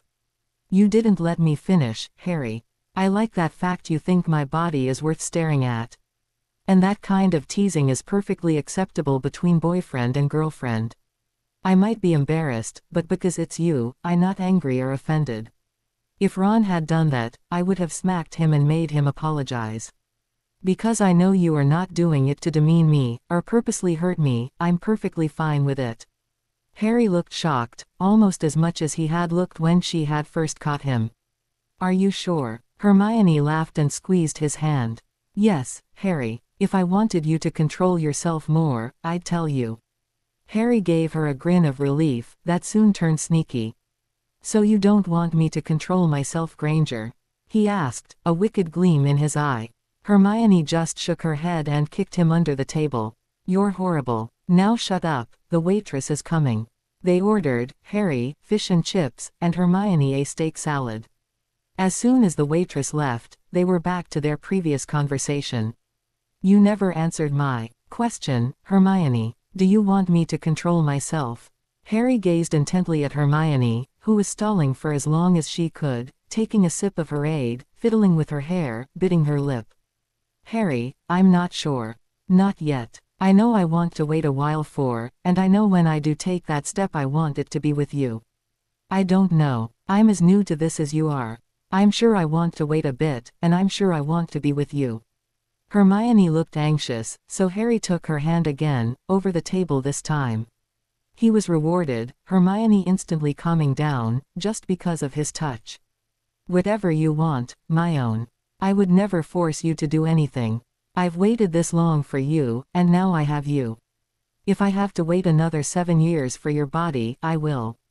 I would do anything for you. Hermione leaned over the table and eyed him gently. Thank you, she whispered to him, and he understood completely. When he was forced to leave her behind, he had almost destroyed Shell Cottage. His magic had always been connected to his emotions, and his rage and fear had overpowered the barriers formal training had given him. Luna, Bill, Fleur, and Ron had watched as his magic tried to burst through his skin, illuminating him from the inside, eyes blazing, hands glowing. Dobby had been beside himself, throwing himself against the walls. It was Luna who had calmed him down, pulling him outside. She murmured something, and he had felt sleep creeping up on him. When he awoke again, he was unable to move. He just kept imagining the horrors they must have been inflicting on Hermione, beatings, torture, rape. He shook himself out of the bad thoughts, and returned his full attention to Hermione. We'll need to talk more about this later, in a less crowded place, another time. Okay, she replied, and they both started laughing. When the food arrived, they took their time eating, enjoying the good food. They had finished their lunch, and were just finishing dessert, when their waitress came over. She smiled at them, and patted Hermione's hand. Do you see that old couple over there? She asked them, pointing to a table 3 down occupied by a white-haired man and a petite, wrinkled lady. They want me to tell you that they are paying for your lunch. They thought you made such a cute couple and were so well behaved, you deserved it. Harry looked at Hermione, who smiled gently. The waitress left, and Hermione scooped up the last piece of brownie and ice cream from the plate, with Harry's permission. They then walked over to the couple to thank them. Thank you, sir. That was extremely kind of you, Harry said in a low voice, shaking hands with the man. My name is Harry Potter, and my girlfriend is Hermione Granger. We wanted to thank you for doing this, and explain it really isn't necessary. The man just scoffed and shook his head. No, I'm Charles Fineworth, and this is my wife Maddie. It's not often we see a young person with such good manners, let alone two. You make a handsome pair, and you remind us of ourselves at that age. It is our pleasure to take you check. And I can assure you, it is not above our means. We are very well off, so don't worry yourself, Sonny. Maddie looked at Hermione and smiled. It's been a long time since I've seen a boy that good. Keep him and don't let him go. That goes for you too, dear, she added, turning to Harry. Keep her and don't let her go. A beauty like that will be snapped up in no time, by a boy who doesn't deserve her. After talking a little more, Harry and Hermione left the small pub, walking back to the park. The snow was covering the ground, and the sky was already starting to darken. It was mostly deserted, park-goers held back by the cold and snow. The cobbled paths were lined with street lights, and wandered through the snow to several small benches and gazebos. The conversation flowed, and they walked hand in hand down the paths, ending at an unoccupied gazebo. Harry brushed the snow off two of the seats, and they sat down, Harry casting discreet notice-me-not and warming spells around the small area. He then went back to the seats and put his arm around Hermione, who snuggled up to him. They were silent for a few moments, not needing to talk, comfortable in the silence. Harry traced small patterns on Hermione's arm, and Hermione just rested her head on his chest. Hermione was the one who broke the silence. Harry, I'd like to try something. Can you answer some questions of mine? Harry was a bit wary, but he trusted his girlfriend. Sure, anything. Do you know my favorite color? Periwinkle. Next. Do I like thunderstorms? Yes. You like the rain, which makes you a good kind of sad, and you like the thunder and lightning, which scares you. Next. Do I like roller coasters? Gods no. You absolutely hate the infernal contraptions, as you told me a long time ago. Next. What is my favorite sport? Hockey. Next. My favorite food? Baked potato. Beverage is coffee. Gemstone, sapphire. Hermione, what's the point of this? Hermione smiled into his shirt. To prove to myself you know me better than I know myself. Harry smiled and at the top of her head. Of course I do. I've been your friend for 7 years. Hermione sat up and looked at him. Could Ron have answered those questions? Harry shifted uncomfortably for a moment, then shook his head no. Ron probably couldn't answer them about me either. It doesn't mean anything. It was Hermione's turn to refuse. No, it does matter. You've been my best friend for 7 years, and I know a lot about you. I could tell you all the stuff you've just told me. I guess I just wanted to reassure myself that, well, that nothing has changed. Harry groaned, and pulled Hermione closer to him until she was on his lap, and held her tight. We've both changed. A lot. I've completed my purpose on Earth. I've defeated my archenemy. And you, who knows what happened to you at Voldemort's hands? He buried his head in her hair, comforting himself with her scent. Do you want to know what they did to me? She asked softly. She wasn't sure she could do it, if he asked. It was still raw, fresh in her brain. However, her parents had drilled into her head that talking about a problem was the best way of getting over it. If he wanted to know, she would tell him. Harry thought it over for a moment. Yes, I think I do. Do you want to know more about me? Yes, I think so. Okay. Want me to go first? Hermione shook her head, sitting up. Nah, if I don't do it now, I don't think I'll be able to. Hermione took a deep breath, and opened her mouth. Even though she thought she was ready, Hermione could not bring herself to start. She bowed her head, unable to look at Harry. I'm sorry. It's just so. Harry pulled her down to his lap and hugged her tightly. I know. It's hard. But if you don't, it's gonna fester. Are you sure you don't want me to go first? Hermione leaned back in his warmth, resting her head on his shoulder. No, I'm okay. Taking a deep breath, she got off Harry's lap, turning to face him and pulling her knees up to her chest. So, I guess I'll start at the beginning.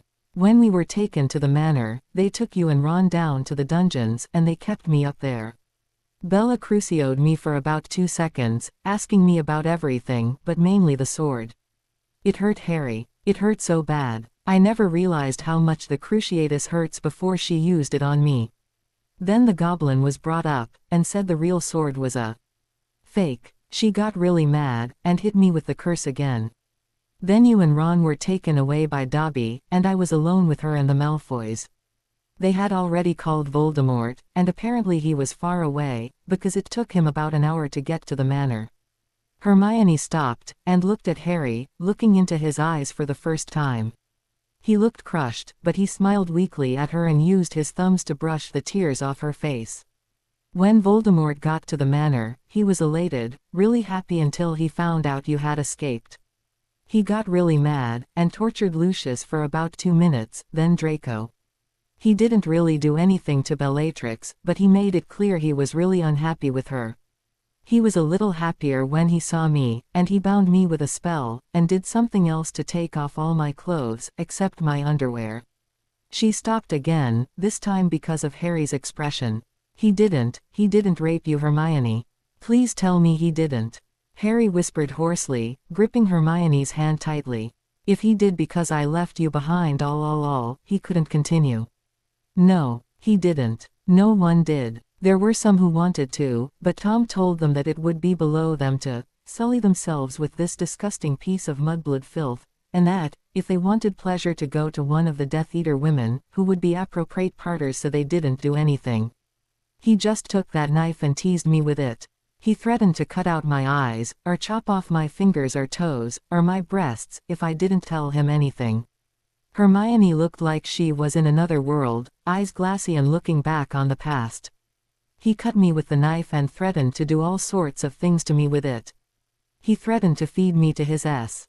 He was furious when I refused to say anything. He crucioed me for a few minutes, then tried to use legilmency on me. Harry looked horrified. But you didn't know oculomancy, he exclaimed. Hermione shook her head. You really think that with all those books I read trying to help you with Snape I wouldn't have tried to learn it myself? She asked him, slightly amused. I learned more over the summer, from Dumbledore. He was trying to use legilmency on me, and I had some shields up. He gave me some advice, and tested me by testing my shields randomly. I was no match for Voldemort, but there are spells that can erase certain memories with keywords, and return them with other keywords. I keyed it to a certain phrase, so that if I said it myself it would erase or return any memories that had to do with you or the Horcruxes. I knew they were missing, and so did Voldemort. That was probably the maddest I had ever seen him. Harry looked at her, impressed. What was the phrase? Hermione blushed. There are more important things, she mumbled. Anyway, he left about 2 hours later, after ordering Bellatrix to keep me in the manor and try and get information out of me as much as she could. The next month, he didn't come back. Every day she would try and get information out of me. She tried torture, starvation, dehydration, everything. She broke my left wrist and all the bones in my right hand with a few spells. When Tom found out, he was mad. He made her heal me. He told me he had a revelation, and that it wouldn't be in his best interests to kill me right away. He told me he would use me for bait, and he did. Then more weeks of imprisonment, and then you came. She tightened her grip on Harry's hand. You know the rest. He nodded. I do. My turn. Only if you want, Harry. Only if you want to. He sighed, and ran a hand through his hair. You're probably not going to be very happy with me. Hermione laughed weakly, understanding completely. I'll always love you, Harry, no matter what you've done. All right then. So, what do you remember? He asked, realizing he was trying to stall just as much as she was. I remember you falling, then getting back up. Then, nothing, she said, resting a comforting hand on his shoulder. Well, after you disappeared, Voldemort laughed. Then he noticed me, and all hell broke loose. I know I got Bellatrix with a stunner, and I killed Dolohov. Then I got the hell out of there. I aparted to Shell Cottage. Hermione interrupted. Shell Cottage. Harry smacked his forehead. I forgot you didn't know. I really should start from after Dobby, shouldn't I? Hermione giggled gently and nodded. Okay, so after Dobby got me out, we were at Shell Cottage.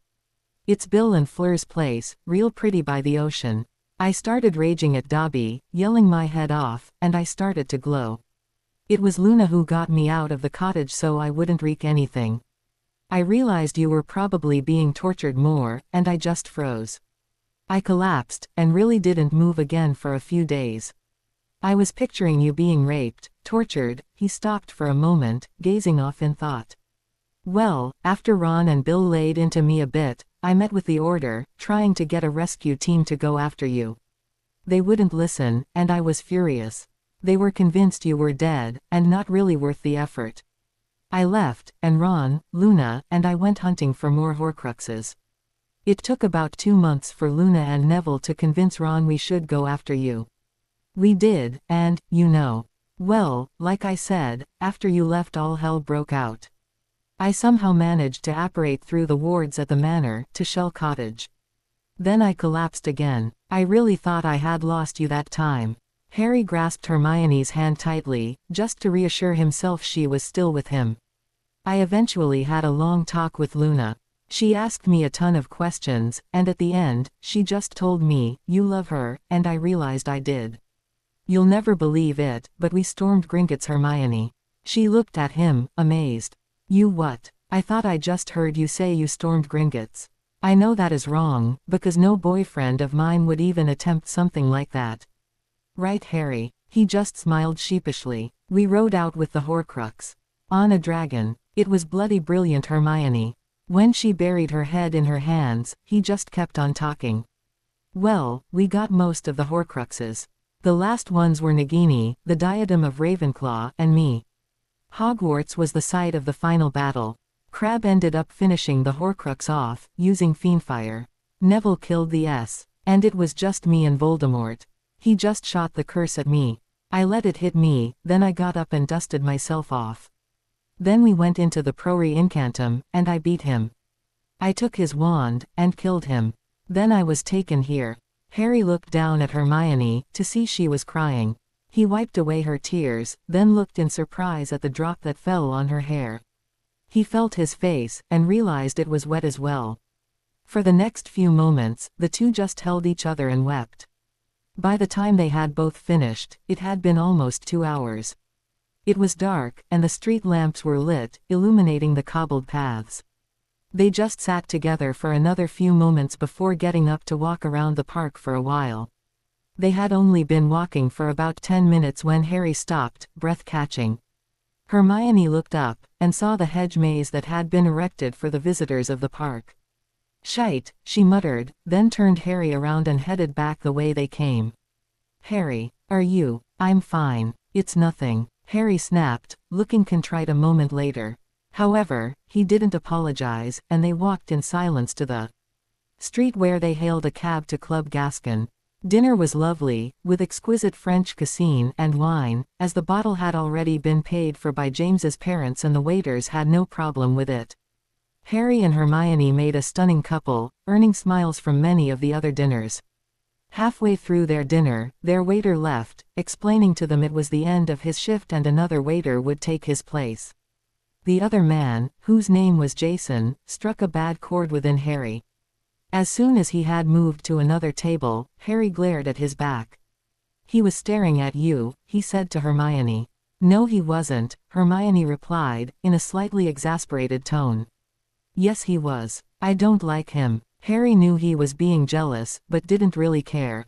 The truth was, the man had been staring at Hermione, focusing on her chest. They finished the meal quickly, and left the restaurant, taking a cab to the part of London where the Leaky Cauldron was. Harry was still a bit mad when they entered the cab, and Hermione was getting tired of it. Harry, he was staring at you, my own. You're beautiful and they see that. They are going to try and take advantage of your— Harry was interrupted by Hermione's ice-cold voice. My what? Harry, I'm a big girl. He was just staring. You were my boyfriend. I don't even remember his name. We are probably never going to eat there again. Just drop it. Hermione rested her head on the seat of the cab. Harry put his arm around her, and apologized. I'm sorry, my own. I was making a big deal out of nothing. Forgive me. For earlier too. Hermione smiled and pecked him on the lips. Of course. Jealousy cannot be a big part in our relationship, Harry. How do you think it'll be for me when we return and there are packs of rabid fangirls after you? You're right, of course, my own. Do me the pleasure of going to Hogsmeade with me next Hogsmeade weekend. Hermione laughed against his neck, and Harry shivered. Sure. Do you even know when the next Hogsmeade weekend is? She asked, hot breath making Harry shiver again. If he didn't know better, he'd think she was doing it to tease him. No. When? He asked, a bit sheepishly. 3 weeks from now. Be ready, Mr. Potter. The rest of the cab ride was short, and the slight walk to the leaky cauldron was just enough to get their blood warm again. The flow was a quick trip, and they exited through McGonagall's office. The strict teacher glanced up at their arrival, then returned to her grading. "I'll inform the headmaster you have returned. You may return to your dorms," said the woman, so Harry and Hermione exchanged glances and left the office with a quick goodnight to the professor. It was nearing 10 o'clock, so they hurried to the common room, and were not surprised to find everyone else had already returned to their dorms. They stopped at the 2 doors going to the boys' and girls' rooms. "Well," said Hermione. Then she stretched up on her tiptoes and gave Harry a quick "Good night." "Good night," he replied, then looked at her with sad eyes. "I don't like not being near you." She just smiled and ed his lower lip. "Neither do I." They stood there, just looking at each other. Hermione was biting her lip, and looked truly sad. Harry groaned, and bent down, sweeping her up and ing her soundly before relinquishing her soft, warm mouth. "Night. Better go up now before I kidnap you." With one last hug the couple departed, going up the separate stairs to their dorms. The next morning, Lily awoke to a very irritated and sleep-deprived Hermione Granger shaking her. "Hermione," she said, then checked the time. "Hermione, it's only 6. Go back to bed," she added. Hermione looked horrible, large rings around her eyes, and bushy hair everywhere. "No, we are going down to the common room," Hermione said, pulling the covers of Lily's bed. Lily grabbed at the blankets, but missed. "Fine, but only if you promise to tell me how your date went." Reluctantly, Lily got up and dressed, going down to the common room fresh and shiny at around 6:30. She only stumbled slightly as she was going down the stairs, but quickly corrected herself only to stumble again when she saw the other 2 occupants of the common room. Harry and Hermione were fully dressed, and curled up together on the couch, sleeping. It was obvious Harry had as hard of a night as Hermione by the dark circles under his eyes. It was relaxing and peaceful to see them together, but Lily was not in a relaxful or a peaceful mode. A wicked grin on her face, she crept up the stairs to the boy dorms to wake up the Marauders. After about 20 minutes of getting the boys up, Lily sat them down on Peter's bed to tell them her plan. They were not any happier than she had been to be woken up at the early hour, so they eagerly made their plans to wake the happy couple sleeping on the couch in the common room. Slowly, they all crept back down the stairs, and stood around the couch, wands pointing at Harry and Hermione. Lily held up 3 fingers, then folded them back one by one, mouthing the numbers. On 1, they quartet shot 4 streams of cold water onto the prone figures on the couch. Harry leapt up, wand in hand as he shot a stunner, then erected a shield. Hermione did the same, then maintained a shield as Harry got into the defensive position. When they realized there was no real danger, they looked at each other, then glared at the shocked Marauders and Lily. Sorry," Sirius squeaked, worried about the look in Harry's eye. Hermione just turned to Harry, who squeezed her gently. She squeezed back and pivoted to run up the stairs to the girls' dorm. Harry just looked at them. "Explain yourselves," he commanded, voice not particularly warm. Lily spoke first, feeling like a child who was talking to a disappointed father figure. "Well, Hermione woke me up early. Then when I got here, she was sleeping with you. It annoyed me, so I woke up the boys and talked them into pranking you." Harry held up a hand to stop her. "Lily, I have no problems with pranks. I enjoy them myself. But do you go to a sleeping war veteran and pull a party popper? What do you expect he'll do? He'll yell and wake up and be utterly terrified because he believes he is under fire again and has no means of defense. Why do you think some of them sleep with knives or guns? The same reason Hermione and I sleep with our wands. Because we are scared to death to be without defense at all times. It's a mercy we sleep at all." Harry was still jumpy, and Lily felt terrible.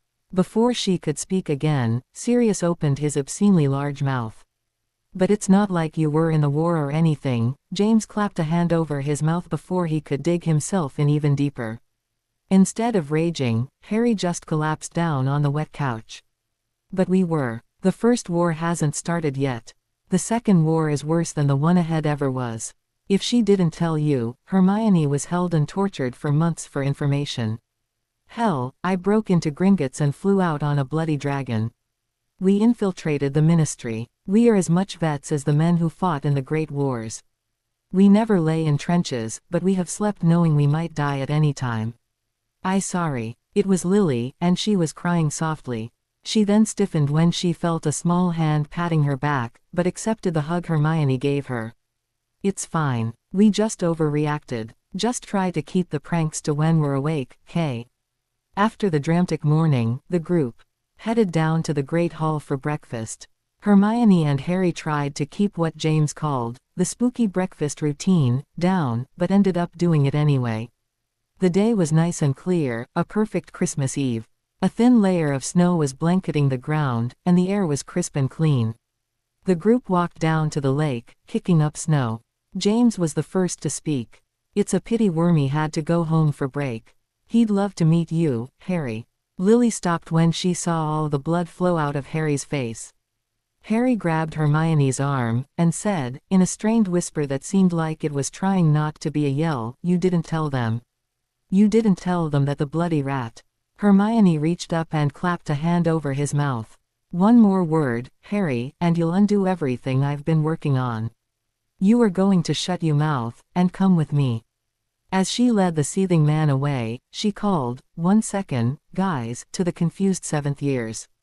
The two ended up about 20 feet away from the others before Hermione stopped. 1. Keep your voice down. 2. No, they don't know. I haven't told them for a reason, Harry. I'm trying to save them. Hermione almost broke down. I'm doing my damn best to stop all these boys and girls from joining him. I've befriended them, I've helped them. I've taken them to Dumbledore, because he can help them more than I can here. And I'm trying to stop Peter from being alienated from his friends, which is what I think happened the first time around, leading him to become a Death Eater. I've been doing everything I bloody well can to save him from death, knowing right now, in this minute, in this dimension, he is a 17-year-old boy who has done nothing wrong. But if you want to tell your parents and godfather, go ahead." Hermione walked away, whipping stubborn tears from her cheeks. She grabbed Lily, and started pulling the girl towards the castle. "Come on. We're going inside so the boys can have some boy talk." Harry just stared after Hermione, watching as she led Lily inside. It was entirely up to him, the fate of another version of his parents' betrayer. He thought about it, trying to put it in perspective. If Hermione had not come, had not interfered, Peter Pettigrew would have killed the red-haired woman's Hermione was walking with and the hazel-eyed carbon copy of himself standing 20 feet away. However, the Peter Pettigrew in this dimension had yet to do anything that was worthy of death. Neither had any of the other future Death Eaters Hermione was trying to help. But there was a very strong chance some of these people would join Tom Riddle anyway. He knew Bellatrix was fanatical about the madman, and Lucius, if not Narcissa, was a dedicated follower. But what about Regulus? Rab, the man who had taken the Horcrux and inadvertently caused Dumbledore's death to be in vain. Was he worth saving? If Hermione did not save him, he might do the same things again. The chance of another Death Eater doing the same thing was next to impossible. What should he do? Tell his parents and Sirius that Wormtail would soon betray them, and watch as they alienated him, allowing him to become a Death Eater, allowing him to kill, maim, torture. Harry was still plagued by nightmares of that night in Malfoy Manor. If it was not Hermione's face he saw, it was Peter strangling himself with the silver hand Voldemort had made for him that night in the graveyard. Pettigrew, who had let him out of the dungeon just to let him see Hermione arch in pain as he was carried away by Dobby. Death Eater, who had resurrected the infant body of the Dark Lord one warm night in June, 3 years ago. Scabbers, who ran into the night to find and restore the parted soul of Tom Riddle after leaving Sirius Black and his godson to the Dementors. Peter, who had been blasted into pieces so small, the largest one was his finger, on a small Muggle street the night after Lily and James had died, and their infant son dropped on the doorstep of Petunia and Vernon Dursley. Wormtail, 17-year-old Gryffindor in his last year at Hogwarts, loyal friend to James Potter, Sirius Black, Remus Lupin. Who was the right one? Who was the one Harry would soon meet? That thought struck another dissonant chord in Harry. He would be meeting Wormtail soon. Or would it be Pettigrew? Or Peter? What would be do? What would be best for him, his parents, his godfather, Hermione? Hermione, who had just left angry, disappointed in him. As she would say, lovely. He knew he really needed her advice, was equally sure she really did not want to talk with him. It would be up to him to tell or not to tell the boy and his friends who were walking towards him. Harry took a moment to study the three boys, almost men, who were making their way through the snow towards him. James Harry Potter, dancing hazel eyes, messy, wind-blown black hair, round glasses. He was sturdy and strong, slightest hint of a beard on his chin. His cheeks were red from the cold, and he looked worried about Hermione's sudden kidnapping of his girlfriend. He walked with a stately grace, like he was king of the wood, but unaware of the fact. Sirius Orion Black, cool gray eyes, perfectly groomed long black hair, falling to his shoulders. Pale skin, red nose from the cold. Lithe, smooth grace, like the lope of a wolf. Exuding coolness from every pore. As much as Harry hated to admit it, he was handsome. He had everything, but the family, or the girl. Harry was suddenly glad Hermione had known Sirius as an older man before a younger one.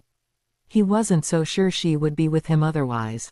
Remus John Lupin, prefect, good student, werewolf. He was tall, and walked with a slight stoop, as if he had been aged too much already. In his sandy blonde hair, there were flecks of something that, give a few years, might be gray. He had slight lines around his eyes, not as visible from this far away. Brown eyes held a hint of something dangerous, the fear factor that attracted girls who loved the adrenaline rush, who found themselves unable to get close to the handsome boy with something to hide. They had reached him now, and more than one of them felt a small shiver of fear at the appraising look in his eye. It seemed to them he was studying them, and they had somehow found themselves unworthy.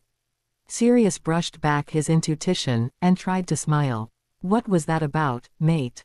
It was the moment of truth. He could tell them, or he could leave them in ignorant peace. He could ruin a man, or he could try and befriend him and save him. James looked at Harry curiously, and asked, "Do you have any clue why Hermione just dragged Lily off like that?" Harry hesitated for a second, but shook his head. "No, none at all. You." Harry felt cold, as if ice water was in his veins, slowly chilling him. Sirius wasn't buying it. "No, but she stormed off after talking with you for a few seconds, meaning you probably know. And I want to tell you now. Back off. She is." He faltered to a stop at the look in Harry's eyes. James and Remus exchanged glances, then shrugged. If Sirius really wanted to go there, then they would let him, then say, "I told you so," at the outcome. Harry was looking down at Sirius. "She is mine, and I am hers. Do not make a mistake, Hermione is mine until the day she says she isn't. Then, it is her choice and I will support it wholeheartedly. Understand?" Sirius just looked defeated. "I do, but I don't really want to." Harry looked at him sternly. "But you do." Sirius nodded. "But I do. I will respect Hermione's decisions." Harry smiled. "Good. Now do you want to head back inside? It's rather cold out here." The rest of the boys agreed, going back to the castle to try and track down the girls. Hermione had dragged Lily down to the kitchens. In such a huff Lily didn't even ask for a reason. She had seen Hermione in this mood before, although not so severe. It was usually either James or Sirius' fault, but had never really asked why. However, as Hermione started to tickle the pair in the painting, Lily was starting to worry about what her son had done to put the girl in such a mood.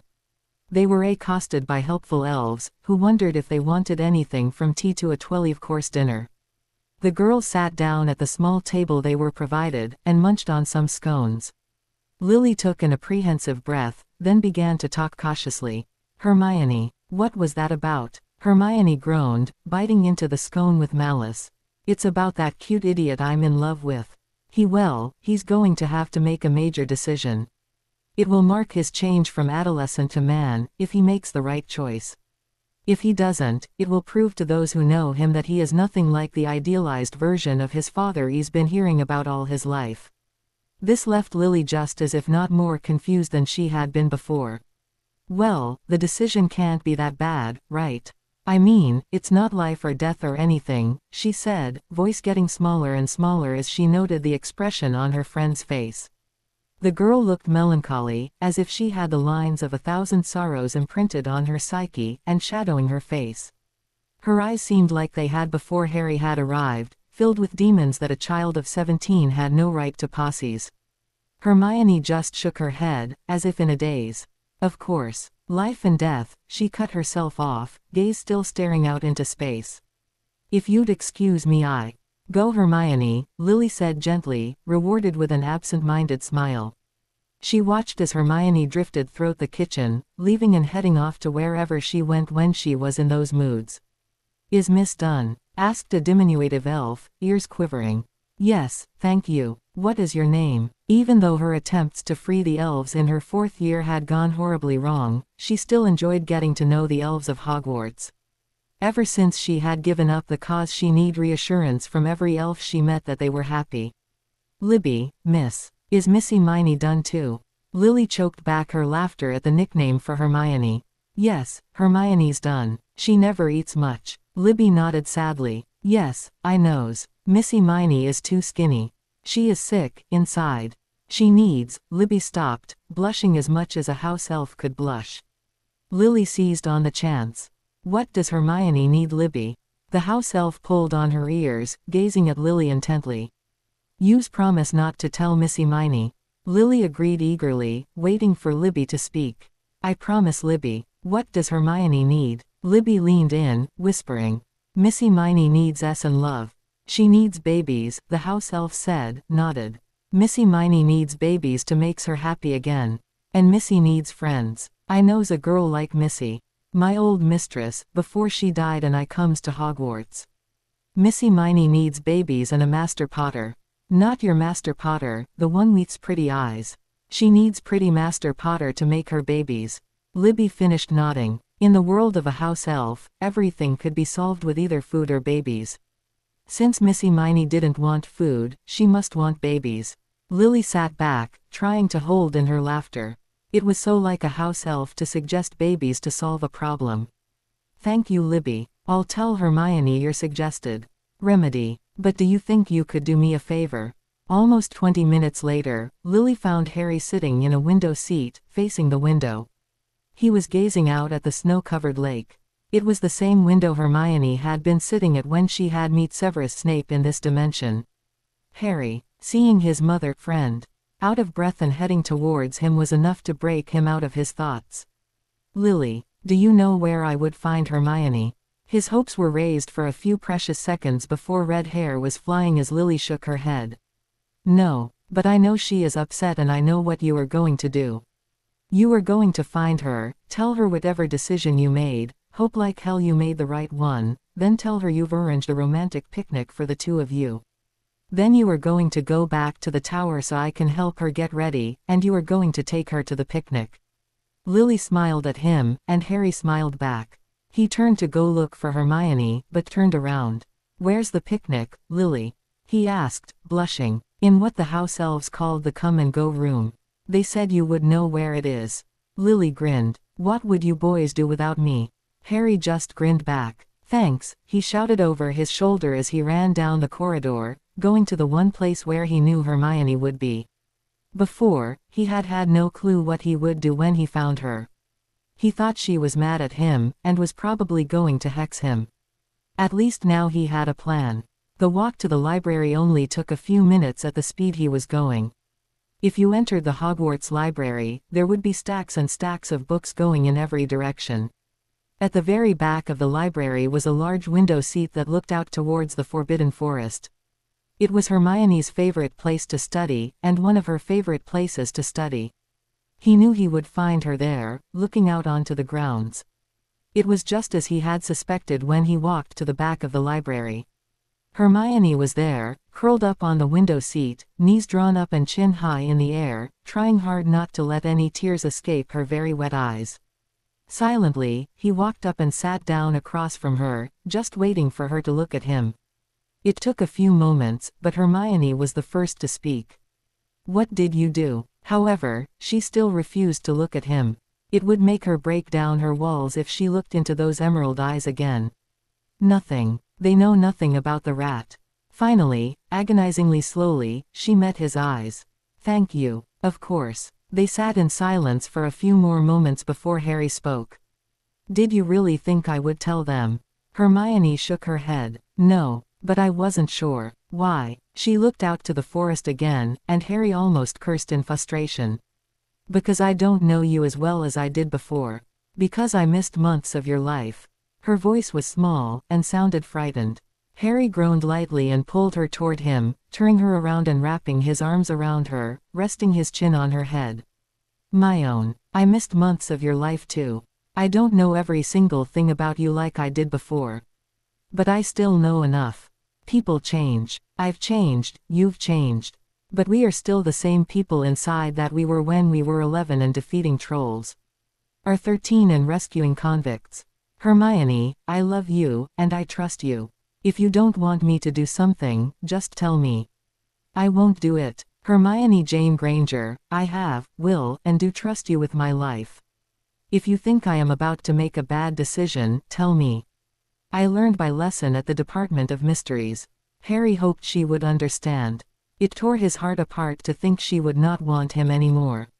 The thought alone only made him clutch her tighter. He let out a breath of relief when he felt her relax against his chest.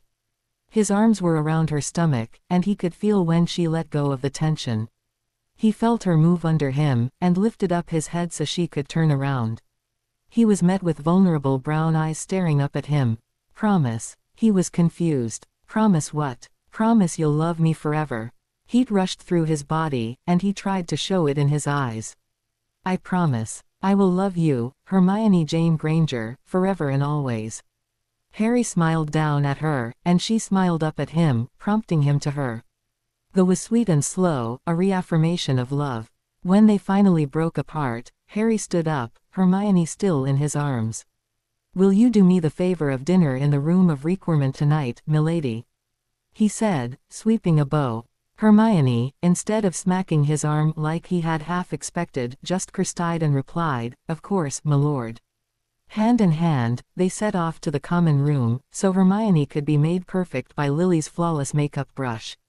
Hermione was sitting on Lily's bed, eyes closed as the older girl pulled and tugged on her hair. They had been getting ready for about half an hour, Lily selecting Hermione's clothes and giving the girl a quick aprile before pointing to the showers. After a 10-minute shower, Lily had Hermione's hair dried and her makeup applied before beginning in earnest on the girl's mane of curls. French braid or pulled back. It only took an instant for Hermione to make the decision.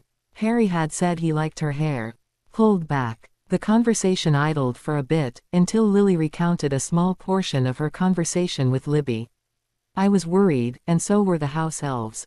I was talking to one, and she said you need babies. Her idea, not mine. Lily was about to tease Hermione more, but stopped the words in her mouth when she saw the sad expression on her friend's face. It took another 10 minutes for Hermione to be deemed perfect by Lily. She was wearing a sleeveless silver dress, one that dipped low in the back, hugging her curves before flowing down to the floor. Lily had braided 2 strands of hair, pulling them back with charmed, heavy-duty bobby pins. The 2 strands met at the back of her head, held together by a clip shaped like a silver rose, studded with diamonds. It was Lily's, given to her by her parents on her 16th birthday. Lily gave the clip a final tug, then stepped back to let the girl admire herself in the mirror. Hermione, you look beautiful. Now go downstairs to show Harry. Lily ran down the stairs first, conjuring Harry a silver rose for his buttonhole. He was wearing a formal tux, one of the many, just in case, items he and Hermione had purchased the day before. Eagerly, he turned to face the stairs. The look on his face when Hermione descended was amazed and happy. He smiled, and went to the stairs to give her his hands for the last few steps, twirling her around when she reached the bottom. You look absolutely gorgeous, he whispered in her ear, pulling back to look in her eyes before he ed her. All too soon, he pulled away, offering her his arm. She accepted, and with thanks to the boys and Lily for helping them get ready, they departed for the room. Libby was waiting for them, overjoyed to help them on their date. She opened the door for them, blushing profusely at the praise and thanks Harry and Hermione gave her. The room was decorated beautifully. It had turned itself into a large room, with a small silver table and 2 chairs. The rest of the room had a medium-sized dance floor, and a small section had a piano and several charmed musically instruments. There were 2 small glass doors, opening out onto a balcony. The ceiling of the room was painted with scenes of the heavens, with angels and cherubims, who presided over an enormous, ornate, chandelier. The room reminded Hermione of the ballroom in the movie Beauty and the Beast. Harry smiled with her, and led her over to the table. "My lady," he said, pulling her chair out for her. She smiled her thanks and he walked to the other side of the table. The first course was a light soup, delicately flavored with herbs. The next was salad, then meat, then, finally dessert. The house elves had outdone themselves on the dessert. It was a true beauty, a sugar replicate of Hogwarts. Only about a foot tall, it was a perfect copy of Hogwarts and the grounds. The Forbidden Forest was made out of chocolate, the castle out of sugar, the lake out of melted white chocolate, colored blue. There were tiny replicas of some of the students and teachers, and some of the creatures. Hagrid's hut was present, as well as spun sugar windows that revealed Dumbledore's office. It was almost too pretty to eat. However, like all good things, the castle soon came to a very sticky end. The food was gone, the 2 were sated, and the invisible band began to play. The couple spent the rest of the night dancing together, twirling in each other's arms. Hermione was a vision in silver, eyes sparkling and hair fanning out behind her when she was spun by her partner. Harry, on the other hand, was what Hermione thought was the perfect man should look like. Green eyes snapping, following Hermione's silver-clad form hungrily as the 2 danced to the music played by the enchanted strings. They only stopped dancing when the grandfather clock that had gone unnoticed before chimed the hour. Harry paused, and Hermione followed his lead. They looked in each other's eyes, and grinned. "Merry Christmas, my own. Merry Christmas, Harry." The exchange of holiday greetings led to a small, and that led to another small, and then another. Harry was about to go for another when the room shifted around them. Now they were in small room, cozy with a fireplace and a big couch. They could see a small door, open, that led to a bedroom with only 1 bed. The sitting room was decorated in red and gold, with wooden furniture. The fire crackled merrily, the 1 window showed the snow falling outside, and the 2 randy teenagers were looking at each other with hungry eyes. It only took a moment for them to crash back into each other, but Hermione groaned. AMD pulled back. "1 sec. I need to get out of this dress. Give me a few minutes to transfigure something and I'll be right back." She walked into the bedroom, and looked around for some material. She had to use her own clothes, mainly because the things in the room were pure magic. Her slip was soon tore in 2, and made into a pair of cotton pants and a shirt. The shirt was rather tight across the chest, as she had underestimated. She thought for a moment, then decided to leave it that way. The material was needed more for the pants anyway. While she was gone, Harry chose to do the same thing, shrugging out of his formal clothes and making himself a pair of pants and keeping his button-down shirt, after shortening the sleeves. He had just shrugged it back on, when Hermione re-entered the room. She seemed shocked, standing still for about 30 seconds. Harry used her words from the day before, smirking and saying in an amused voice, "Like what you see." This had the desired reaction, stealing a blush from the girl. She walked toward him, stopping with her nose only an inch away from his chest. Harry felt his breath catch as she glanced up through her lashes, strangely shy. "Very much so," she whispered, running light fingertips down his bare chest. He shivered, and she leaned forward and hugged him. It was not the first time she had seen Harry shirtless, but this was the first time that it had such meaning to her. This was her chest. No one else was allowed to touch it. Not Cho, not Ginny, no one but her. Harry lifted her chin up, so he could see her eyes. Without being asked, she wrapped her arms around his neck, pulling herself up to his lips. He had shaved, so there was no stubble to irritate her skin. It made her inexplicably happy that she could be happy about her boyfriend not shaving. His S were electric, heightening her every sense. She felt so alive when she was with him. She had not felt this happy in months, if not years. She had Harry Potter all to herself, and she wanted very bit of him she could get. She hardly noticed when they moved to the couch, Harry pulling her on top of him. They were snogging, and his hands were on her hips and they were starting to drift upwards. Harry was lost in the sensations, Hermione's weight above him, her mouth on his, her hands on his face, on his neck, on his arms. He was holding her to him, hands on her hips, caressing the flesh that was covered by that thin fabric. He didn't know what came over him, but his hands were moving up. And in one swift motion he was on top, and his and was. "Harry, stop." Those words, said in a frightened and timid voice, brought him to attention immediately. He rolled off her, letting her sit up against the arm of the couch and draw her legs up, wrapping her arms around them. "Hermione, Hermione, are you?" She gave a sound that sounded dangerously close to a sob. "No, I'm scared." Harry, not really knowing what to do, reached out and grabbed her hand. "Of what? We don't have to do anything if you don't want to, my own." Hermione launched herself at him, hugging his chest. He hugged her back, various scenarios running through his head. However, he kept rubbing Hermione's arm and smoothing her hair, ending the top of her head. She stopped crying only a few minutes later. "Sorry. You must think I'm such a..." Harry could see if he didn't stop this now she would be beating herself up for days. "Hermione, tell me what you're scared of." Big, wet eyes looked into his. He hated that he saw fear there. "That you know what you're doing and I don't. That I'm not experienced enough for you. That you'll want someone older, prettier, with more experience. Someone who doesn't freak out when her boyfriend touches her chest." She started out in a small voice, but ended in a bitter cry. "That you'll want someone untouched by the winds of time and the forges of war.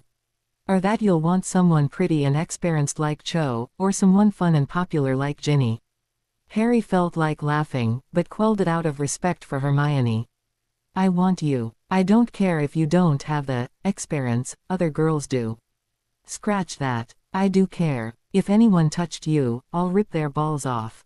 This got a giggle out of Hermione, so Harry allowed himself a small smile. "Hermione, did you notice Ginny looks like an ugly, knockoff version of my mum? Everyone would always be comparing us to them.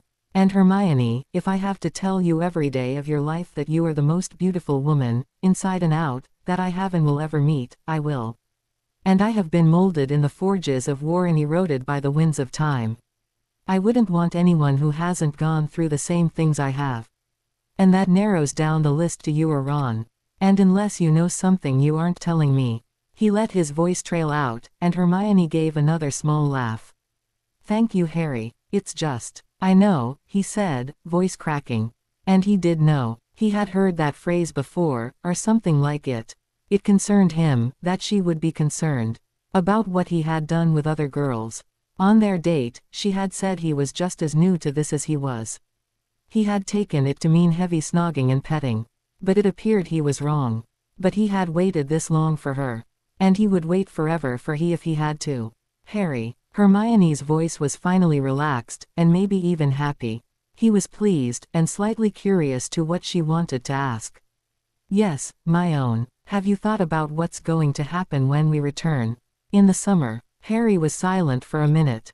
"Yeah, I'm gonna marry you, then we are going to shock the hell out of the stuffy old purebloods by having as many bushy-haired, green-eyed, scarily brilliant Quidditch players as we can before you hex my balls off. I'm probably gonna get a job at the ministry and you'll do whatever you want to do. We'll be happy, and we'll be content. You will never want for anything, and our children are going to turn McGonagall's hair white while shocking poor Professor Flitwick out at 10 years of growth. Then those children are going to get the highest scores on their OWLs and NEWTs than anyone since their mother." Hermione sat in silence, awed beyond belief. "You really want a family?" Harry's reaction was immediate. "Yes, I've always wanted a family. But if you don't want children, then it can be just the two of us." "No, I want children. I want to have our children, Harry." They just reclined into each other, each thinking separate thoughts. Harry was thinking of what Hermione would look like pregnant, and Hermione was imagining Harry rocking a small child. Both were very happy with their imaginations. They sat there in silence for a while, taking comfort in the fact they were in each other's arms and that they were together. It was Christmas Day, and they were happy. However, it was late and they needed to be back in their respective beds, or at least the couch in the common room. It only took them half an hour to redress in their finery and make their way back to Gryffindor Tower. They parted with a tired, before going up to the boys' and girls' dorms. At 3 in the morning, Harry stumbled down to the common room. He was not surprised at all that Hermione was there as well, and with relieved looks the two curled up together to get some real sleep. It took a while for the couple on the couch to wake up. When they did wake, it was to the feeling of being surrounded by eyes. Harry tightened his grip on Hermione, nuzzling into her hair. Hermione sleepily opened her eyes, blinked a few times, and closed them again. "Tell me I'm dreaming, please." Lily laughed. "Okay, Hermione, you are dreaming. Now get up so we can open presents." Hermione bit back a groan, feeling more exhausted than she would have thought possible. She had fallen asleep relieved that Harry hadn't asked for more of an explanation for her strange behavior, and feeling the night of unrest from the night before. However, the word presents had woken Harry up and he was ready to start the day. "Today's Christmas," Harry exclaimed, eyes shining with joy. Sirius and Remus sniggered, and James thumped his son on the shoulder. "No duh. Great observation, Captain Obvious." Harry's eyes dimmed slightly, then brightened up again. "Shut up. Today's Christmas." The childlike joy in his eyes made Hermione start laughing, and she leaned back into him, relishing the firmness of his chest. He was hers, and it was their first Christmas together. The Marauders and Lily eventually got Harry and Hermione out of bed, the couch, and into proper clothes, pajamas, and down the stairs with everything they needed: presents. Together, they all sat underneath the Christmas tree Hermione had asked Hagrid to bring to the Gryffindor common room. She and the rest of the Gryffindors had spent a fun afternoon conjuring ornaments and convincing fairies to sit in their tree. Alice had proved very handy with making everlasting ice, so the tree had little icicles on some branches. The first and second years had used preserving charms on long strings of popcorn, and had grinned smugly when Professor Flitwick had asked to see their tree, and had subsequently awarded them 10 points each in front of the Slytherins. Colored balls had been transfigured by the third and fourth years, and lights by the fifth and sixth years. The seventh years had supervised and helped with the complicated spells, adding some other touches here and there on the finished product. The tree was beautiful, if a little lacking in green ornaments and rather covered in red and gold garland. Professor McGonagall had given them 10 points each for such a magnificent idea, putting Gryffindor in the lead for the House Cup. All around them were the presents, some brightly colored boxes bigger than others, and some awkwardly wrapped shapes more mysterious. Judging by the looks on the boys' faces, it was by and far past time to open presents. While James and Harry admired their girls in shorts and tank tops, Remus and Sirius bounced around and demanded everyone stop ogling and start opening. However, Hermione and Lily had other ideas. They sat everyone down, and made piles of presents for each person. James and Remus had the biggest piles, with Harry and Hermione the smallest.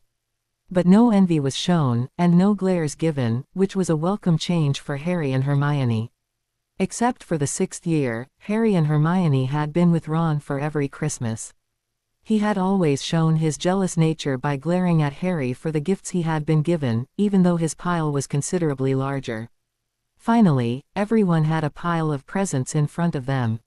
Lily had taken command of the situation, giving everyone their present from James first, while James got a present from one of his relatives. Sticky wrapping paper flew as Sirius and Remus uncovered their gifts, while the others neatly unfolded the paper on their gifts. Remus got 2 gifts, a stuffed hamster that came with a book titled How to Deal with Your Furry Little Problem and a book on charms. Lily got a lovely pair of earrings, gold with rubies and small diamonds.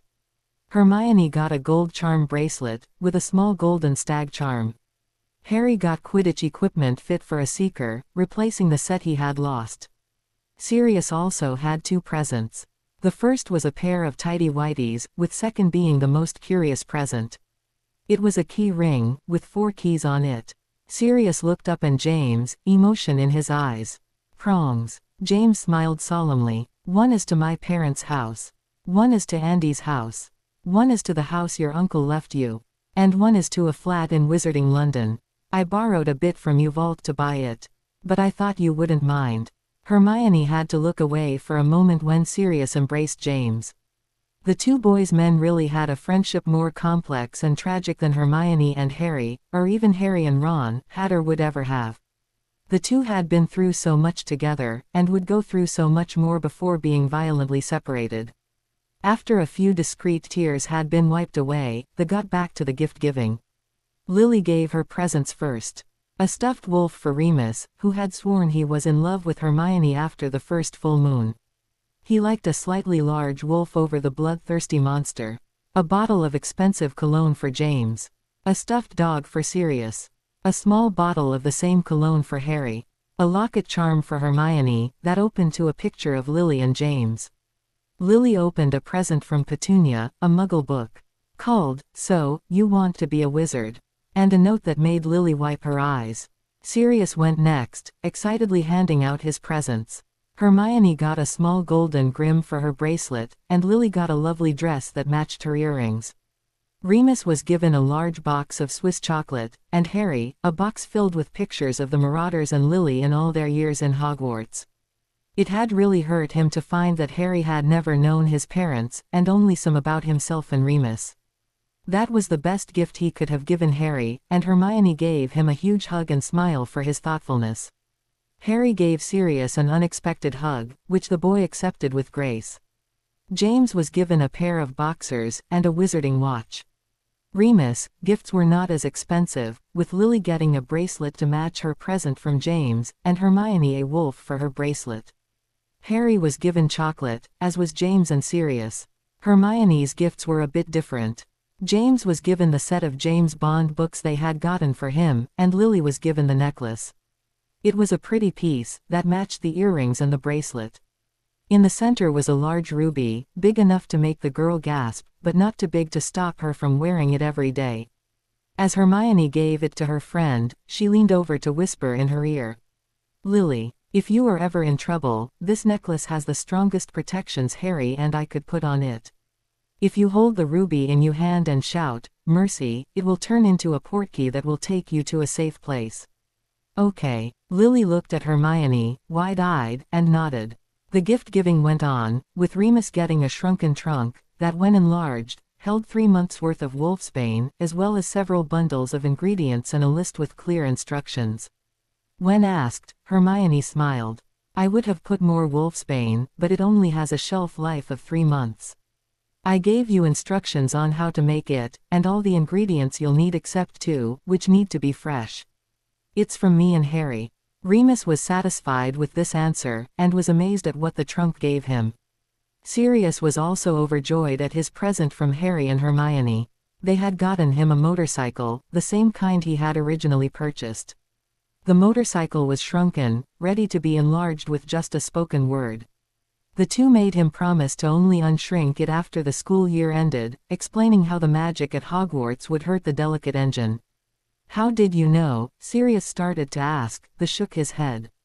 Never mind. I don't wanna know. Harry gave Hermione 3 charms for her bracelet, a lion, a otter, and another locket charm that had a picture of him in it. On the inside, I will love you forever and always was engraved. This deserved A, and Harry was quite happy with the reward. She gave him her journal, unedited and full of her love for him. Harry gave several small gifts, and the others opened what remained of their piles. Hermione was given a corrected book of potions from Severus, who had gone to visit his mother for Christmas.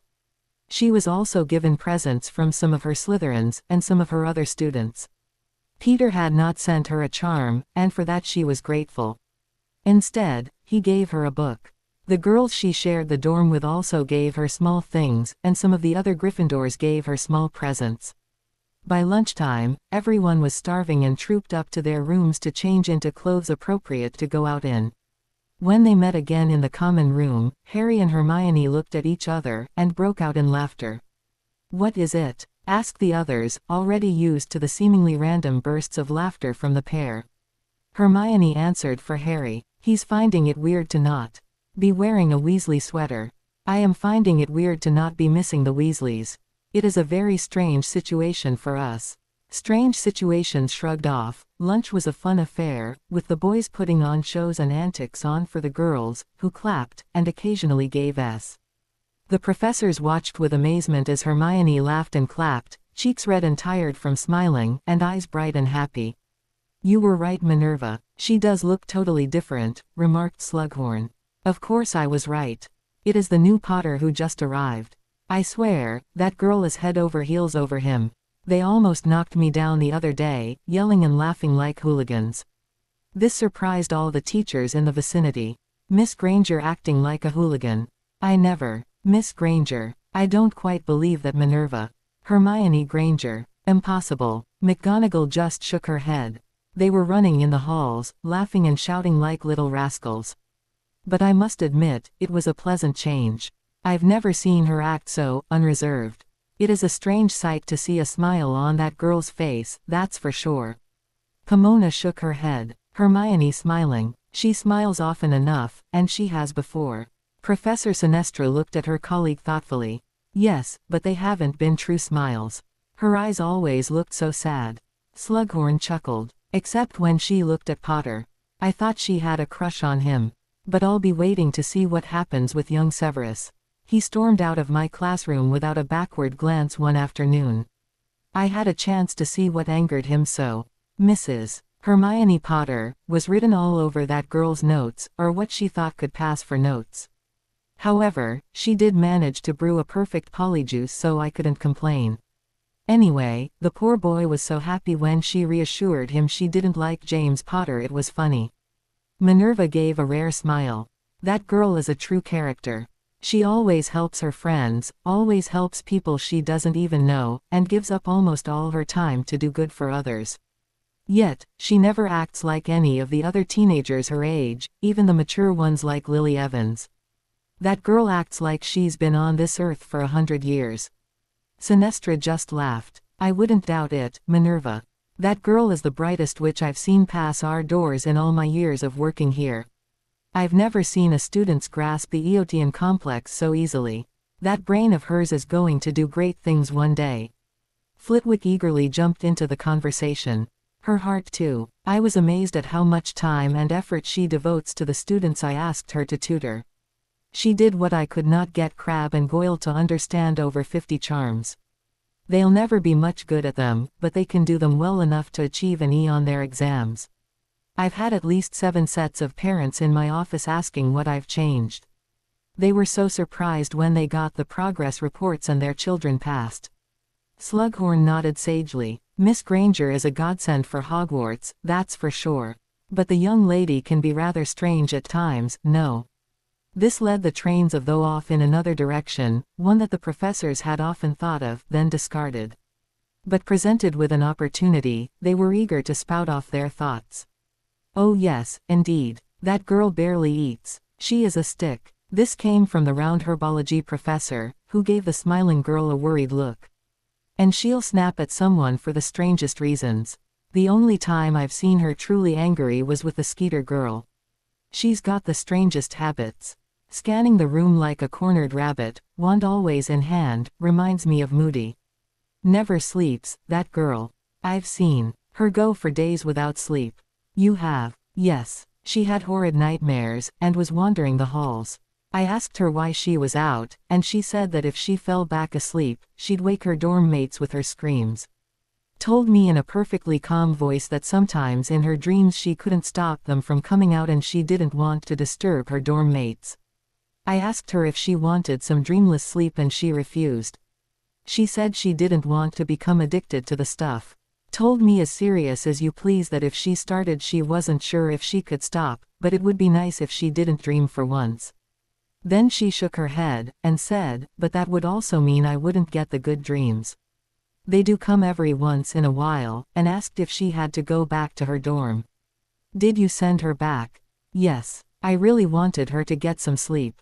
I heard about her nightmares. My rooms are right next my Gryffindor's. Her screams. They speak of horrible things. I wouldn't doubt it. Those eyes of hers, they give me chills. She gave me this pitying look, like she knows what happened in the past. This conversation was going where Dumbledore did not want it to go, so he gave them all a meaningful look and passed the potatoes. It made him smile to see how quickly they obeyed him.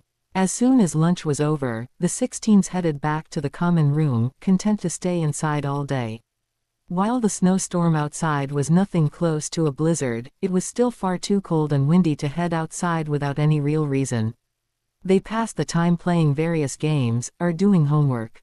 While Hermione had made sure all her homework would be done before Harry had arrived, James and Sirius had not. Hermione smiled happily to herself as she watched Remus contemplate his next move, making a vague comparison to the chessboard she had faced in her first year. Now she was much better at chess. Sirius and Harry were getting along much better than they had before. For some reason, Sirius had stopped looking forlornly at her, and seemed to be getting over his ridiculous crush. Lily was helping James revise, rewarding him heavily with S as there were no first years around to traumatize for life. Sirius actually had his head in his work for once, having gone through twice as much in one night as he had done in the entire time they had been on break. Leaning her head back into Harry's hand, Hermione moved her bishop to capture Moony's rook. Harry smiled at her, and resumed his stroking of her hair. It made her smile even wider when she realized she had Harry's hand running over her curls. He kept professing his love for her hair, and even if she was convinced it would do her good to cut it all off, he was starting to rub off on her. She was still worried he would ask about the night before. She had been worried about the level of experience he had, but that hadn't been the only thing, and she was determined to tell him, unwilling to keep the entire truth from him. It seemed horribly vain and childish of her. When his hand had inched up her side, all she could think of was that he would feel her scar. That he would feel it, then pull back to look at it, then be completely disgusted and turned off by the disfigurement. When Dolahov's curse had hit her at the Department of Mysteries, she had been extremely lucky she had silenced him. She would have been even luckier if she had stunned him, but beggars can't be choosers. It had taken the considerable skill of Madame Pomfrey and Severus Snape to save her, seeing that if Dolohov had been in full command of his voice she would have been sliced in half. The scar was still there, and had never healed completely.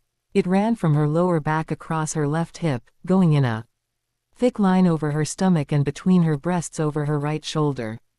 It had been a while since she had thought of it. She had been to France with her parents, and it had helped somewhat to be on a beach, wearing a bikini.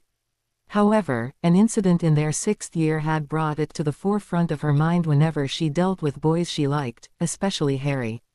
Cormac had seen her in her dress for Slughorn's party, and had looked at her in disgust.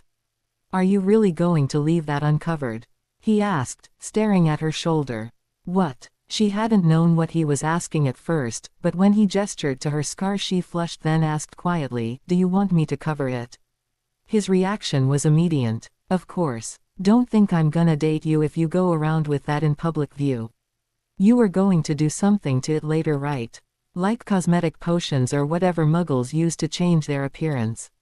"That's damn ugly, Granger." Emotions fluttering, she altered the dress so it covered the entire scar, adding a glamour to it anyway. The rest of the night had been subdued, with her escape from Cormac. Later, in bed, she had wondered what Harry would say. She had decided then that she would do her best to never let him see it. On both their dates, she had used a glamour to disguise the scar. However, it was still there, and if you passed a hand over it, you would still feel it. She was unsure of how Harry would react. She was almost sure he would not react with blatant disgust as Cormac had done. On the other hand, she was not sure he would not try and drown himself with guilt. Her Harry always took blame for things that were not really his fault. But that was what made him Harry, so she tried not to complain too much when he did it. She had never spoken to anyone at how close to death she had come that night at the ministry. It would have done no one good, least of all her or Harry. And thinking, really, of Harry, she was further resolved in her desire to tell him what had bothered her when she saw the worried look she wasn't meant to see. She had latched on to the first reason she could think of, and to tell the truth, that was true too. It didn't take too long for her to beat Remus. Harry and Ron had always found it amusing that she had found an ardent desire to learn how to play chess after their adventure in first year. She and Harry would have been helpless if Ron had not been there, and Hermione hated being so helpless that she had to rely on that red-haired black hole. She shook her head to rid herself of thoughts she really didn't want to have, and shook her head at Remus' offer of another go. Instead she took Harry's hand. "Do you want to go for a little walk with me?" Harry was no idiot, and he had known her for years. He knew when she wanted to talk about something and was sure he had a pretty good idea of what it was that she wanted to talk about. "Of course. We still have a good hour until dinner." The two of them clasped hands, and walked out of the common room, waiting until the fat lady swung shut before opening their mouths. "Harry, Hermione, you go first." All were said in unison, and both fell silent, then broke out in smiles. Hermione gave a sheepish grin, when gestured to the right, which would lead to a set of stairs that would lead to the astronomy tower. "Maybe we should wait for somewhere more private." Thankfully, Harry smiled back. "Right. Led on." It only took them 10 minutes to get to the tower, and an additional 3 to get comfortable with warming charms and a conjured blanket. Side by side, the two sat in silence for a moment before Harry started speaking. "I'm sorry, my own. That was completely wrong of me to do that. I got the wrong idea earlier, and should have realized." "No, Harry. That was entirely my fault. I didn't tell you the entire truth last night." It was hard to get the words out. She just wanted this night to be over. Harry's voice hardened a bit. "What's the entire truth?" Hermione bit her lip, then took a deep breath. "Promise not to feel guilty or tell me it's your fault." She winced when she thought about how that would sound to him, but waited for him to agree anyway. When she received a terse nod, she continued. "I was a little freaked out. That was the first time I've ever gone so far with a boy. So sorry about that. But I was also worried about my scar." The last 2 words were said in a voice almost too quiet for Harry to hear. "Come again?" he asked, unsure of what he heard. "My scar," she said, in a louder voice. "From the department on mysteries. From when Dolohov cursed me." She could hear the confusion in Harry's voice when he began to speak. "But I can't see it. I thought it was healed, you know, it wasn't there yesterday or the day before. I am a witch, Harry. I used a glamour. You never saw it because I asked Molly to do it at number 12, and when I was at school I did it myself, whenever I went without my robes. But if you glamour a rock to look like it was covered in moss, if you touch the rock it will still feel smooth." She hated how sad her voice sounded. "Your hand was about a centimeter from it and I." Harry's voice sounded rough, and he put an arm around her. "I would never care about a scar, Hermione. It can't be that bad," he finished, sounding a little unsure. He couldn't remember much from that night, from that time. He remembered seeing Hermione go down, when feeling so empty until Neville found a pulse. He didn't really remember the extent of the curse, or anything detailed. Hermione's voice shook a little when she spoke. "It is." Harry sounded a more than a little insecure when he made his request. "May I see?" Hermione gasped, before controlling herself. It was perfectly logical for him to want to see, given what she had said. But she had promised herself. "Please, my own." Harry's voice was strained. "Please. Okay." Hermione took another shaky breath, then started unbuttoning her robes, hands shaking. This went against everything she wanted. She had made sure to disguise her scar when Harry had been around for almost 2 years. With her robes off, she stood up, and Harry followed her lead. They were both standing on the blanket, Harry looking at her intently, eyes worried. Slowly, she lifted up the left side of her shirt, pulling it up to just below her bra. "Fint incatatum." Harry let out a strangled breath when the glamour fell. For the first time, he laid eyes on the ugly, curving line going around her hip and up past her belly button. It was thick, and raised, red and irritated. His eyes traced the scar, mind whirling so fast Hermione could almost hear it. "Oh, my own. I'm sorry, I'm so sorry." Harry was freaking out as he sank down to the floor, eyes never leaving her belly. Hermione dropped her shirt, sinking down with him. "You promised you wouldn't feel guilty. It was entirely my fault for silencing, not stunning Dolohov. It taught me a valuable lesson, and if it wasn't for me you wouldn't have been there." Hermione crawled closer to Harry and hugged him tightly, corners of her mouth lifting slightly when he hugged her back. Do not think for one second I regret being there. If I had my way, we would never have had to go. But since you had to, I did too. If I had to do it over again I would do the same thing. Harry Potter, I never want to be anywhere else than by your side. Harry lifted eyes that were heavy with unshed tears to her face. But, no buts. I love you, and I want to be with you when you are in danger and when you aren't. It doesn't matter too much to me, Harry. Harry just held her for a moment, composing himself. Hermione had seen him cry many times, but this would not be one of them. Thanks, my own. Do you mind? She understood what he wanted, and felt slightly better about it. She stood again, lifting her shirt so her abdomen was visible. Harry remained on the floor, his head level with her belly. With careful fingers, he traced the scar from her back to where she held her shirt. She vaguely noticed she was trembling, lost in sensation. That was why she was completely shocked when Harry suddenly pressed the side of his face to her waist. With on her belly button, he stood, taking her face in his hands and eyeing her thoroughly. Hermione Jane Granger, I love you, every part of you, from your mind to your scar. Never think you have to hide anything from me. Okay. Hermione was so relieved she just nodded and let him hold her. But she had to be sure. It doesn't disgust you. It doesn't bother you, or make you sick. The look of revulsion in Cormac's eyes was hard to forget. She didn't want Harry looking at her the same way. Of course not. What would make you think something like that? Harry reassured her. Voice catching, she told him about Cormac, watching as his eyes grew harder and harder, taking deep breaths to keep his magic under control. I'll kill the little bugger. That imbecile, the sheer stupidity of the look in Harry's eye was truly frightening. Harry, in this dimension he isn't even born yet. Calm down. It took a while, but Harry got hold of his emotions.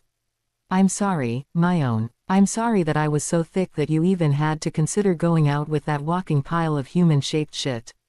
That made Hermione laugh, and before the two of them knew it, they were back to the way they had been before, smiling and talking and laughing until they realized what time it was, and had to hurry down to dinner. Christmas was over far too soon according to James and Sirius, and privately, Harry agreed with them. However, the girls were happy, eagerly awaiting the 30th, when they and their boyfriends would go to visit Lily's parents and sister. The morning of the 30th was filled with much preparation as the quartet dressed and worried about their upcoming visit. Lily was the worst, excited and happy, yet exceedingly nervous about the prospect of speaking civilly to her sister for the first time in 6.5 years. When the day finally arrived, Lily and Hermione spent most of the day in their dorm, talking and getting ready to go visit the Evans. It was time for them to get dressed, and Lily was starting to second-guess almost everything she had thought of before. Hermione, does this make me look, like I'm trying too hard?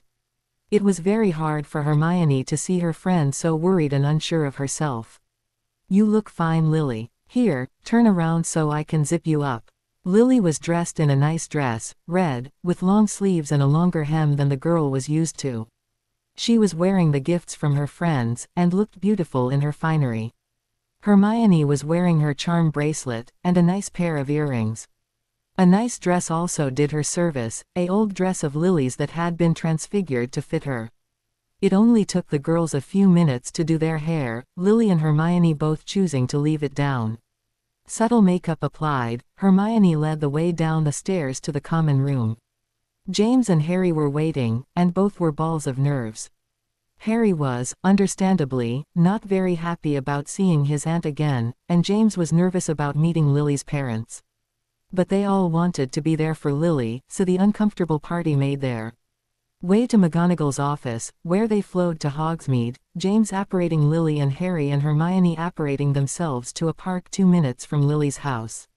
Slightly curious, they watched as Lily navigated her old neighborhood, waving at a few people she saw. When they reached the house, they could tell by the cars in front that Petunia was already there.